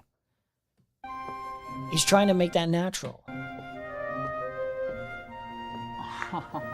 He's trying to do something. It's not intentional, but it works for a different reason. A reason unintentionally. So objective quality of the film is not good in a lot of ways, in a lot of distinctly different, like a lot of specific ways. But the enjoyability, the subjectivity, the enjoyment out of the art comes from different aspects that people get out of it. You know what I mean? Like, if I were to show you even just my little test edit of this, of like making my own, like try to abstract art or trying to communicate a message. Like, some people are not going to understand immediately the message or whatever, or the things I'm trying to communicate. And maybe there'll be specific criticisms that people make of this piece of art that I'm trying to deliver, this edit, where they say, well, this doesn't really communicate it as well and effectively, and here's A, B, and C reason why. And then there could be somebody that says, well, there's a subjective reason why I like this, where, you know, I think the colors are nice, or the vibe, the music, or whatever, like where it doesn't really distinctly mean anything specific in terms of the technical direction, the objective quality of what I'm going for. They can get other aspects, or maybe they'll enjoy it subjectively in a sense of like, well, he failed miserably at communicating the point, like the message of what he wants to convey here. Here's how you could have done this better. Here's how you can, utilize these tools better. Here's why the editing process is like it's very specific. If you think art is as objective as the sky being blue, you don't understand. It's not. No, you don't understand. There's a meaningful distinction, and this is why when I review, I forgot to do this, and I'm trying to make this like a bigger habit. I used to do this a little bit more. On the Odyssey, when I rate, if I were to rate Odyssey on a level of technical appreciation of like how well crafted this movie is, on an objectivity level, just based off a first watch, just based on talking about it, if I were to like give you like a rating system out of 10, this is just my just from what I can gather, how I feel about like how it was crafted, how it was technically made, the objective quality in terms of everything that I think about it. Like I would give it like a 9 or an 8 or 9 out of 10, somewhere around there. I'm sure there's other aspects I can probably think of that could have been delivered upon like much better. But if I were to tell you,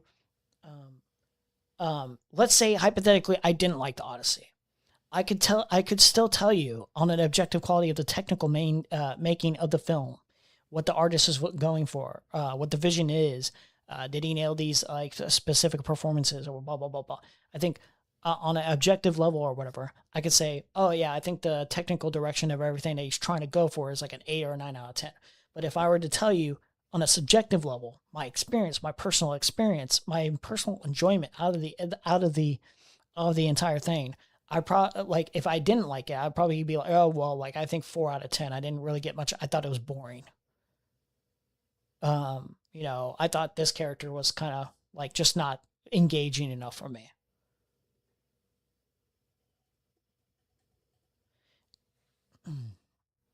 You just said that you thought, you just said your opinion as my opinion. No, I didn't say that. I didn't say my opinion is as objective as the sky is blue. I didn't say that. You misheard.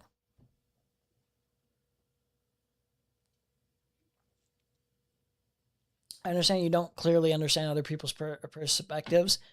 No, it's just yeah, no, I never said that my opinion is as objective as the sky is blue. I'm saying describing this understanding of like the subjectivity of art and the objectivity of art, and that some aspects of how you perceive the objectivity could be in a lack of your personal experience or a technical know-how of whether or not you can deliver a more concise, like meritful criticism. Like someone like George Lucas, as much as I hate George Lucas's prequel trilogy and his recent statement on, well, AI is awesome or whatever. Like George Lucas has a technical know-how of like crafting movies well enough that if like George Lucas were to give a technical direction on like specific like pieces of films or whatever, he'd probably have something more substantive to say than I would or something. Like, you know what I mean? For the most part, like you'd probably have more like more things that would be more concise or warranted or whatever based off his own experience alone.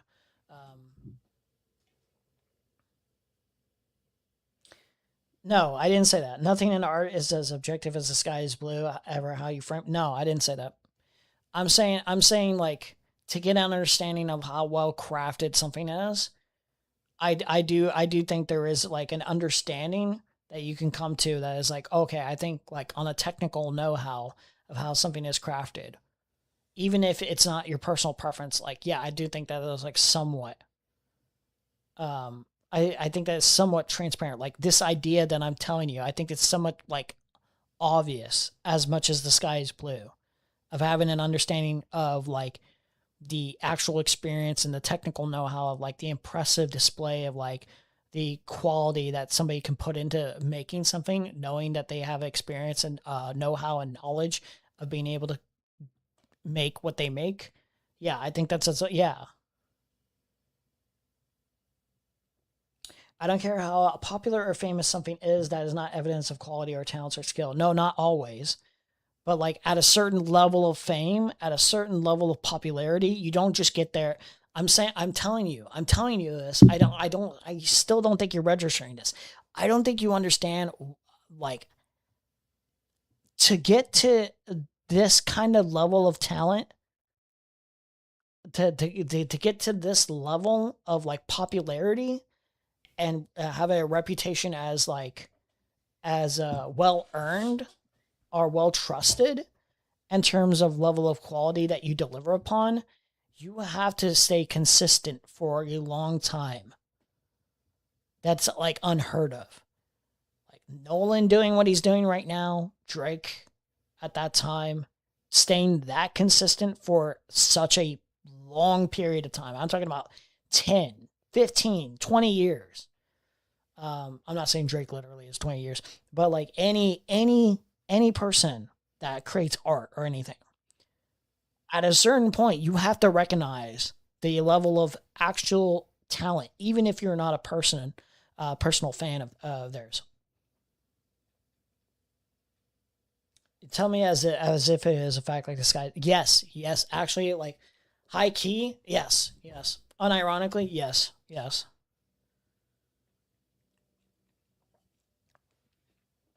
Tupac doesn't get to a level of excellency and legacy that he does out of nowhere.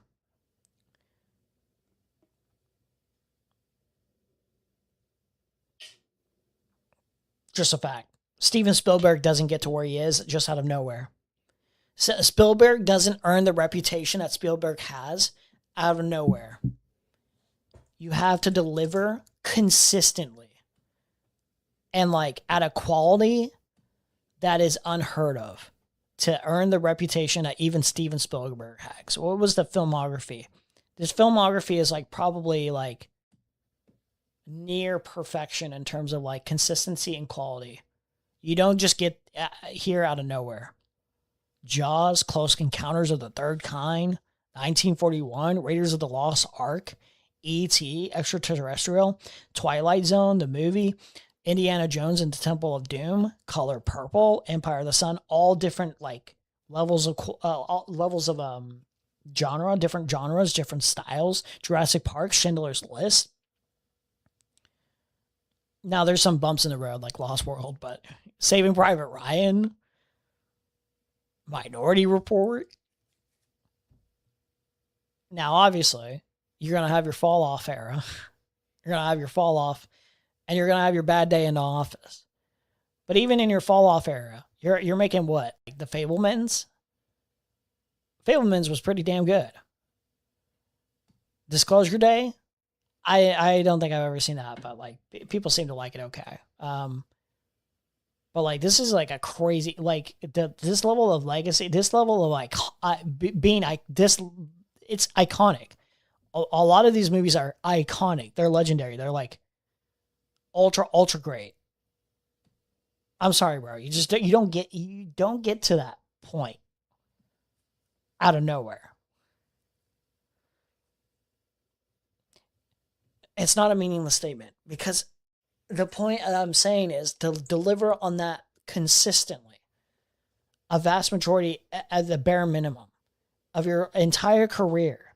You don't get to a legacy status like that without a talent, without a objective talent of technical know-how.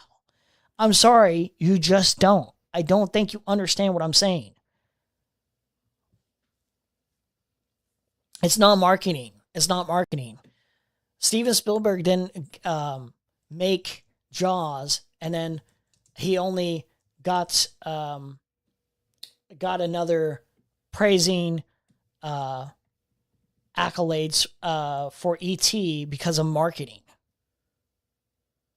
What are you talking about? He doesn't get praising accolades after Jaws just because of marketing for Close Encounters. Come on, bro. Come on, bro. Come on, bro. If we talk about anything other than art, I might see, like, I don't think you understand. There is a subjectivity in art, and there's objectivity in art. There's the technical know-how of the objectivity of how well something is crafted, how well something is technically made on a technical level, the technical experience to make something really, really great. And there's the subjectivity of the enjoyment of whatever you're watching, even if it's not on the technical know-how. Like, it's like I can enjoy, here's another way of putting it. I can enjoy The Room more than I can enjoy the first Blade Runner. I enjoy The Room so much more than the first Blade Runner. I love Blade Runner 2049, by the way. I love Blade Runner 2049. That's an awesome movie. But I do not love the first Blade Runner. Not that big of a fan of it. I enjoy The Room so much more than Blade Runner. Ask me, unironically, ask me what is the technically better movie in terms of level of actual technical quality. Just ask me. Just ask me. Just ask me, Sue. What is better? What is a technically better made film?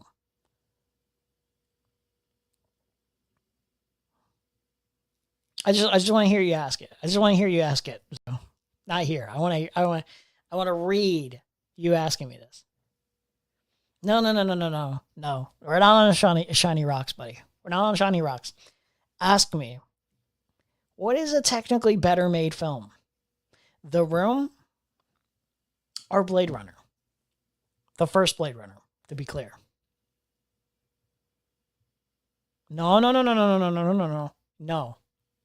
We're not talking about popular movies. And even if we were, The Room is popular enough. And Blade Runner is certainly popular enough. Ah, you're avoiding the question. Ooh, come on, bro. You know where I'm going with this. You know where I'm going with. It's very clear where I'm going with this. I don't even care about this. I don't even care about this dictator. You know, who cares? Who cares? Trump's a dictator. Okay. we're gonna play Marvel Rivals while I argue with Zoo. We're gonna play Marvel Rivals while I argue with Zoo. I have to do this. Why would I ask you that? You're not asking me that. I am. Why would you ask me that? Because you know where I'm going with this. You know what the point is. You know what the point is. I think you have no point. Or at least I hope you know the point. I want to say I hope you know the point.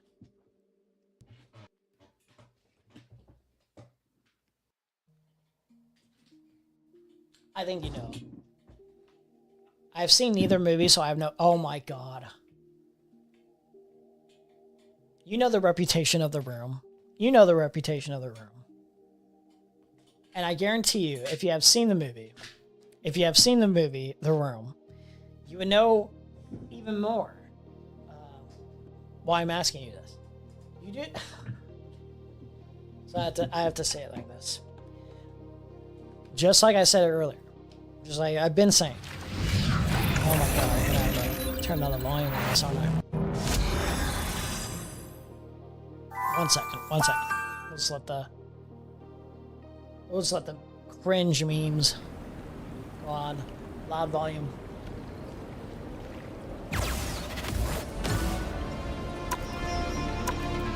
Yeah.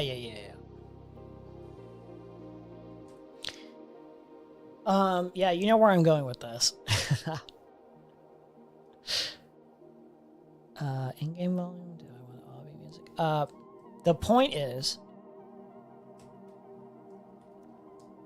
that The Room is a more subjectively enjoyable experience out of what I get after The Room. What I get out of The Room. I laugh more laugh more at The Room. I enjoy the performances more, even though they're technically, objectively bad performances. And does not hit the intended goal that Tommy Wiseau was going for. Because Tommy Wiseau was trying to go for something a little bit more serious than what he ended up having. He did not nail what he wanted, what he envisioned. He did not objectively meet the quality that he wanted to do. For the dialogue, for the acting, for the writing, for the direction, none of it. He did not fulfill his goals. He did not aim for the vision that he was going for. He made a technically bad film. That being said, I enjoy The Room far more than I've ever enjoyed the first Blade Runner. But if I were to look at the first Blade Runner, I would say it went for what it went for, and it pretty much succeeded, despite my lack of enjoyment for it on a personal level.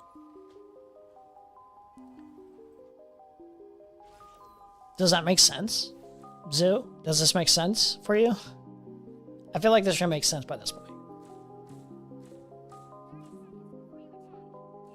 Who else was here? Bad Horse? Okay. Webmaster. I feel like it's pretty clear.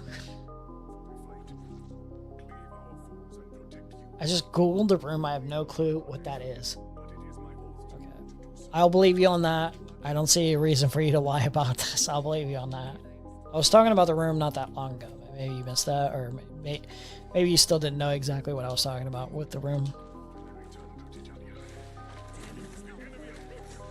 There's like another version of The Room that's being made too. I think it's with Bob Odenkirk from Better Call Saul, and he's like trying to do basically a remake with the same bad acting. But I almost guarantee you it's not going to work. Even though I love Bob Odenkirk, maybe it'll work in some weird, strange way. Maybe there'll be some enjoyment to find that even the goal that they're going for will not work. But like, I think you can't really replicate what The Room did and make it work to the effect that you would want it to have. If like that was your actual goal. I don't think you can actually do that. I guess it's possible to like make that experience of trying to replicate that work in a way where it's like, okay, bro, you're trying way too hard to replicate this, and in that way it's funny.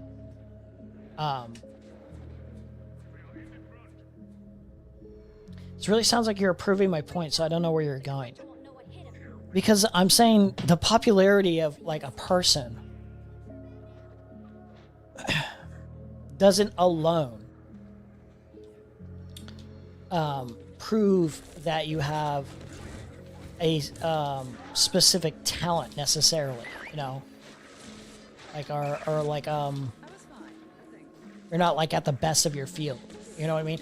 I'm saying like the talent that you have to get to the best of your, to be as consistent and on the mark as Steven Spielberg or Drake or Justin Bieber, people that you may not even like in terms of their overall quality, their overall songs. It takes a very particular talent to nail that in such a way where you are the number one in your field for like at least 10 years. That is like, I don't think you can actually argue that any of these people don't have talent. Like, not really. I think it's a delusional take. Like, it's perfectly understandable to be like, I don't personally like this shit. Here's why. This doesn't hit for me in the ways that it probably normally would for other people. Here's why. Here's why I don't think it accomplishes its goals as well as you think it does. That being said, it does accomplish its goals to a vast majority of the people. And there's a specific reason why, you know?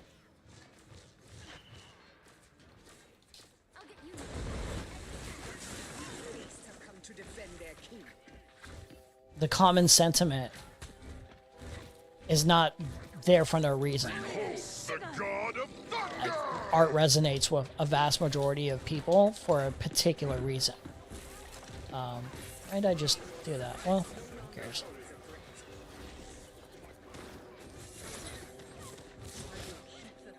Like, I think that takes very unique, it's a very rare, unique talent that can do that. It's not just marketing. You can't just like, marketing does a lot, but it does not do that. If it was only marketing and business corporations and labels, like this, they would be doing this non-stop with tons of other talents. Like, you don't just earn 10 years like that of like honest to God like conversations for being like at the top of your field for like that long. And you don't own the charts like that. You just don't. It just doesn't happen.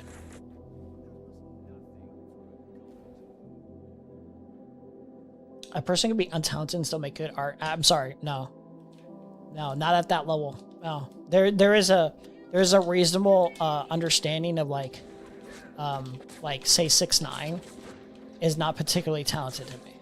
There is a talent, but it's not like there's like a level of talent where it's like, oh, like this person's like kind of slot music. You know what I mean? It's pretty clear this person's slot music. But like, this person is clearly not good enough to run the entire industry like Jay-Z. It's just not the case. They're like, it's not, it's another ballpark. Jay-Z is another ballpark. You would never say Jay-Z or 6ix9ine are even remotely comparable in talent. I'm sorry, you just wouldn't. You just wouldn't. It wouldn't even be a conversation. Any like serious person would be like, yeah, you're delusional for that take.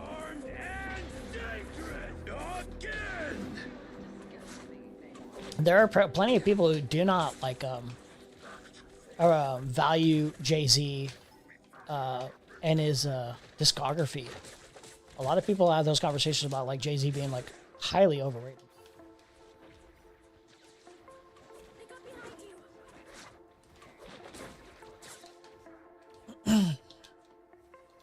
So yeah, like even at the top of your field or whatever, like there's always going to be people that are like, yeah, I don't think this person actually, I don't think this person's actually that good.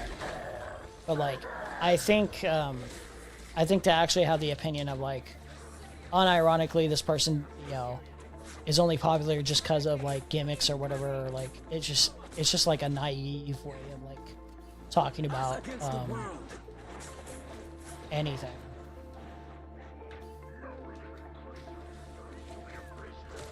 It's like really reductive and silly.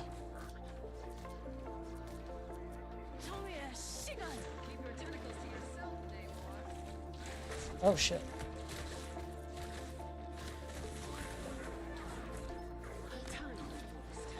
Gotta help this Venom out. Dude, I really like the new update on this game.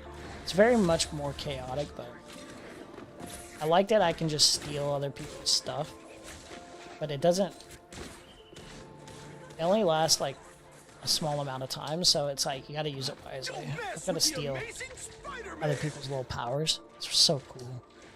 The ult steals the ults from other people, but like you can temporarily take the form of like Spider-Man and his powers or whatever. That's pretty neat.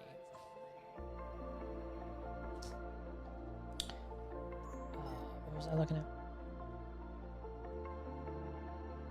Real talk, the top tier of art is when people still enjoy your art after you died. Real art transcends time and generations. I guarantee you, I'm sorry, I know you're going to get really peeved off, but this is true. A lot of people are going to enjoy the fuck out of Drake's art, his music, after he's dead, despite him being a pedophile. People enjoyed Michael Jackson. Michael Jackson just didn't get where he got out of nowhere. It wasn't just marketing.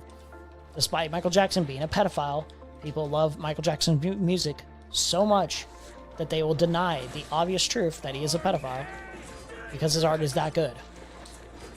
You don't get there out of nowhere. You don't get there out without being a generational talent. I'm sorry to say, that is the truth of the matter. I doubt it. No, it's very much, we've had example after example. I don't think you understand. I don't think you understand. Michael Jackson, like, that's talent. Like, that's not, it's not even a conversation. It's not even a conversation. Michael Jackson, the most talented pedophile probably of all time. One of the most, in terms of music, at least. That's just true. You just do not get to that place without being, I'm sorry, it's just a fact of the matter. I at least understand why somebody would be like, well, Drake's, you know, like that's, you know, I kind of understand where that conversation comes from. But like, I'm sorry, bro. You just, it's delusional, bro. It's delusional to be like, Michael Jackson is not a generational talent. You know what I mean? It's crazy. That's crazy. It would be a crazy take. Yeah, man. You know, Michael Jackson, he's like a talentless hack, you know. Dude, this Venom is pouncing the fuck out of me. It's crazy. What a fucking asshole. I'm just getting dove. They're not very good at protecting me, are they? Being popular is not the top tier of art if you think that it's a dog shit take. It's not the top tier of art necessarily, but if you're that popular, it's more about consistency, duration of time you've been at that consistency, or people have had that like a vast majority of people have had that opinion of your, like Kendrick Lamar. Okay, are you gonna like sit here and tell me that Kendrick Lamar didn't earn a spot of like being like known to be like one of the more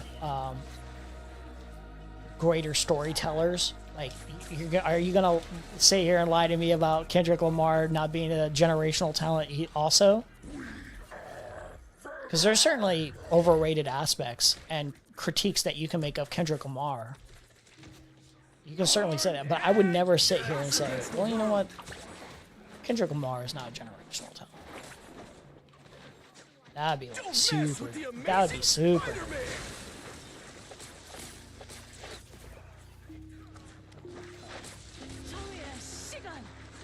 I need to stop taking a Black Panther one.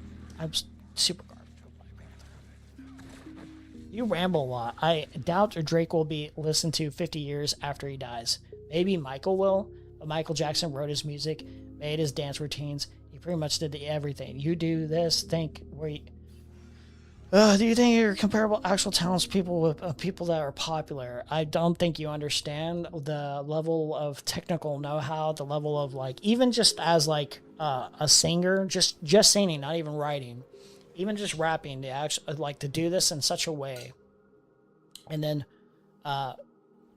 you know, doing that for so long, Like, this is also, like, you're not even including the fact that Drake does actually write for other people and has written for himself. I know people like to go with the narrative, and this is also a diluted narrative, that Drake doesn't ever he has, like, ghostwriters or whatever. Tons of people have, first of all, tons of people have different, like, writers at different times for different songs. That's the first thing. And the second thing is, like, you're still taking out the fact of level of performance, level of consistency and performances, picking these songs, going through the process of, like, actually digging and creating the art in and of itself. Like, there's so many, like, technical aspects of, like, creating, like, all the music that he creates, at the level of frequency that he makes, at the level of consistency that he makes, that actually makes it genuinely impressive to be on that long of a streak. Yes, Drake does things. He does not go on stage fart. Okay, you're just, like, shit posting now. You're just trolling now. Okay, good troll. Glad to see you've given up on the conversation.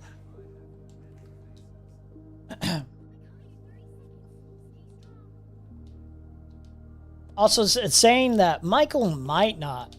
You're like, maybe Michael Jackson will be listened to 50 years from now. Let's be real. Michael Jackson will be listened to 50 years from now.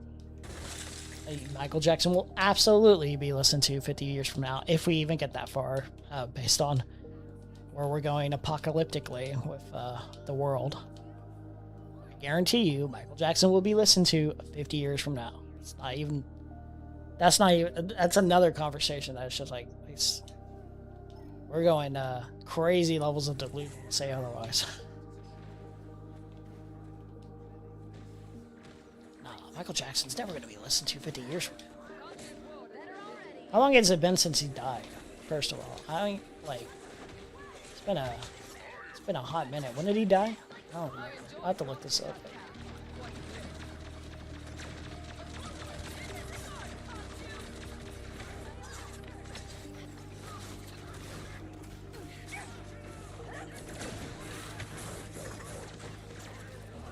Yeah, I love stealing a building.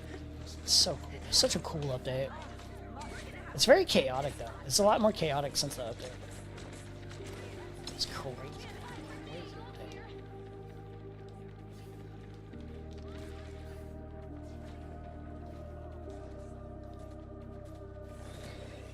Let's see. Yeah, I don't know, man. Zoo Phillips, bro. I don't know, man. Some of your takes, man. Love you, buddy, but crazy. Saying some crazy shit. Looks like you're antagonizing me. Oh, dude, come on. Do you know I was not going for that? I was going for the other Loki. I was trying to teleport the other way.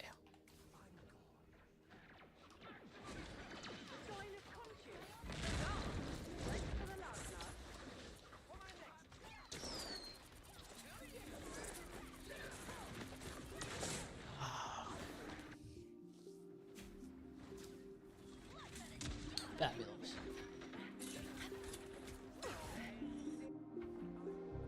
Believe it or not, I don't know what's going to happen in the next 50 years. Okay, 50 years is not as long as you think, bro.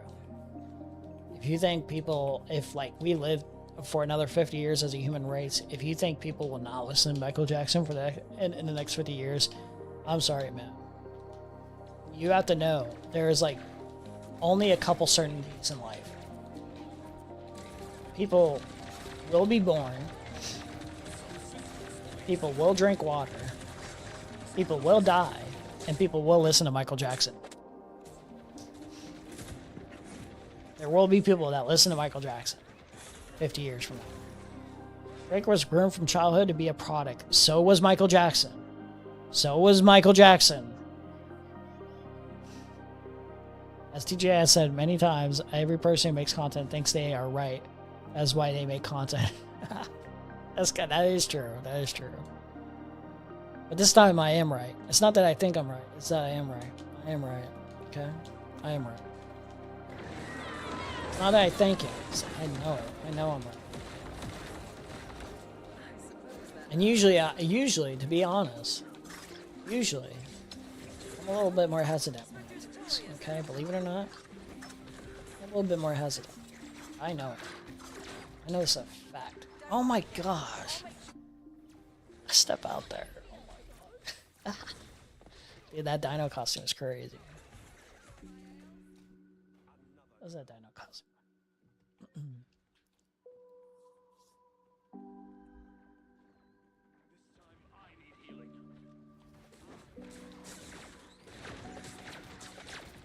But yeah, art also. Oh my god, dude! I just got out there. What? Can you give me like a breath? Don't you have somebody else to harass? I literally just got out there. Can you not?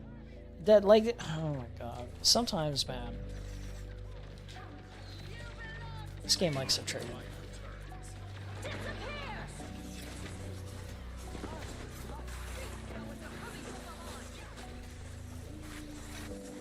I'm really just doing whatever at this point.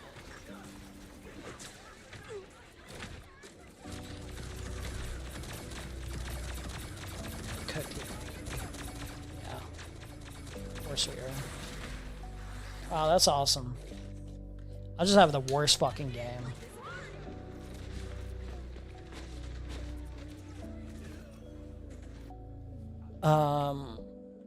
Let's see. What are we gonna do to remedy this? Have the Spider-Man fucking kill me instantly? That'd be nice. Can we not have that happen again? That'd be cool. Maybe I get some healing. Get some extra damage. Wow, dude. Are you just gonna melt? Come on, man. Go out there. You're a tank. Dude, I'm like doing the worst out of all of them, so like I don't really have that much to complain about, I suppose. That being said, they're not making it easy for me to be able to do anything. Holy shit. Oh my god, you suck. What am I supposed to do with this? Yeah?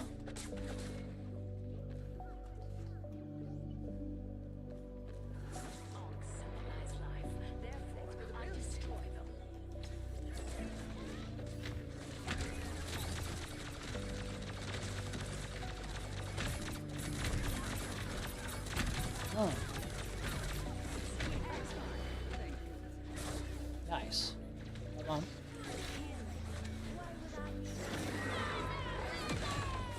Also, here's another aspect. Do you think this game would be as satisfying if everything on a technical level was like stick figure drawings? That's the other thing. Would you be able to convey the same kind of thing if you were to draw any of these characters and stick figure drawings? Like, do you think you would, on a technical level, on an objective level, be correctly making the characters fit what they need to do as characters to fit them accurately if you're just doing stick figure drawings of them in a fighting game or shooter game? No, you wouldn't. No, you wouldn't. So I'm right. On another one.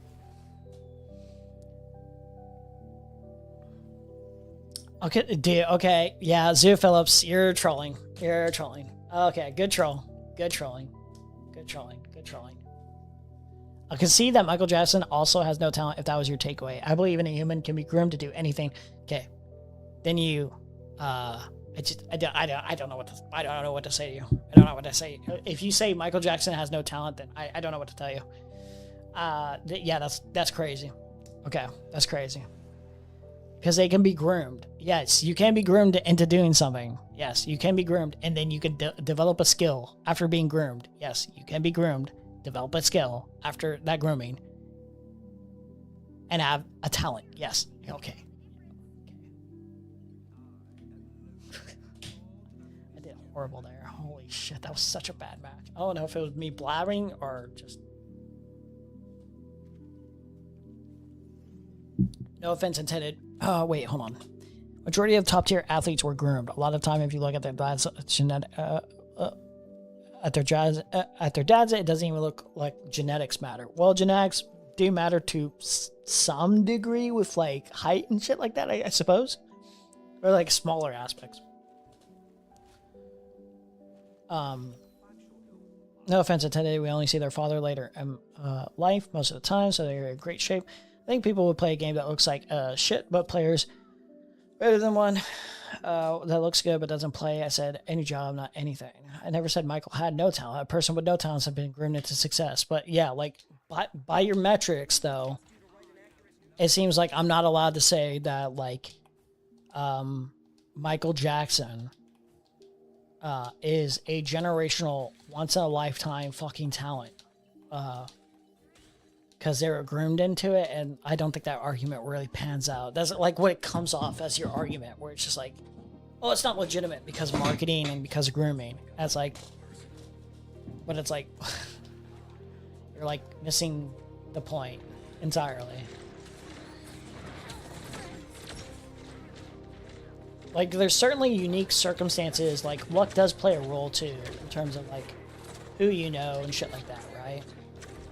But like, it can only take you so far. I promise you, it can only take you. There's only so much it can do.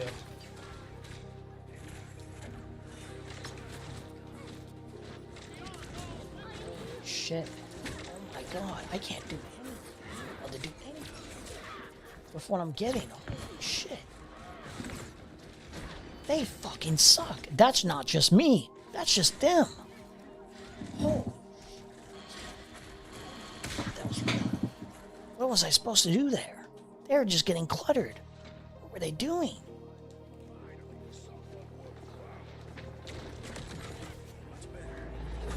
That was genuinely atrocious. I don't even know what the fuck my team was doing. Yeah, I even removed. What are you doing all the way up there? You're just, what are you doing? Like, play a little bit back. Like, I know you're a tank, but man, you need to calm down a little bit.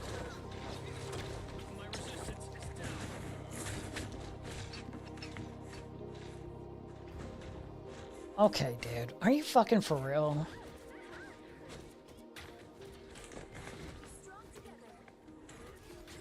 Oh my god, he just did that out of nowhere, too. He didn't actually see me. Whatever, man. Okay, oh my god, dude. Stop moving.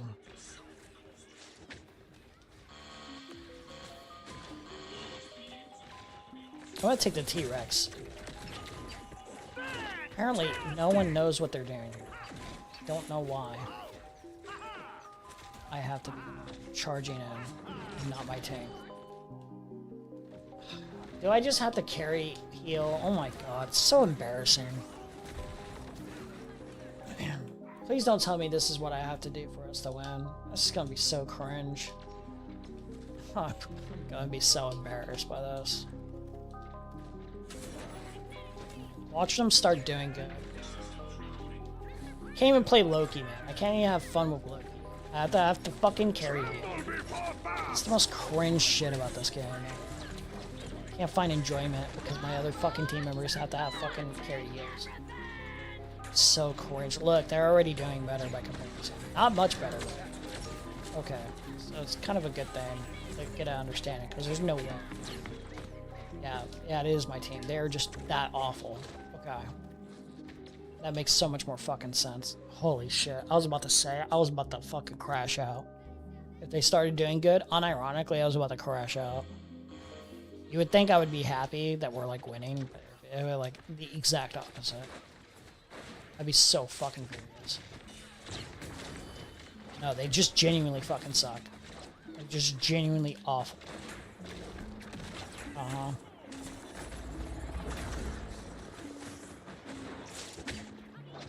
Dude, Black Panther moves so fast.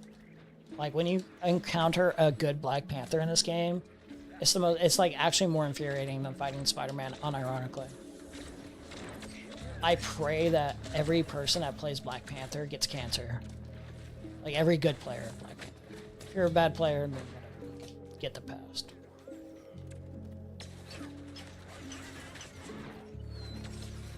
Oh my god, dude. What can I do for you? How are you fucking dying so... We got 3 healers, too. No, genuinely. I don't understand. You're just not getting kills. Your positioning is fucking awful. Okay, are we finally getting something done? I am ready to put on a show. Okay, cool. Well, that Luna's not gonna die here.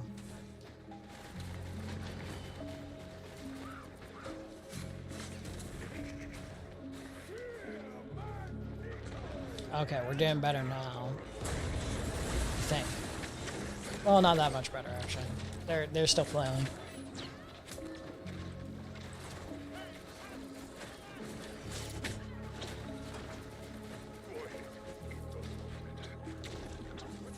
God. He's just letting the Black Panther get away with whatever. I kind of like can't blame him too much because Black Panther moves like at lightning speed.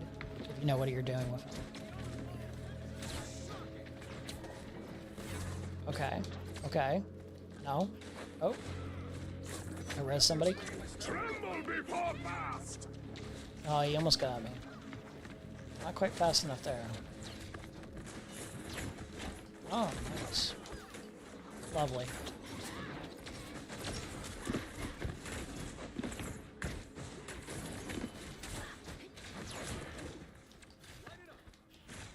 God, holy shit, man. Can you... I want to rage quit just off of that. Look at this motherfucker, dude.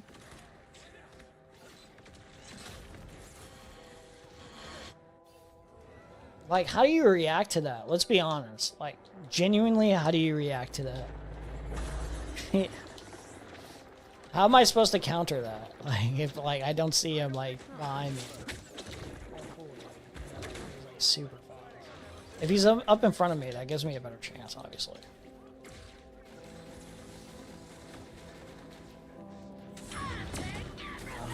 You still got 3 minutes to hold this shit. Are we gonna do that? Yeah.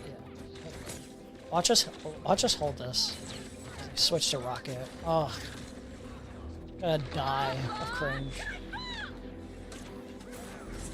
Oh no, no, I don't think so. I gave you that easy.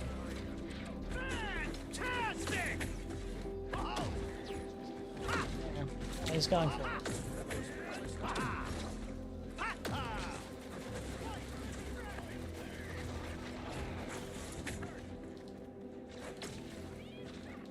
Is my thing.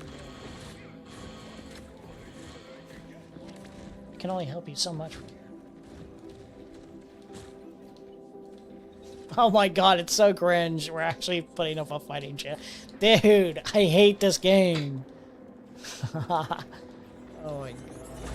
I hate it. I hate it here. I wanted to play more Loki.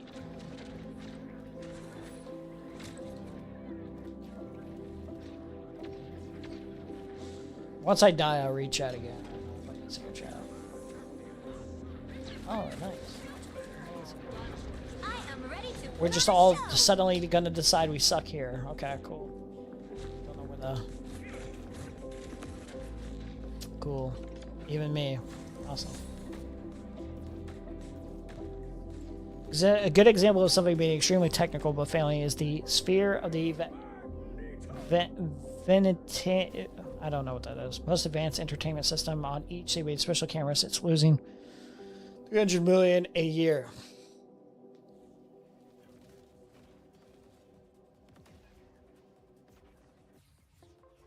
Yeah? Did I ever say otherwise?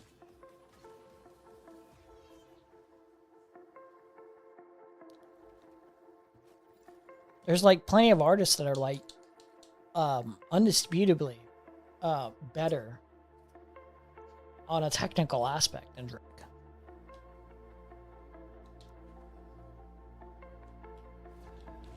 So there's a lot of other things that go into it. But to be that good for that long by a vast majority of the by the conscious of the vast majority of people, I mean, like, you have to be doing something very spectacular in terms of like having like a very spectacular like set of skills for the exact thing that you're trying to accomplish. I don't think I've ever said that there's an artist that will probably never ever be even remotely on the same level as even Michael Jackson. That will probably be like on a technical level better, but will never be heard or valued the same.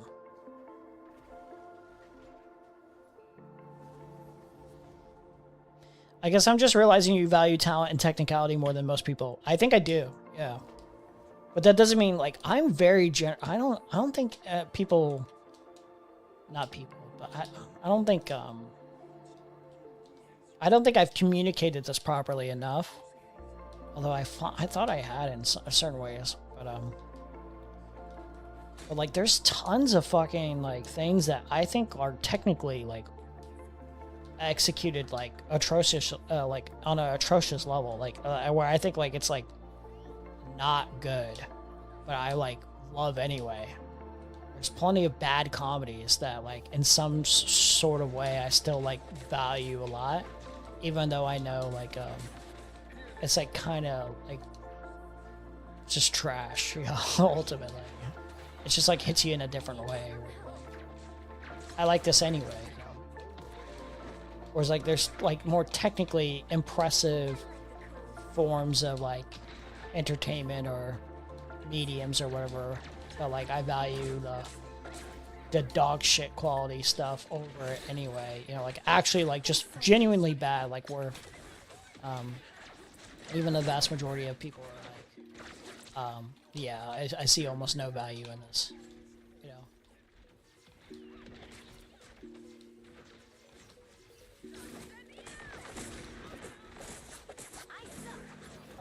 Yeah, I don't know.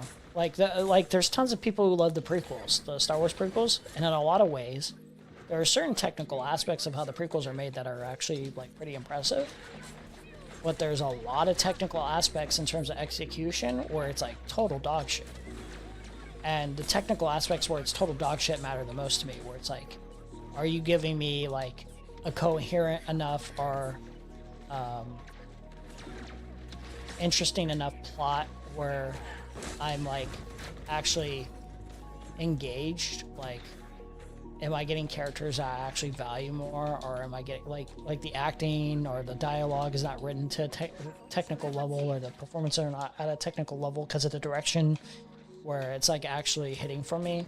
But there's other things that I value, well, not value, but there's other things that the prequels do that are like on a technical level pretty impressive, you know.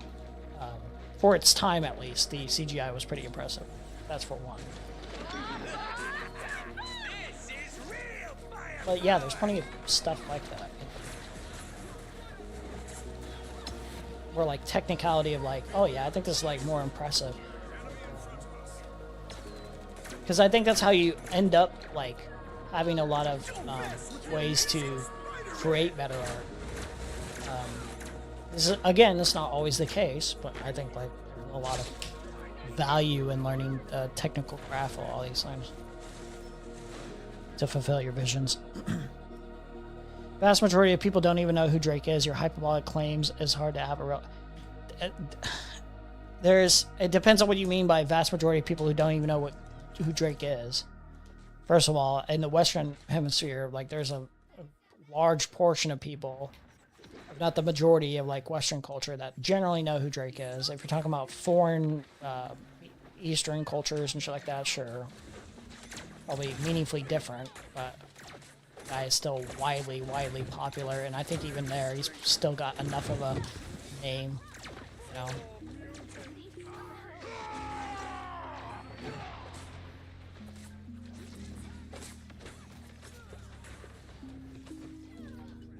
So I don't know what that was supposed to inform me of. Yeah, Michael Jackson is like more popular objectively, worldwide. Like this is an undisputed fact around the world. Like this, like not even an argument. I don't think anyone really would argue otherwise.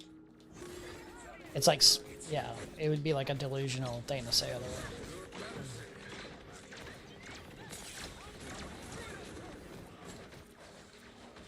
Oh shit.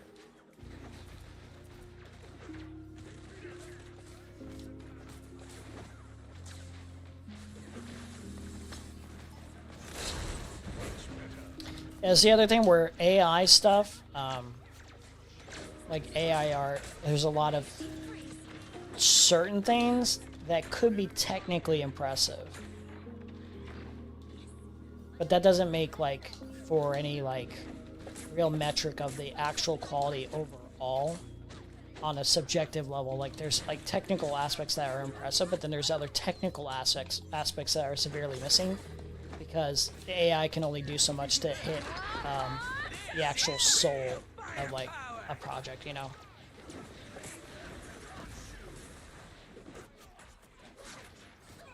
That makes sense. Like, only, like, a human can meaningfully do enough to really strike a chord, like an essential chord. There's like something missing overall without that human element. We did much better there. We did much better.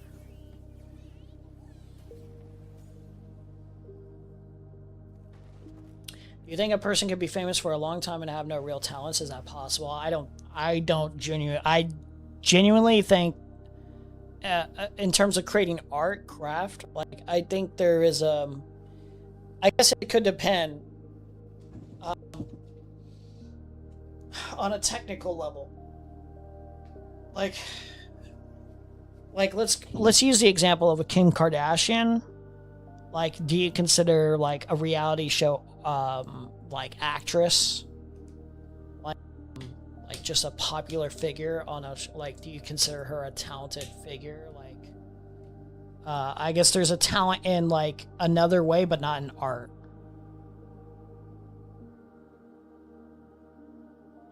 I think a person can be famous for a long time and have no real talents. Is that possible? Yeah, no, that's not possible. If the yeah, like to be super famous for a long time and have no real talents, I don't think that's actually possible. I think you have to it depends on what you mean exactly, like what specific talents it takes to get that, like a charisma for one, to be that famous. Like that's an essential one, like a specific talent, like a specific unique like understanding of like other personalities, what gets people's attentions, charisma and stuff like that. Like talents can take numerous different forms, obviously.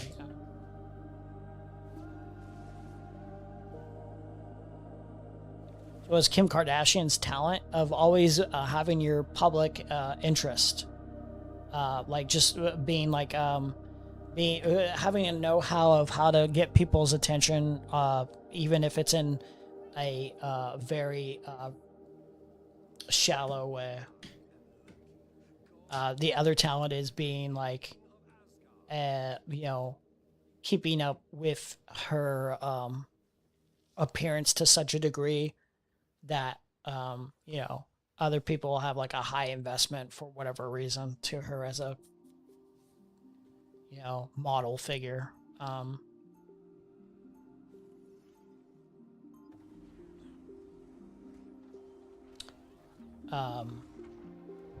Yeah, I don't know. Like I don't know enough about Kim Kardashian to break down to like a thorough, here's like Kim Kardashian specific talents, but yeah, like I do think they're like, you're doing something correct to whatever degree. Like, for instance, like Donald Trump is a very talented figure in terms of being able to be a bullshit scam artist. Like no one would ever say that, like, for all the heinous shit that he does, for all the for how untalented he is in all other aspects of his life, in a lot of different ways. Like this guy is like got his finger around like so many different people. It's because he learned the game. Like he just maneuvered in the game, and the charisma like train just like captivated people. He just had a specific way of like getting people's, you know, investment in, you know. in such a very specific, unique way. That, yeah, he's at the position that he's at, which is horrendous for everyone.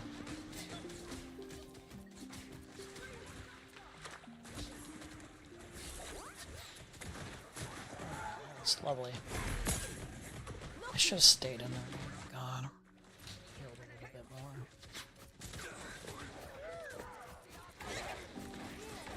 more. I agree they're doing something correct to be famous. Well, you have to have a talent. You have a numerous amount of talents to be doing something correct. Like, again, you're hitting at specific aspects of cultural zeitgeist, of people, of what they want to see, in the sphere and in media or anything, you know? So there has to be some level of talent there, you know?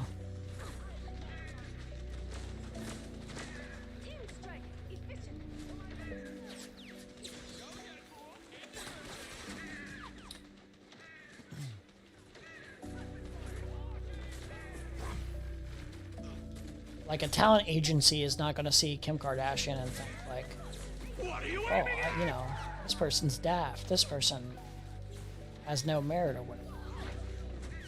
Like, a talent agency is going to be like, well, this person's hitting at something very, very particular. And they're going to be like, how do I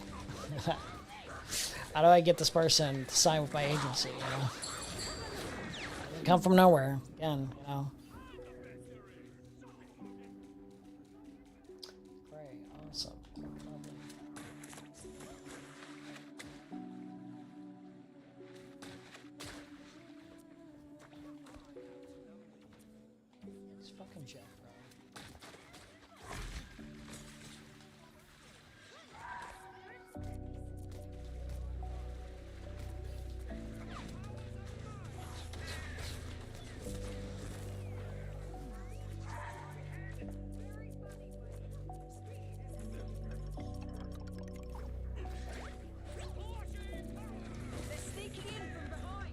Oh my god, dude.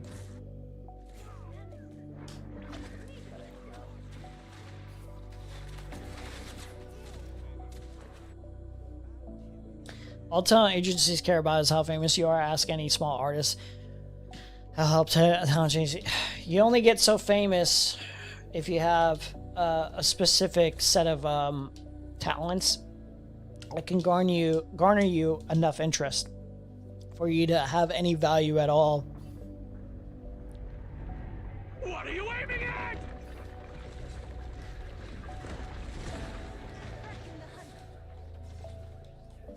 Now you're just arguing with me about, like, talents in general.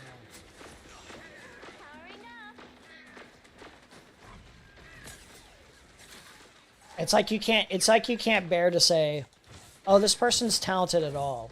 Even if you don't value. Yo, Hawkeye, it might be time to put the. Even if you don't personally value what they bring, which a lot of people, rightfully so, do not value that stuff because,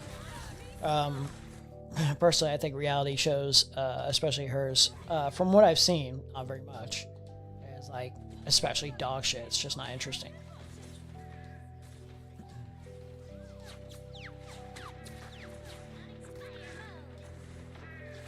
And I could be that guy who says, oh, like, that person's a talent as heck, but ultimately, like, when I say shit like that, it's like an insult. It's like, oh, this person should be. And it's like, no, like, there's a reason.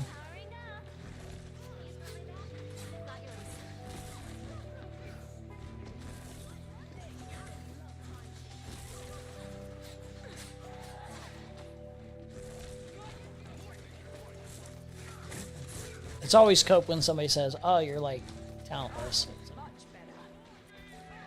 if you're talking about somebody who's, like, objectively had, like, more success than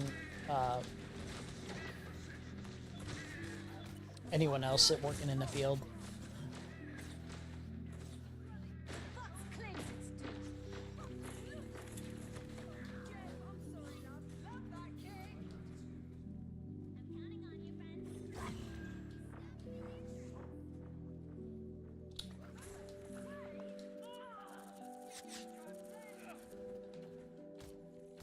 Are they trying to like Doctor Strange portal or something? What are they doing?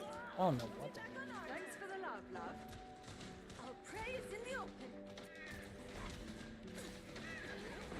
Powering up.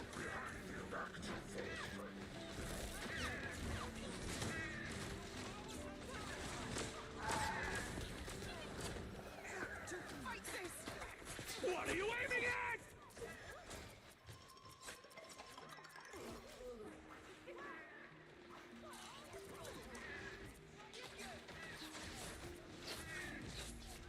Oh my god, I was just about to take pennies. Whatever.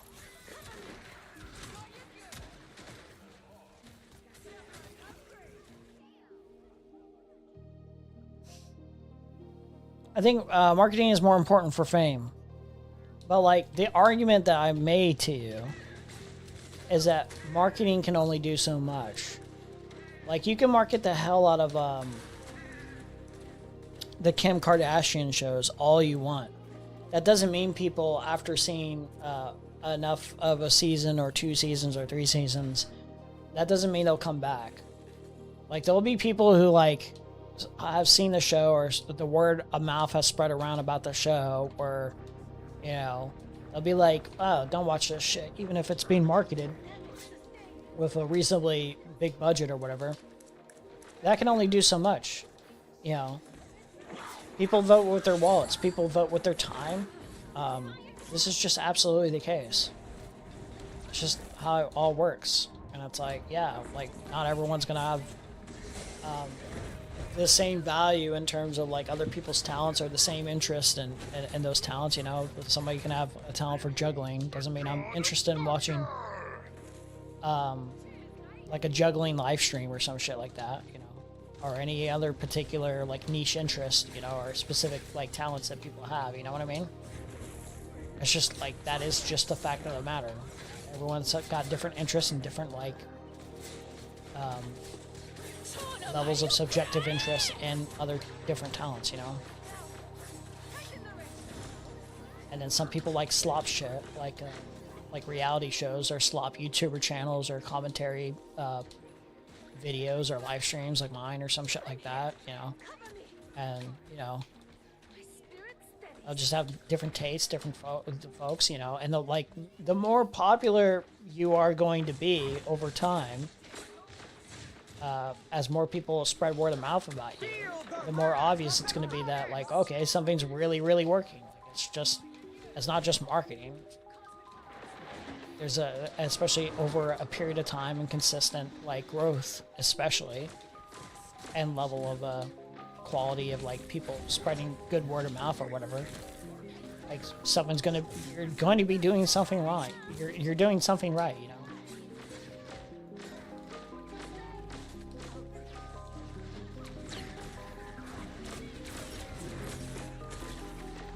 It's like saying like, oh, you know, Breaking Bad. It's like. Bad lasted quite a bit, you know, but like it didn't start off like super duper popular, but word of mouth spread, got more popular. Breaking Bad got more rave reviews as word of mouth spread even further, as it got better as well. Yeah, you know, I guarantee you, had it started dipping in quality and writing and acting and performances and all that stuff over time and direction, like I don't think the longevity would have been there as well. Like, I don't think the amount of people that were watching it wouldn't have turned into a cultural zeitgeist, you know? It really wouldn't have.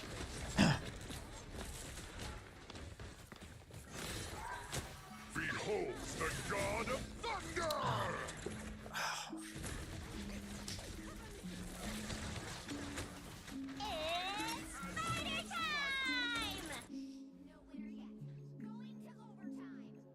The talent is marketing. It's not just marketing, dude. It's just not. That's not how. Marketing only does so much, man. I'm telling you, it only does so much. I don't think you understand. Like, marketing is not doing as much as you think it is for like any of these like big like successful projects.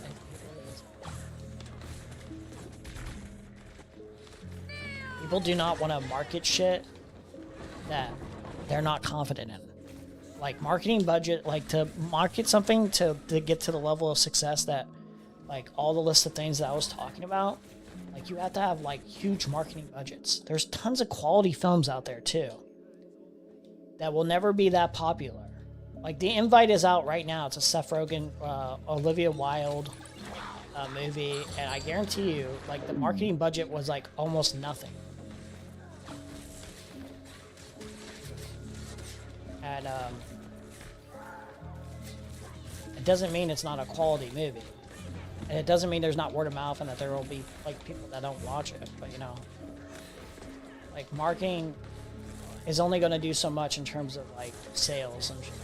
You can market the hell out of the third Star Wars movie or the fourth Star Wars movie, like Mandalorian and Grogu, but like the branding, the franchise, over time, the level of quality of films, the reliability of that IP, or those actors or directors and their reputations is going to do more for you in the long run. You're not gonna like this. The Kardashians are objectively more famous than Drake. You just don't know because you are not a teenage girl. I do know actually that the Kardashians are more famous than Drake. First of all, I think they're like almost on par.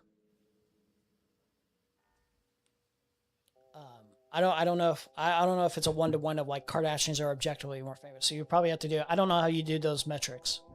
But let's say, like, for sure that this is the case, which wouldn't necessarily surprise me.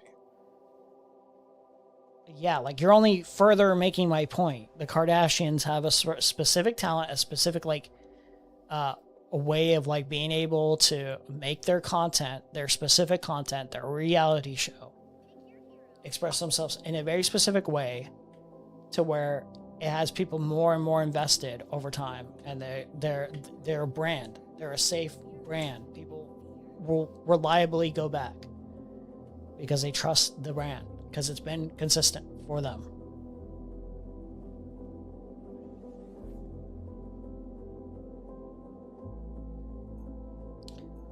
Every time you mention that there are quality things that are not more popular is a little point for me.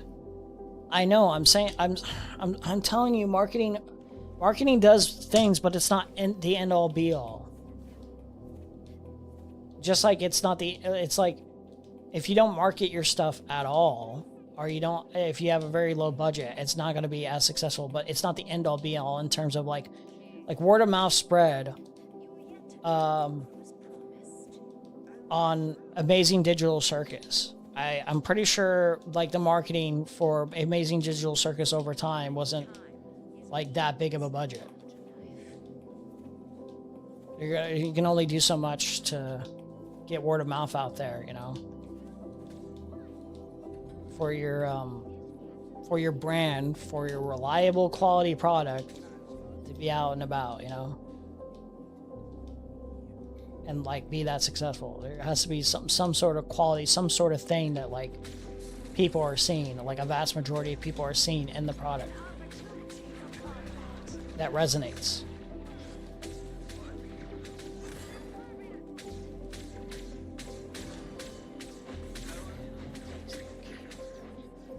I normally don't pick Loki. That's interesting.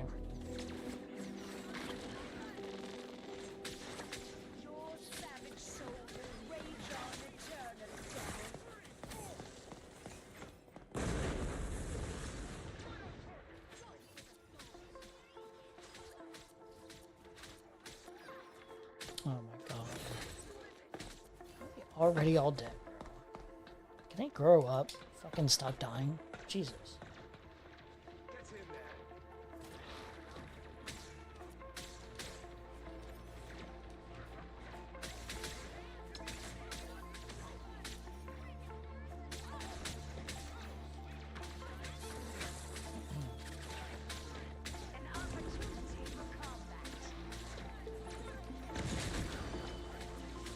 We are undefeatable. Are you though? Yeah, I tried playing Mantis in this game and it's just like I like her in concept, but holy shit. You have to do so much to make Mantis work in this game. It's crazy.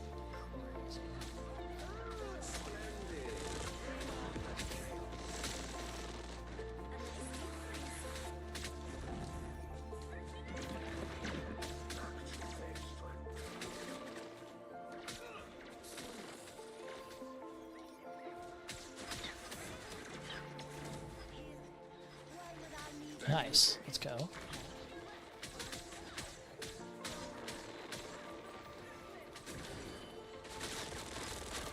Alright, push, push, push. Let's go.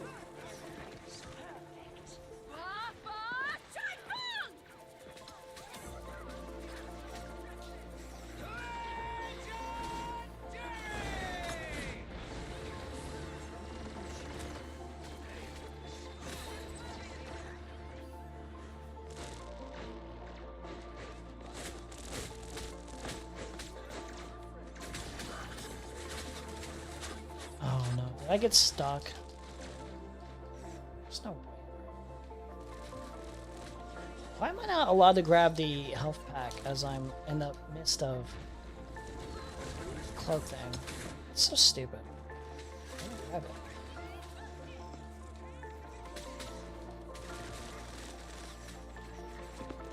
it. Have I died yet? Oh. So much survivability for cloak and dash. Surviving. We are undefeatable. I am ready to put on a I'm show. still standing. Come on.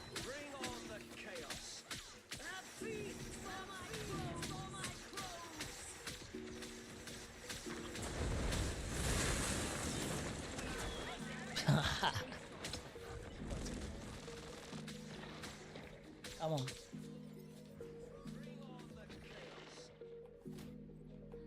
That's the other thing. Do you think I can make like popular songs like "I'm Still Standing" and just market it? It would just market it and like it would like do the same. It would do the same results as the hit, or even remotely similar.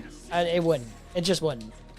Like say like the "I'm Still Standing" song didn't exist beforehand. I just made that with my vocals, even the same instrumentation, but I'm not hitting the same notes. Like it don't hit like it like the actual song. Like it's just like it like the technical know-how is just not there, you know?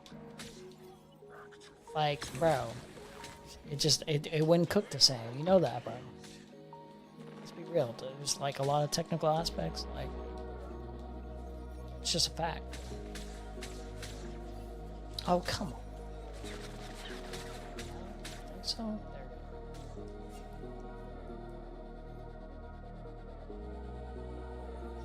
Specific way is as vague as possible, and that specific audience is people under 12. Well, it's because probably like so many different audiences for so many different things. I don't know what to tell you. Disney might be the most famous thing, and a big part of it was because Walt Disney basically invented animation, but the talents is not why Disney to this day is the most famous power name on earth. No, it's not, but I'm talking about there's a meaningful distinction between an individual artist or even a collective boy band or rock band or orchestrator. Like there's a meaningful distinction between that, a filmmaker or something like that, and a large corporation. That's meaningfully different. It's not quite the same, is it? No, it's not.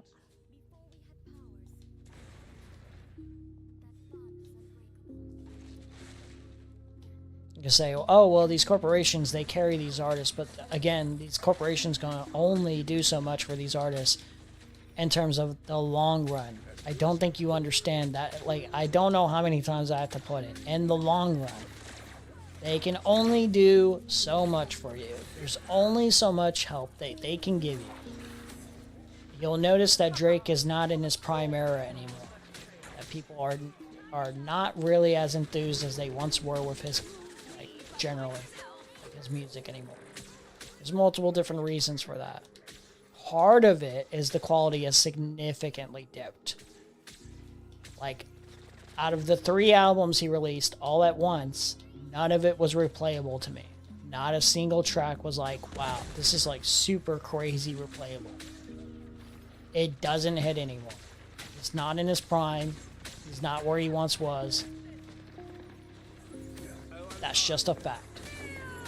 And a lot of people share that same sentiment. There's something that is, at the core, kind of missing.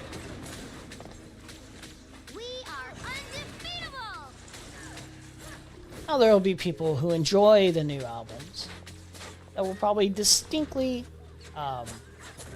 argue that I'm delusional for sharing this, say, or a large majority are delusional, or I'm a hater or something. But I think it's safe to say there is a reasonable certainty that there's something to the meaningful, distinct difference between his run from Take Care up to like even probably Scorpion, I would say, and now. There's a meaningful difference in quality. I think everyone is aware of that.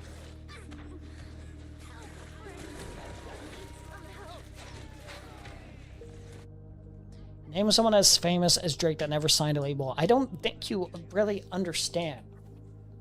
It's not the label that makes somebody as famous as they, like, as that famous. They can only do so much to make you famous, right? To boost your career, to market you properly. But they can't literally get you to Michael Jackson level. They cannot carry you to Michael Jackson level. There is no amount of marketing that will carry you and your brand to Michael Jackson level if your actual music is not Michael Jackson level. It's just a fact. That's a fact. It just isn't. It just isn't feasible.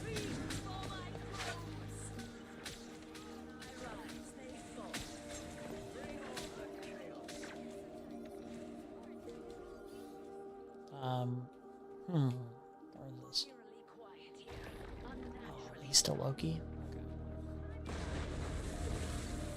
What time is it? 26? I don't have to be at work till 12:30 p.m. Sleep in. We'll probably be done with stream after this match. So maybe I'll respond to a couple more Zoo Philip chats or whatever. Oh, nice. Very epic.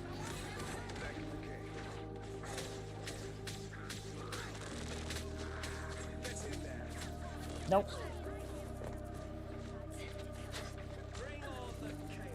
Yeah, I made that a lot more annoying for you.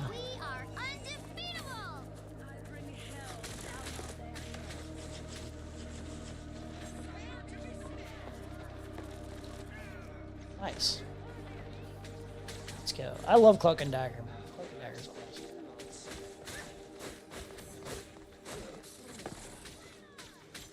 So sick. Let's go. Was that the first round that we won? Oh, we won the other round. I thought we lost the first round. I'm not gonna lie. Talent alone means nothing. The talent, yeah, I never said the talent alone is everything. If you thought I said that ever in any of the conversations we had about this, then I don't think you understand. I don't know. I don't know what else to tell you. I've never been saying that.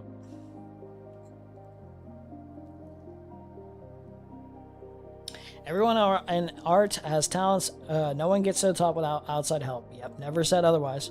Yes, the person performing art must be able to perform it. You can't market literally nothing. That's a straw man. You keep fighting. Never said that either. Heartless. Heartless slop will do better if it's marketed as literally what social media now is. A person would tell, even to make slop, even to like to make the considered slop that you say is like just slop and nothing else, like you have to have some metric of talent to deliver that slop in such a way that you would be running the game for like nearly 10 years. True facts of life. Very true. Believe it or not, because if this wasn't the case, everyone would be doing this. Corporations would be abusing this. You think other corporations or other like labels don't want to like sign people on to have like 10-year runs if it was just marketing? Sorry, not feasible. They would abuse the hell out of this if this was the case. So AI has talent now? No, AI is a machine ultimately designed to help you craft something. When I'm talking about talent, I'm talking about humanistic talent. Obviously, there's tools. AI is a tool, ultimately. Just like a pencil can't have a talent. A pencil is a tool. AI is a tool. These things are tools. Pens are tools. Coloring utensils are tools. Corporations are abusing us and have been like for 100 years. No, but they haven't been abusing. They haven't abused this as much as you think they have in terms of turning an artist into a popular, iconic figure and having a monumental, insanely long run of like 10 years, 20 years, 15 years, running the entire like industry nearly. Taylor Swift doesn't just come out of nowhere. Label abuse marketing to make money. Okay. AI steals talent. Again, AI is primarily a tool, like a unethical, immoral tool that, like is it's to some extent basically stealing talent. Yeah. Or whatever you want to define exactly as stealing. Yeah, stealing talent. Yeah, by like taking other resources. Yeah, if you want to define it that way. Yeah. Yeah, I would define it that way.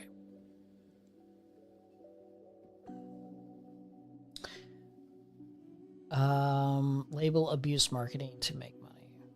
Yeah, okay. Let's see. One more chat, I suppose, from if Webmaster has another thing to say, I'll read that, but otherwise I think we're done.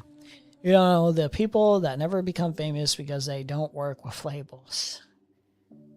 Yeah, and maybe there's a lot of once in a generation, twice in a generation talents, or like very like special, like specific long running talents, or cult like talents. There's like varying degrees of levels of success for people, but like there's probably a lot of artists that could have easily gone down the Michael Jackson level of like popularity and reputation, or any other like enormous figure that like is out there in that spot right now. But you know, maybe they didn't work with labels, or they never got the chance to work with a label because of their economic circumstances, or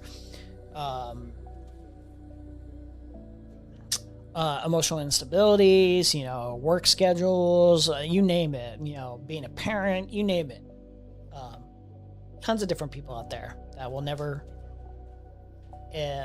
even remotely reach that level because it's just missed opportunities. So, but like these are also people that can, just if they want to express their art, they can put out in an independent way on different platforms. We have no clue because the only system that requires to use out labels, you can't even say a once in a lifetime. It's basically once in a lifetime. Like when I say once in a lifetime, do I mean it on a literal metric? Probably not. Like this is like an insanely like, I'm just saying like it's an insanely rare circumstance.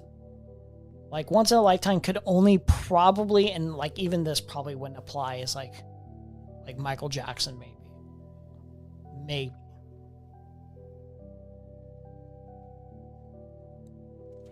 Yeah, I agree. I agree that there are more important factors, but I'm saying like, again, after you hit like a certain longevity, after you hit a certain stride in your career from like making these connections with labels, you don't hit this level of longevity and consistency without a very particular talent, a very particular thing you're hitting at, and it's not just marketing. That is my one and only point. That's literally all I've ever been saying, and this applies to almost anything in terms of like level of success and career or whatever. Steven Spielberg, Drake, like Michael Jackson, Tupac Shakur, like they hit at very specific things at very specific points to very specific audiences and at a very specific frequency that it's like actually insane. And no, I'm saying labels do apply, corporations do apply. They help. Like, they help in the vast majority of cases for anyone in these industries. this doesn't just come out again. These are very rare occurrences where like Curry. Let's go with before we end this, the Obsession movie. Is it Curry Barker? Curry Barker, right? Curry Barker directs Obsession. He's in YouTube, but like he made a movie with a $750K budget. He worked with specific, I'm sure specific, like maybe we can look this up and on the specifics of like who he got finances from for officially he got distribution deals. Like it's insane. Like, yes, you do have to work within the industry to make it as large as you can. Like even on the level of scale of like Obsession as an independent artist, right? Produced by James Harris, Haley Nicole Johnson, Roman Virus, Michael Johnson, cinematography. Like it's a team effort too. Like there's a lot of other different factors to consider, but it's like distributed by Focus Features. I think Focus Features like purchased it for distribution, Universal purchased for distribution.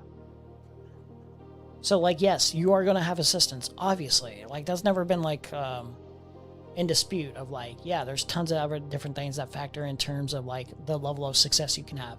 This was made for a budget of $750,000 and made a box office of $429 million. Do you know how many other different like movies like don't make that level of like box office return in terms of like actual earnings? Like it's like monumentally different. Like these are like very rare occurrences. They're very like rare talents, very rare circumstances, and yeah, like you obviously get assistance in a lot of different ways. To chalk it up to be like, well, Curry Barker didn't have the talent to direct or produce or any of this because like he got assistance from other places. You know, it's like it's silly. It's silly. Curry Barker's not talented because, well, you know, he had help from labels or like the distribution companies to be able to get Obsession out there. Saw a kid moonwalking and carrying a Michael Jackson album at Walmart yesterday. Yeah, Michael Jackson's like monumentally famous.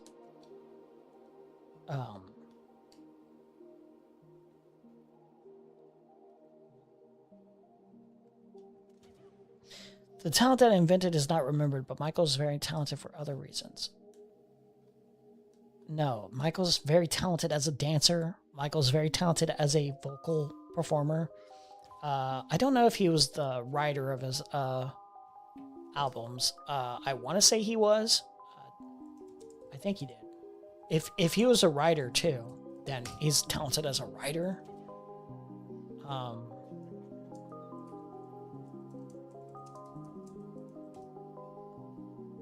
He wrote a majority of his own songs. He wrote and co-wrote many of his own songs, including some of his biggest hits. Yeah, I figured that. Like, there's a lot of things that take into aspect. Yeah, he's absolutely a monumental talent.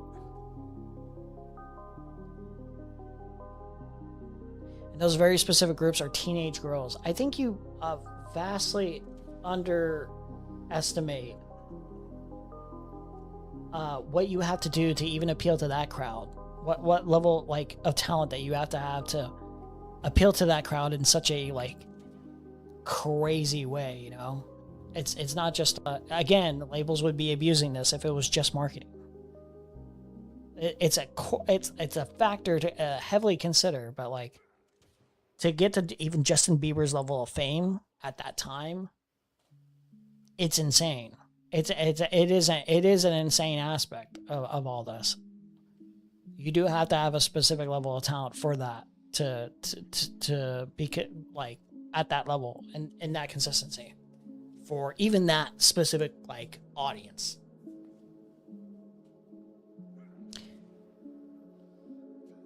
Michael Jackson did everything at like a B+ level. No. Bare minimum, and this is probably even insulting then, is A-, bare minimum. Almost everything at least an A-. Boy I Saw had to be under 10. Yeah. Michael Jackson is like going to, to say Michael Jackson will not be listened to in 50 years, unless like everyone on planet Earth, unless the human race like dies out. Highly doubt that. Okay, I'm out. Zoo Phillips you exhaust me. You exhaust me, buddy. I feel like that's true for girls appealing to young men as well. Depends on what they're striving, or what they're going for exactly. Young men are not as susceptible to like the Britney Spears it's a different conversation. Like there's different interests for young men and those kind of pop idol figures or whatever. It's less about the music for them.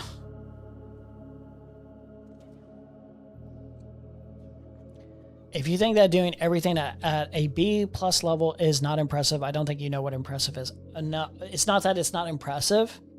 It's that I think you're still understating how actually monumentally talented Jackson actually legitimately is.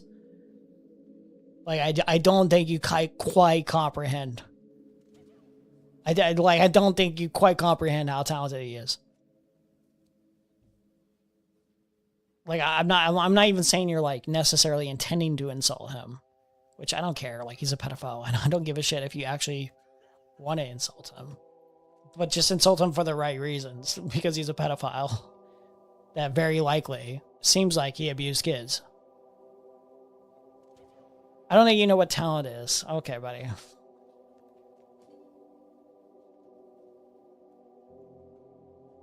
Very few people have the talent to do this, do these things at a D level. Being able to do everything is impressive. Yes, it is. But like, it's such a rare degree to be able to do that at the immense skill level. Being able to sing and dance is not the most hard thing ever. I'm pretty sure he made up his own dances, or he like took a lot of like time to like choreograph most of his own dances, and then his singing is like a next fucking level. To do this at the level of skill that Jackson did it is like actually super duper like impressive.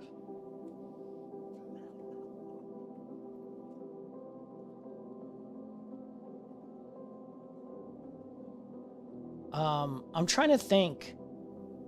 Is like Chris Brown able to dance as well as like Jackson? Like, he can dance well, but I don't think he's at like Jackson level of dancing.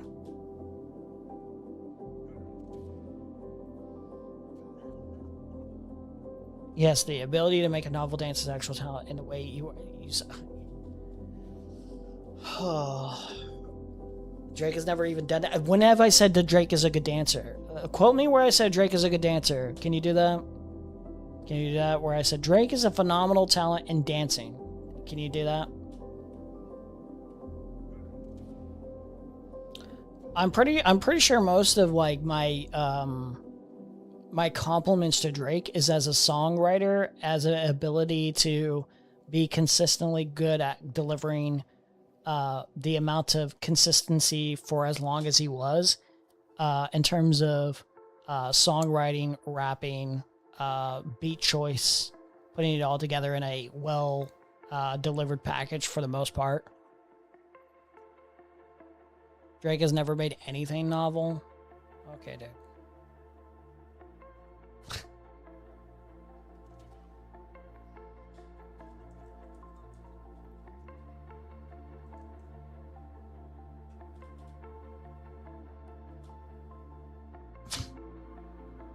All right, man. Can't follow a conversation. You don't understand other people. I'm I don't think you I don't think, like, you've been downplaying Michael Jackson's level of, like, talent for a while now. I actually don't think you, either you're, like, trolling or you just genuinely don't get, like, the conversation that I'm having with you. Like, the overall point.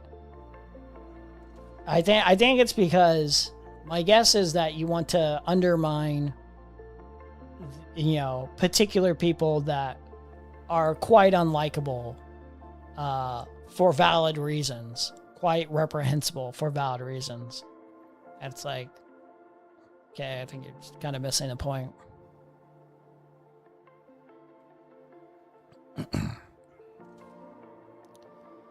Clearly, the important part of Michael Jackson did a novel dances. Clearly, the important part is novel. Yes, he did novel dance. He did important.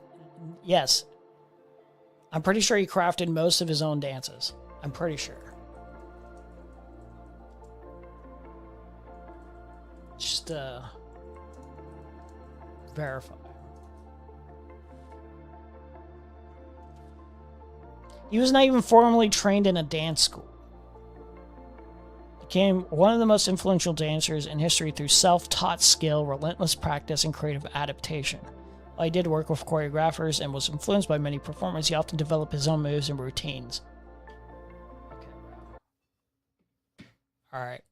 I'm done with you downplaying Jackson's talent, bro. I'm done with this memery here. I've not downplayed Michael Jackson once, by saying he dances really good.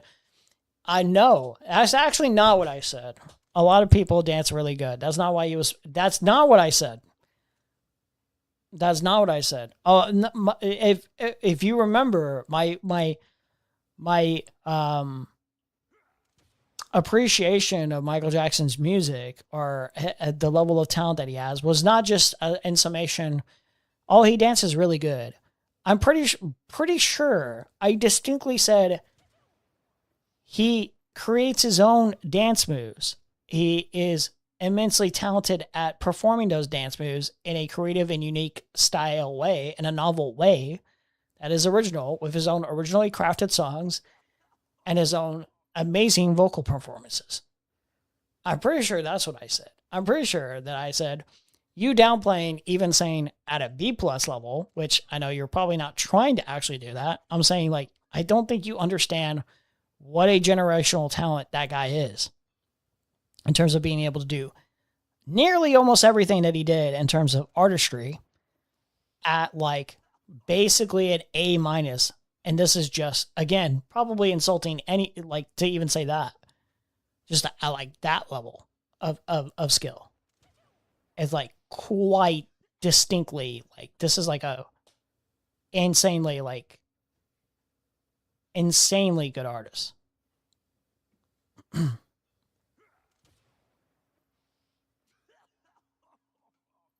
Stop fucking saying I'm insulting someone, not you.